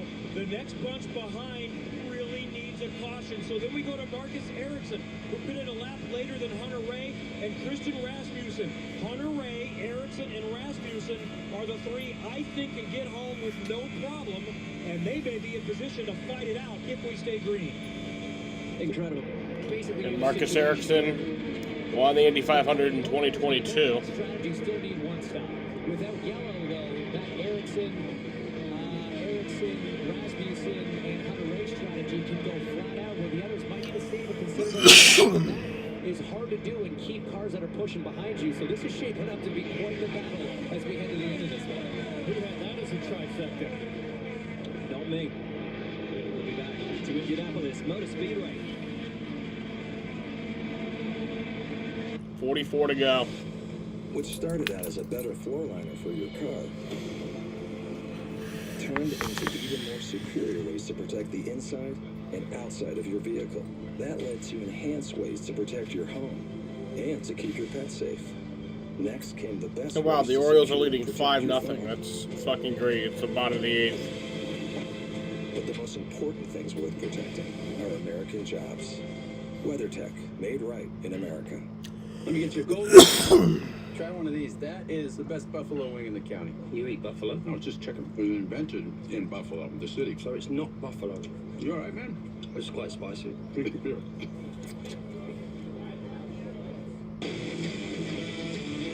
best way to experience something in life is for yourself.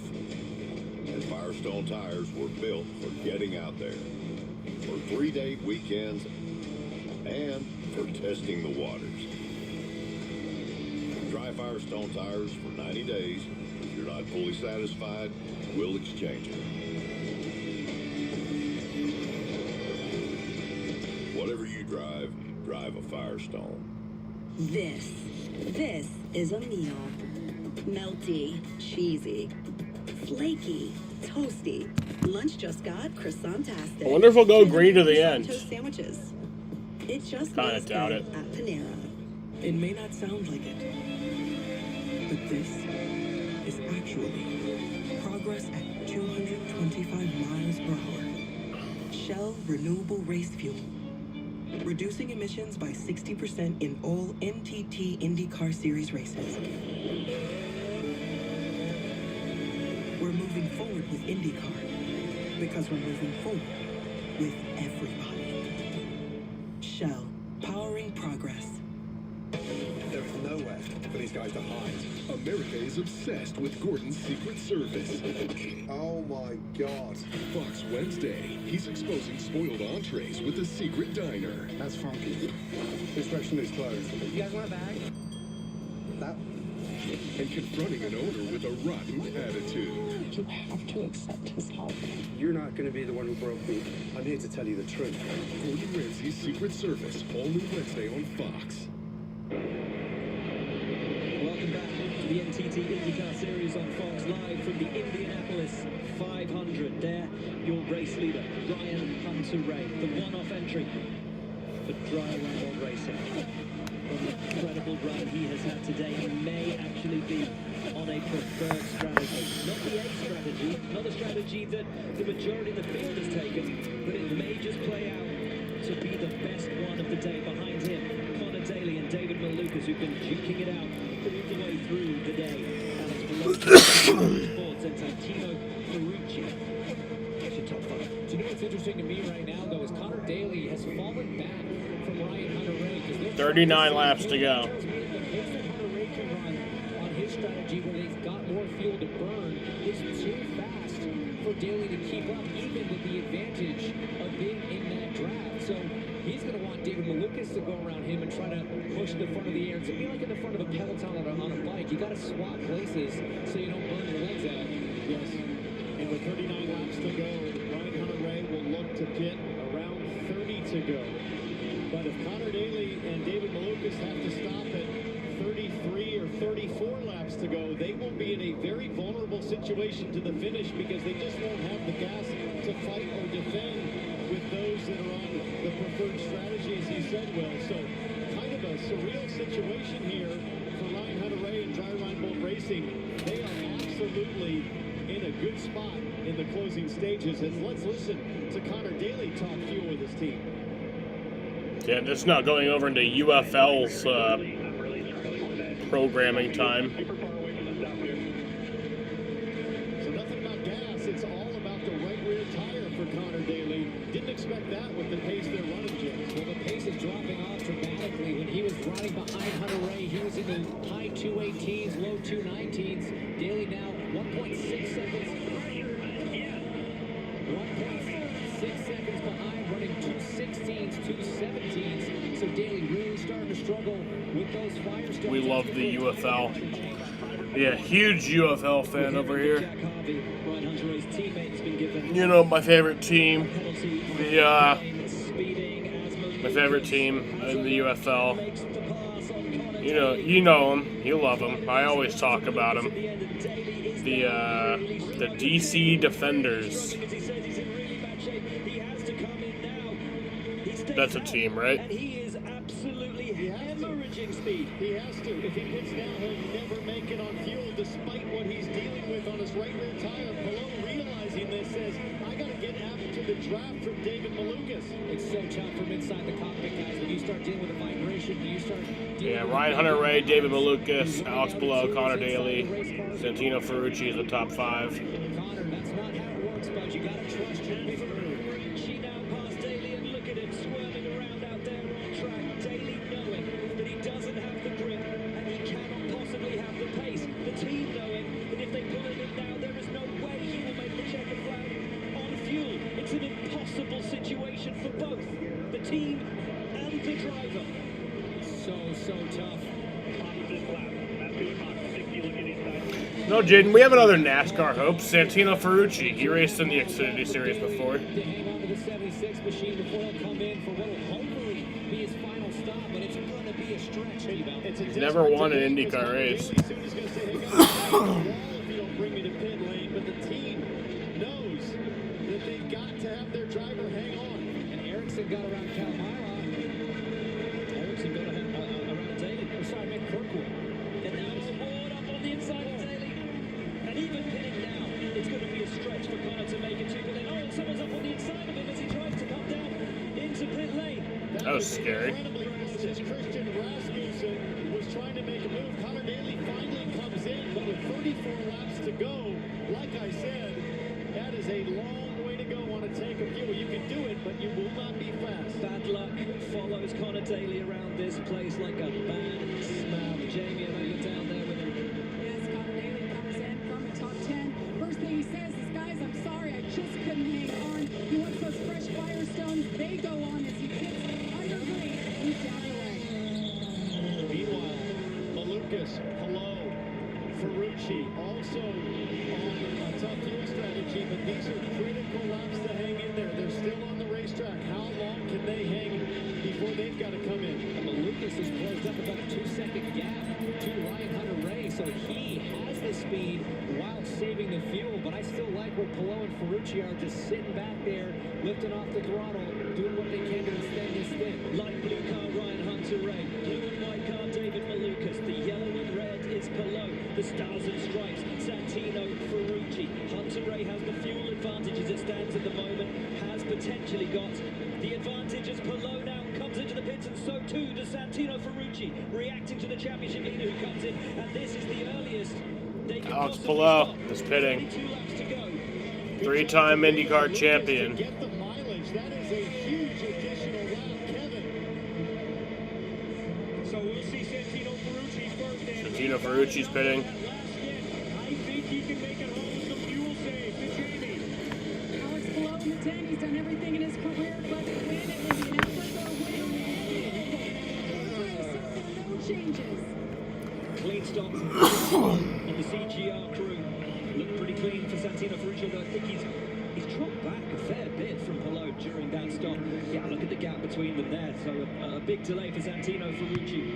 But out comes Palou, knowing that that might be his last stop that stands between him and an Indianapolis 500 win. And now a lot of pressure on Ryan Hunter-Reay as Malukas blends. He's stolen in pit lane. Georgia. Oh, that is devastating. Ryan Hunter-Reay stalls in pit lane. And that probably ends his chances for a second Indy 500 win. The 2014 Indy 500 winner has stalled on pit road. The car is not on. They're trying to figure out what's going on. Jamie. David Malukas in the Ford. They have been on fire today. A great day for this team. AJ Foyt Racing as he gets the countdown into his box. It'll be 4 tires here and enough fuel to go 30 more laps in this race. Absolutely huge. David Malukas went the extra distance. He did a brilliant job. The final stop was perfect from AJ Foyt. The 4 car is down and will now blend on the back straightaway with Alex Palou. Could that be the stop that puts Malukas in contention for the Indianapolis 500 with Hunter-Reay out of it? Possibly. There is Palou. There is Malukas. Watch for the blend, and Malukas will have the advantage, but will be on cold tires. And here comes your championship leader, Alex Palou. Malukas has what will be the lead. Palou's side, desperate to get up to speed. It's Malukas. Both drivers will be flat through 3, flat through 4. But Malukas in such a good situation on fuel. David Malukas never won an IndyCar race. Down the front straightaway. Here comes Palou, and I'll bet Palou does not want to pass him right now. It's just going to stay with him, sit in his mirrors. He doesn't make the move. The last thing you want, if you are an IndyCar driver in 2025, is to have your mirrors full of red and yellow. Palou doesn't have the gas to pass and take the lead just yet. He needs to save behind Malukas and then do it at the end. It's risky because Malukas has Here the comes gas. Palou. He's going to have 1 lap better tires. If you wait too long, you're not going to have the grip left in those Firestones to try to pull off and move. A 1 lap difference isn't a ton of fuel. A 2 lap difference. 2 lap difference, I stand corrected. That is a pretty big gap. So Malukas is brilliant. A single yellow changes that all. I'd rather have the track position. Absolutely right. And for those of you expecting to see the start of UFL coverage between the BC Defenders and Houston Roughnecks here on Fox, that's the start on FS1, and the Fox Sports app can also be seen on station WDCA in the Washington, D.C. area. Palou hunting down Malukas, looming large in his mirrors as Rosenquist looks to make the move on Di Francesco. But please remember, we still have a few more players to join this party. Your leader right now is Marcus Ericsson, behind him Christian Rasmussen. They both still have to stop. Where will they cycle out? Lundgaard is pitting. 28's trying to build as big a gap as he can. He's running quick speeds right now, guys. 2:22.2 for Marcus Ericsson on that last lap. So yeah, Ericsson has the lead. Rasmussen is about almost 4 seconds back, 3.5. But they both have to pit. Pit later than his rivals and still be able to push while they're all saving fuel. Malukas with his mirrors absolutely full of Palou, and you're absolutely right. Oh my God. Look on the inside of Di Francesco and makes the move stick. Di Francesco still has to make his final pit stop as Pato awards Pato Award got around DiFrancesco. To the dirt, that could be practice for a move he might have to pull off on the last lap. It's good he got it done now. He can feel the car out, and he's now right on the gearbox of Alex Palou on board, setting himself up once again to be in the fight for the Indy 500 for the 4th year in a row as your leader. Marcus Ericsson's pitting. Into the pits, Kevin. And he picked up about 3 seconds by running up front in clean air to maybe be able to stay in the lead about 30. And Rasmussen is pitting. So Palou takes the lead. So Palou will take the lead once he passes them on pit road. And Malukas is now in second. Is making his way towards pit exit. Palou will have the pace. Behind him is Malukas. Behind him is Pato O'Ward. And there is Ericsson. Keep your eyes on the blend. Keep your eyes on the track. Keep your eyes for the red and yellow CGR car of your championship leader. Here he comes. Oh, I thought that guy was spinning. Here comes the leader. Go hard, all the way. Go hard. He's going to try and get the draft up. Get up to speed. He's got a little bit of breathing room, but Palou's got the momentum. Is it going to be enough on the front straight? Well, remember, Palou has to make a decision. This is for the race. About fuel. 5 back. Going. 5 back. Go like hell. Here he comes. Ericsson under pressure from Palou. Himself under pressure from Malukas. And Pato O'Ward sitting behind them all, hoping to pick up the crumbs.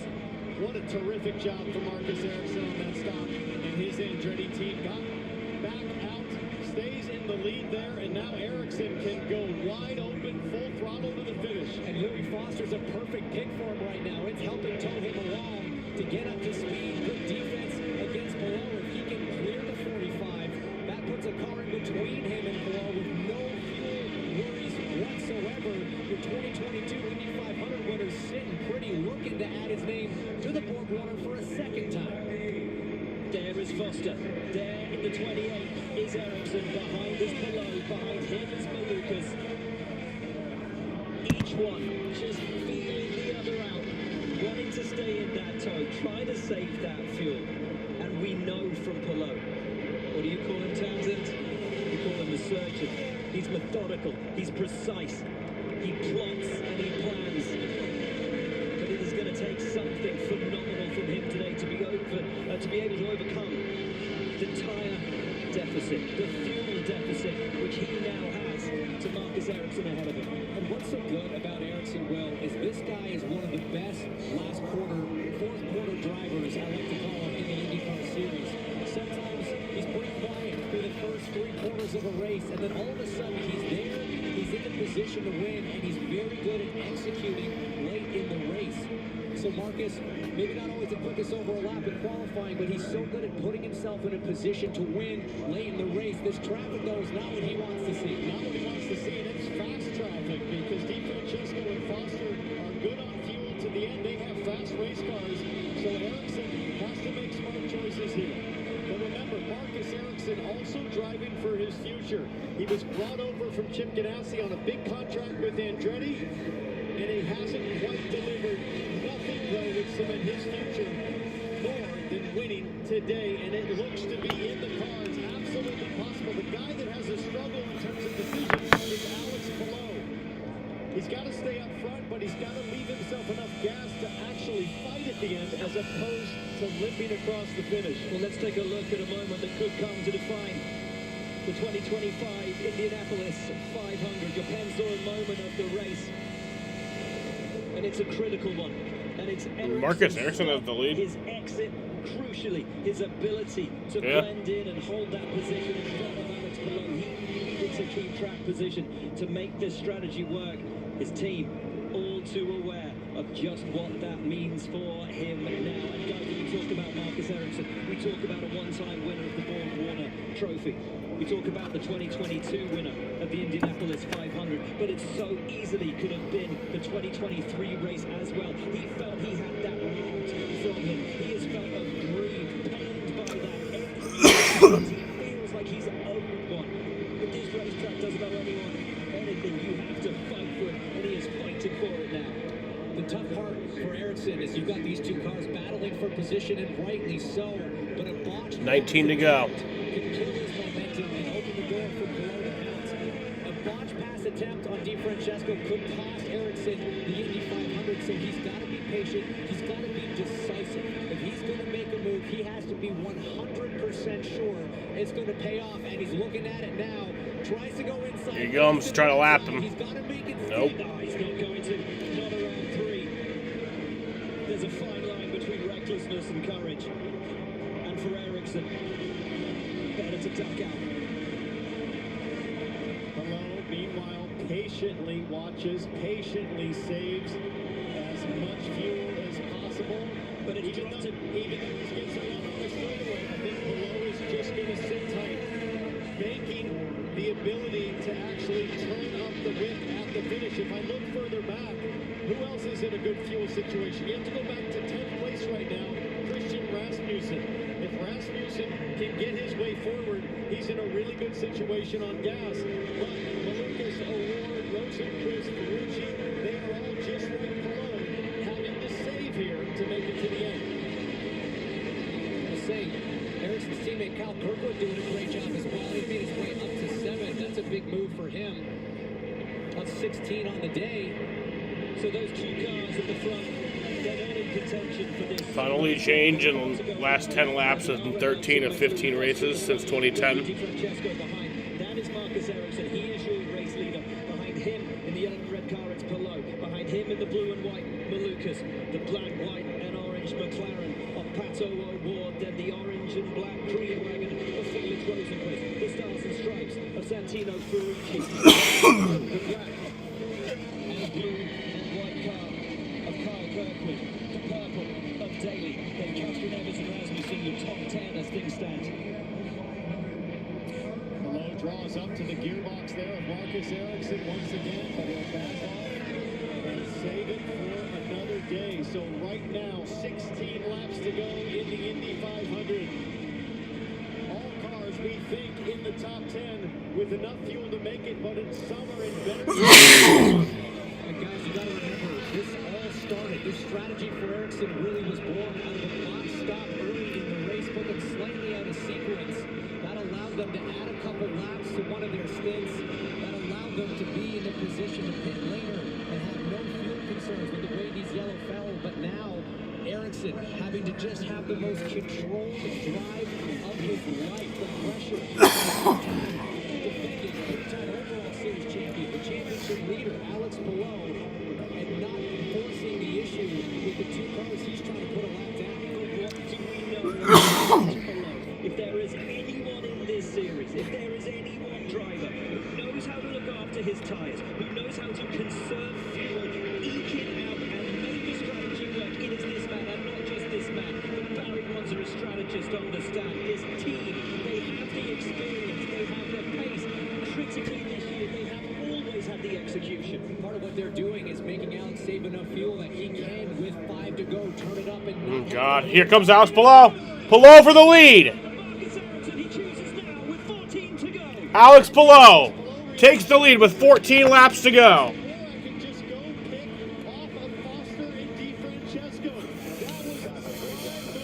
As Barry Wanzer, the strategist, tells his driver, good job, way to surprise. And now Malukas wants to go too. He doesn't want to hang around. He knows that he's on exactly the same strategy as Palou. If Palou goes, Malukas has to as well. They're just making a liar out of me, thinking he's going to... So, there you go, and there's still a few number that he has. There isn't one for Ericsson. No problem, says Alex Palou. That's what you want to hear.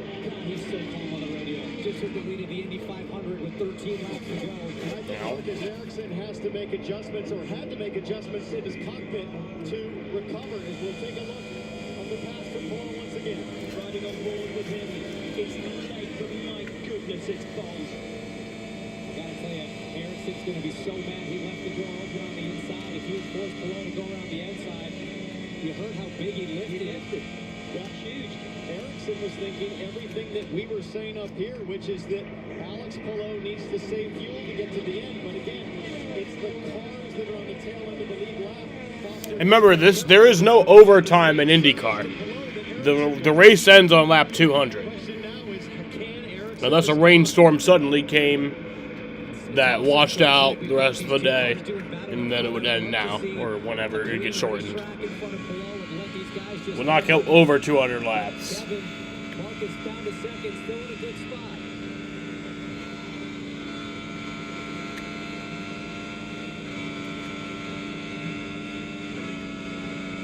Marcus Ericsson has said nothing at all on the radio. Seems very calm. Here's something. Maybe doesn't work as well with the two cars out front pulling him along.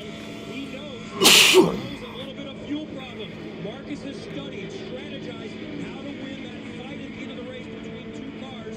Is there any chance he wants Below to burn more fuel so he doesn't have enough to use at the end of the race and just save it for the end? That would make sense, except for those two cars of DiFrancesco and Foster that again are providing the exact same benefit of the draft, and they are fast cars. DiFrancesco and Foster just did laps at 219 miles an hour, so that's all Palou needs right now.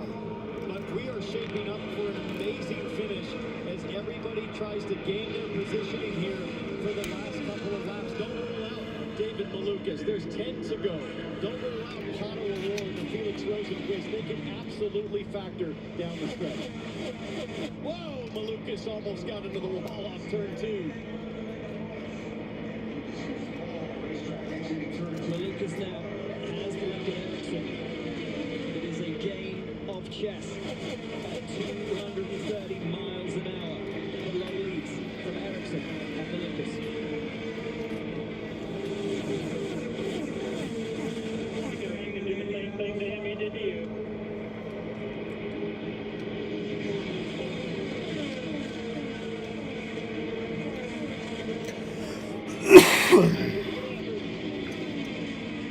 I'm assuming Larson's probably in Charlotte by now.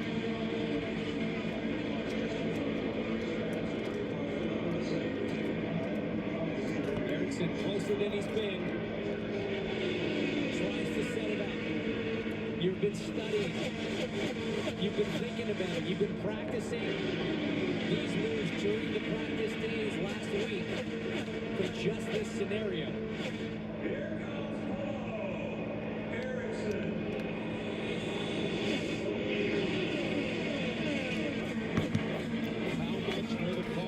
Foster and DiFrancesco factor as Alex Palou getting awfully close to the outside wall in the short shoot. David Malukas is the one, guys, that I see being the most aggressive to try to close on Ericsson. The radio pulls coming thick and fast. The advice to their drivers.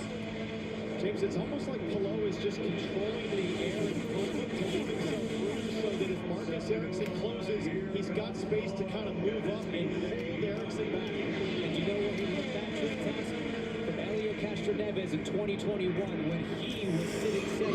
Castroneves was in front using lap traffic as a pick, as a toe to pull him along and stop. So I think a caution at this point might be able to go back green, but might end it. Might do it like a red flag. He is putting those lessons to great use, applying them on the racetrack right now. Meanwhile, for Malukas, O'Rourke, and Rosenqvist, they'll start working furiously in the cockpit to make any adjustments. This is where you got to start getting aggressive. If you want to win the Indy 500, you are going to have to dance on the ragged edge. 6 laps to go. Palou is leading the way. Marcus Ericsson desperately wants to get around him. David Malukas wants a chance. Marcus Ericsson, who has won this great race. Who felt he could and should have had 2 wins at this great race. And now being told, Alex Palou to make those moves. That's good news. That means that very long-term Chip Ganassi Racing know that Palou has the fuel now to go out and take fresh air head on and take the drag. The question is, can Palou actually get by? Yeah, no problem, boss. Easier said than done when your tires are that old. It is a tough thing to do in this dirty air, especially with 2 cars in 5 to go. So yeah, I think a caution would end it. to the advance auto. Check it. And that's it. There's the call. Burn all the fuel you need. Let's go. On a fight. All the fuel. Who's it gonna be, man? Alex Palou Ericsson or Palou? Will Malukas sneak his way in here? It's a handful in dirty air of those two cars in front.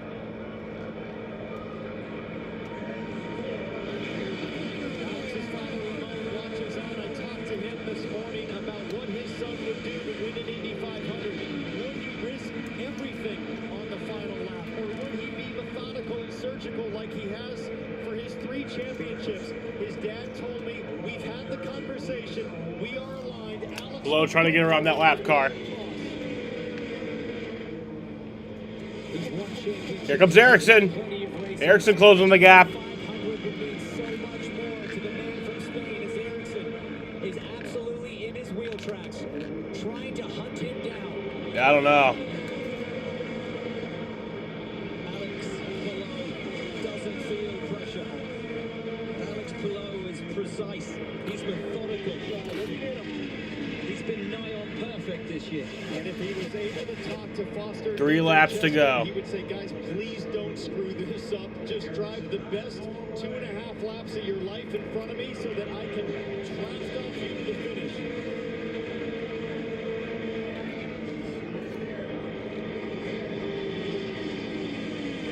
Two to go. 2 laps to go in the 2025 Indianapolis 500. Palou leading Ericsson and Malukas. Just behind them. It is going to take something exceptional, guys, to tear this away from Alex Palou. But if anyone can, you feel it's Ericsson with the day that he's had and the advantage his strategy gives him. Nobody has been able to make any passes in the top 5 in these last 10 laps, really, except that surprise. Coming around. When he jumped Ericsson up. Headed to the front stretch. It's been a real struggle. Ericsson's getting close. Here we go. White flag is in the air. One more time around at Indianapolis Motor Speedway.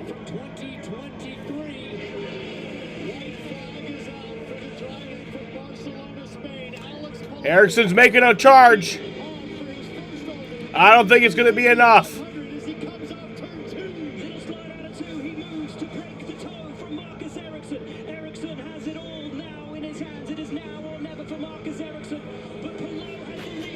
Palou leading. On the final turn. Ericsson messed up a little bit. Alex Palou is going. Caution. Caution. Caution is out. And Alex Palou wins the Indy 500. Who is that crashed?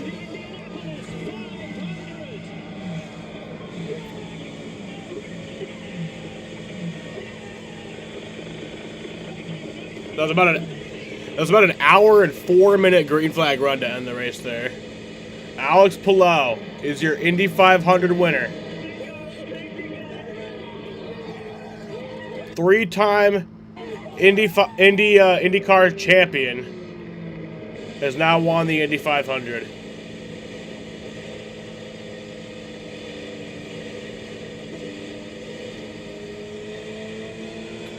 Wow.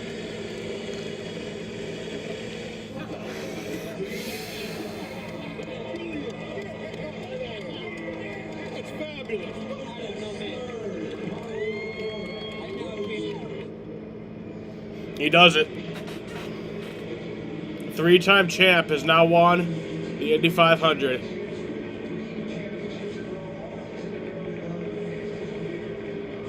He's achieved a lot.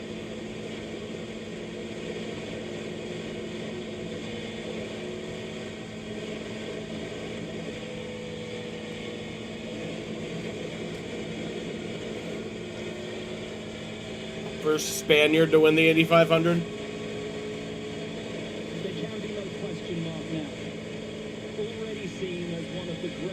His generation. The only question that existed was, could he win on an oval? Could he win on the biggest stage of all?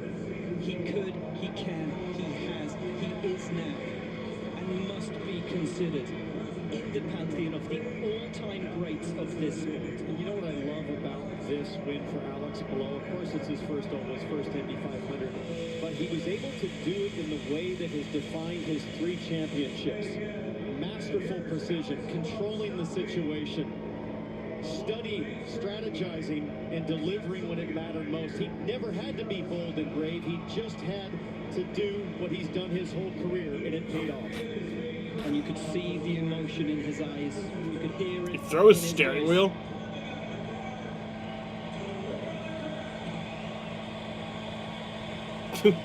Don't fall.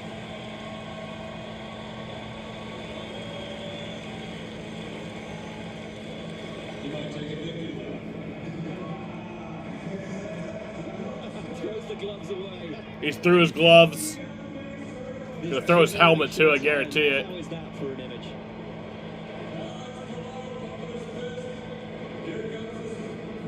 And there is Barry Wanzer, the first over the wall with his father.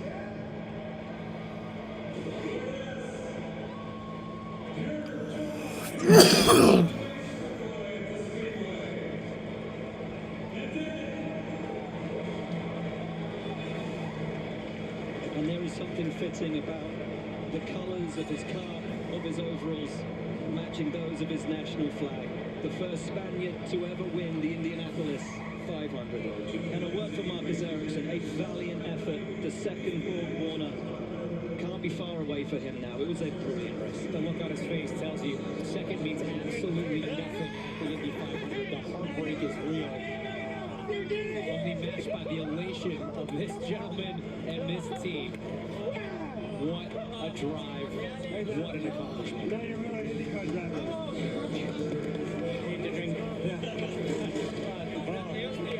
Great job.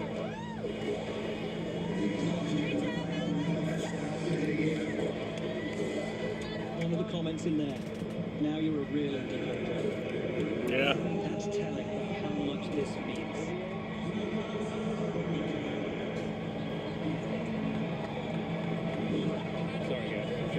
No. Hey, Dad. Keep talking.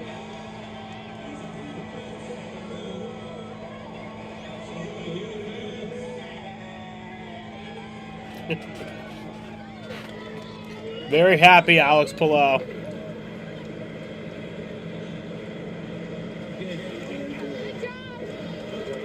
need to drink.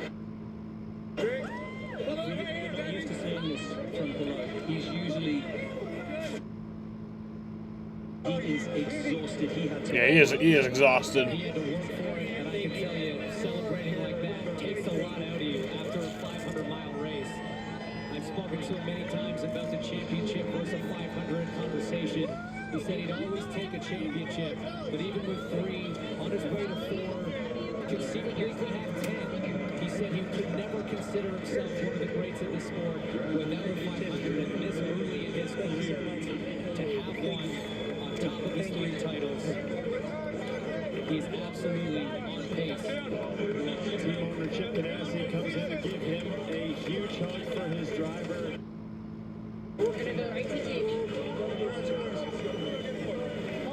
Kitten Simpson in there celebrating with them all as well. Great to see the team spirit, the camaraderie. And, you know, Will, the day started with Alex Palou telling us, without hesitation, Damn, that's a huge crowd on there. anything today to win. And our Jamie Little, resplendent eyes down there. Center shot with Alex Palou. Ready to speak with him. Lovely to see. Scott Dixon comes in to congratulate them. He was taking his match. So much love and adoration for you. You see the hugs all around. Everybody happy for this moment. You said your career would not be complete without a win here at Indy. You're an Indy 500 champion. I cannot believe it. What an amazing day. What an amazing race. Sorry, I'm out of breath, but just celebrating it. Yeah, just got very tired, but what an amazing race by the tank crew, everybody at CGR, HRC. I cannot believe it. It's amazing. It's amazing to be here. It's amazing to win. There were some moments that I felt really good in the race, but at the end I didn't know if I was gonna be able to pass Marcus or not. But yeah, made it happen. First of all win, what a better place. 29th start on an oval. And you just mentioned it, you hadn't gotten a win until today. How much of a challenge was it just to adapt to this style of racing and to do it right here today? It was tough conditions out there, especially when we're like third or fourth in the pack. Even leading, like the MPG, the fuel consumption was super high, so team didn't want me to lead. I wanted to lead, obviously, but yeah, made it happen. I already lost my voice and haven't even started celebrating, so. How about the moment when you went down pit lane and you saw your team and you saw Chip Ganassi? Yeah, it was amazing. I don't know why they let me be there alone. I told them if we were going to win, that we were going to meet there, but yeah, amazing. Best celebration ever. Your wife and your baby girl are waiting in victory circle for you. Thank you for all the fans, all the support. It's amazing. Thank you so much. That's Alex Palou. He is the Indy 500 winner.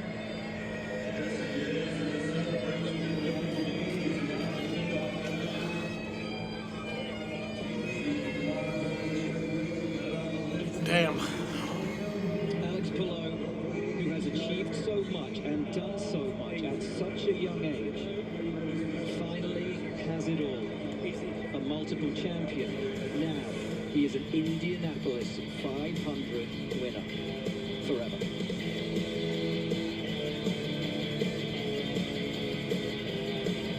This is Worldwide Technology Raceway. Immortal. He is immortalized now. It's fast. It's unforgiving. One wrong move. His name will forever be in the record books. He will always have that he is an Indy 500 winner. The race with a history of a three-time champion. But, you know, everybody wants the Indy 500 win. Some argue that it's bigger than winning the championship. And it might be, honestly. It might be. But yeah. Alright. I'm going to end this right here. I will be live for the Coke 600 in about a little over an hour. But yeah, fun times at the Indy 500. Larson could have made it. Larson definitely could have made it if he had, you know, if he had completed the race. He would have probably be leaving right now as we speak. You'd be leaving. And yeah, he'd be able to make it on time. But you would have been cutting it close. But yeah, sucks for Larson. Sucks for Newgarden, man. Newgarden ended up getting 25th. Larson got 27th. Yeah, damn shame. Securing over $500 million in compensation for the individuals and families they represent, providing their clients with the answers and justice. Alrighty, y'all. I want to thank you guys for watching, and peace out. You only get one chance to hire the right law.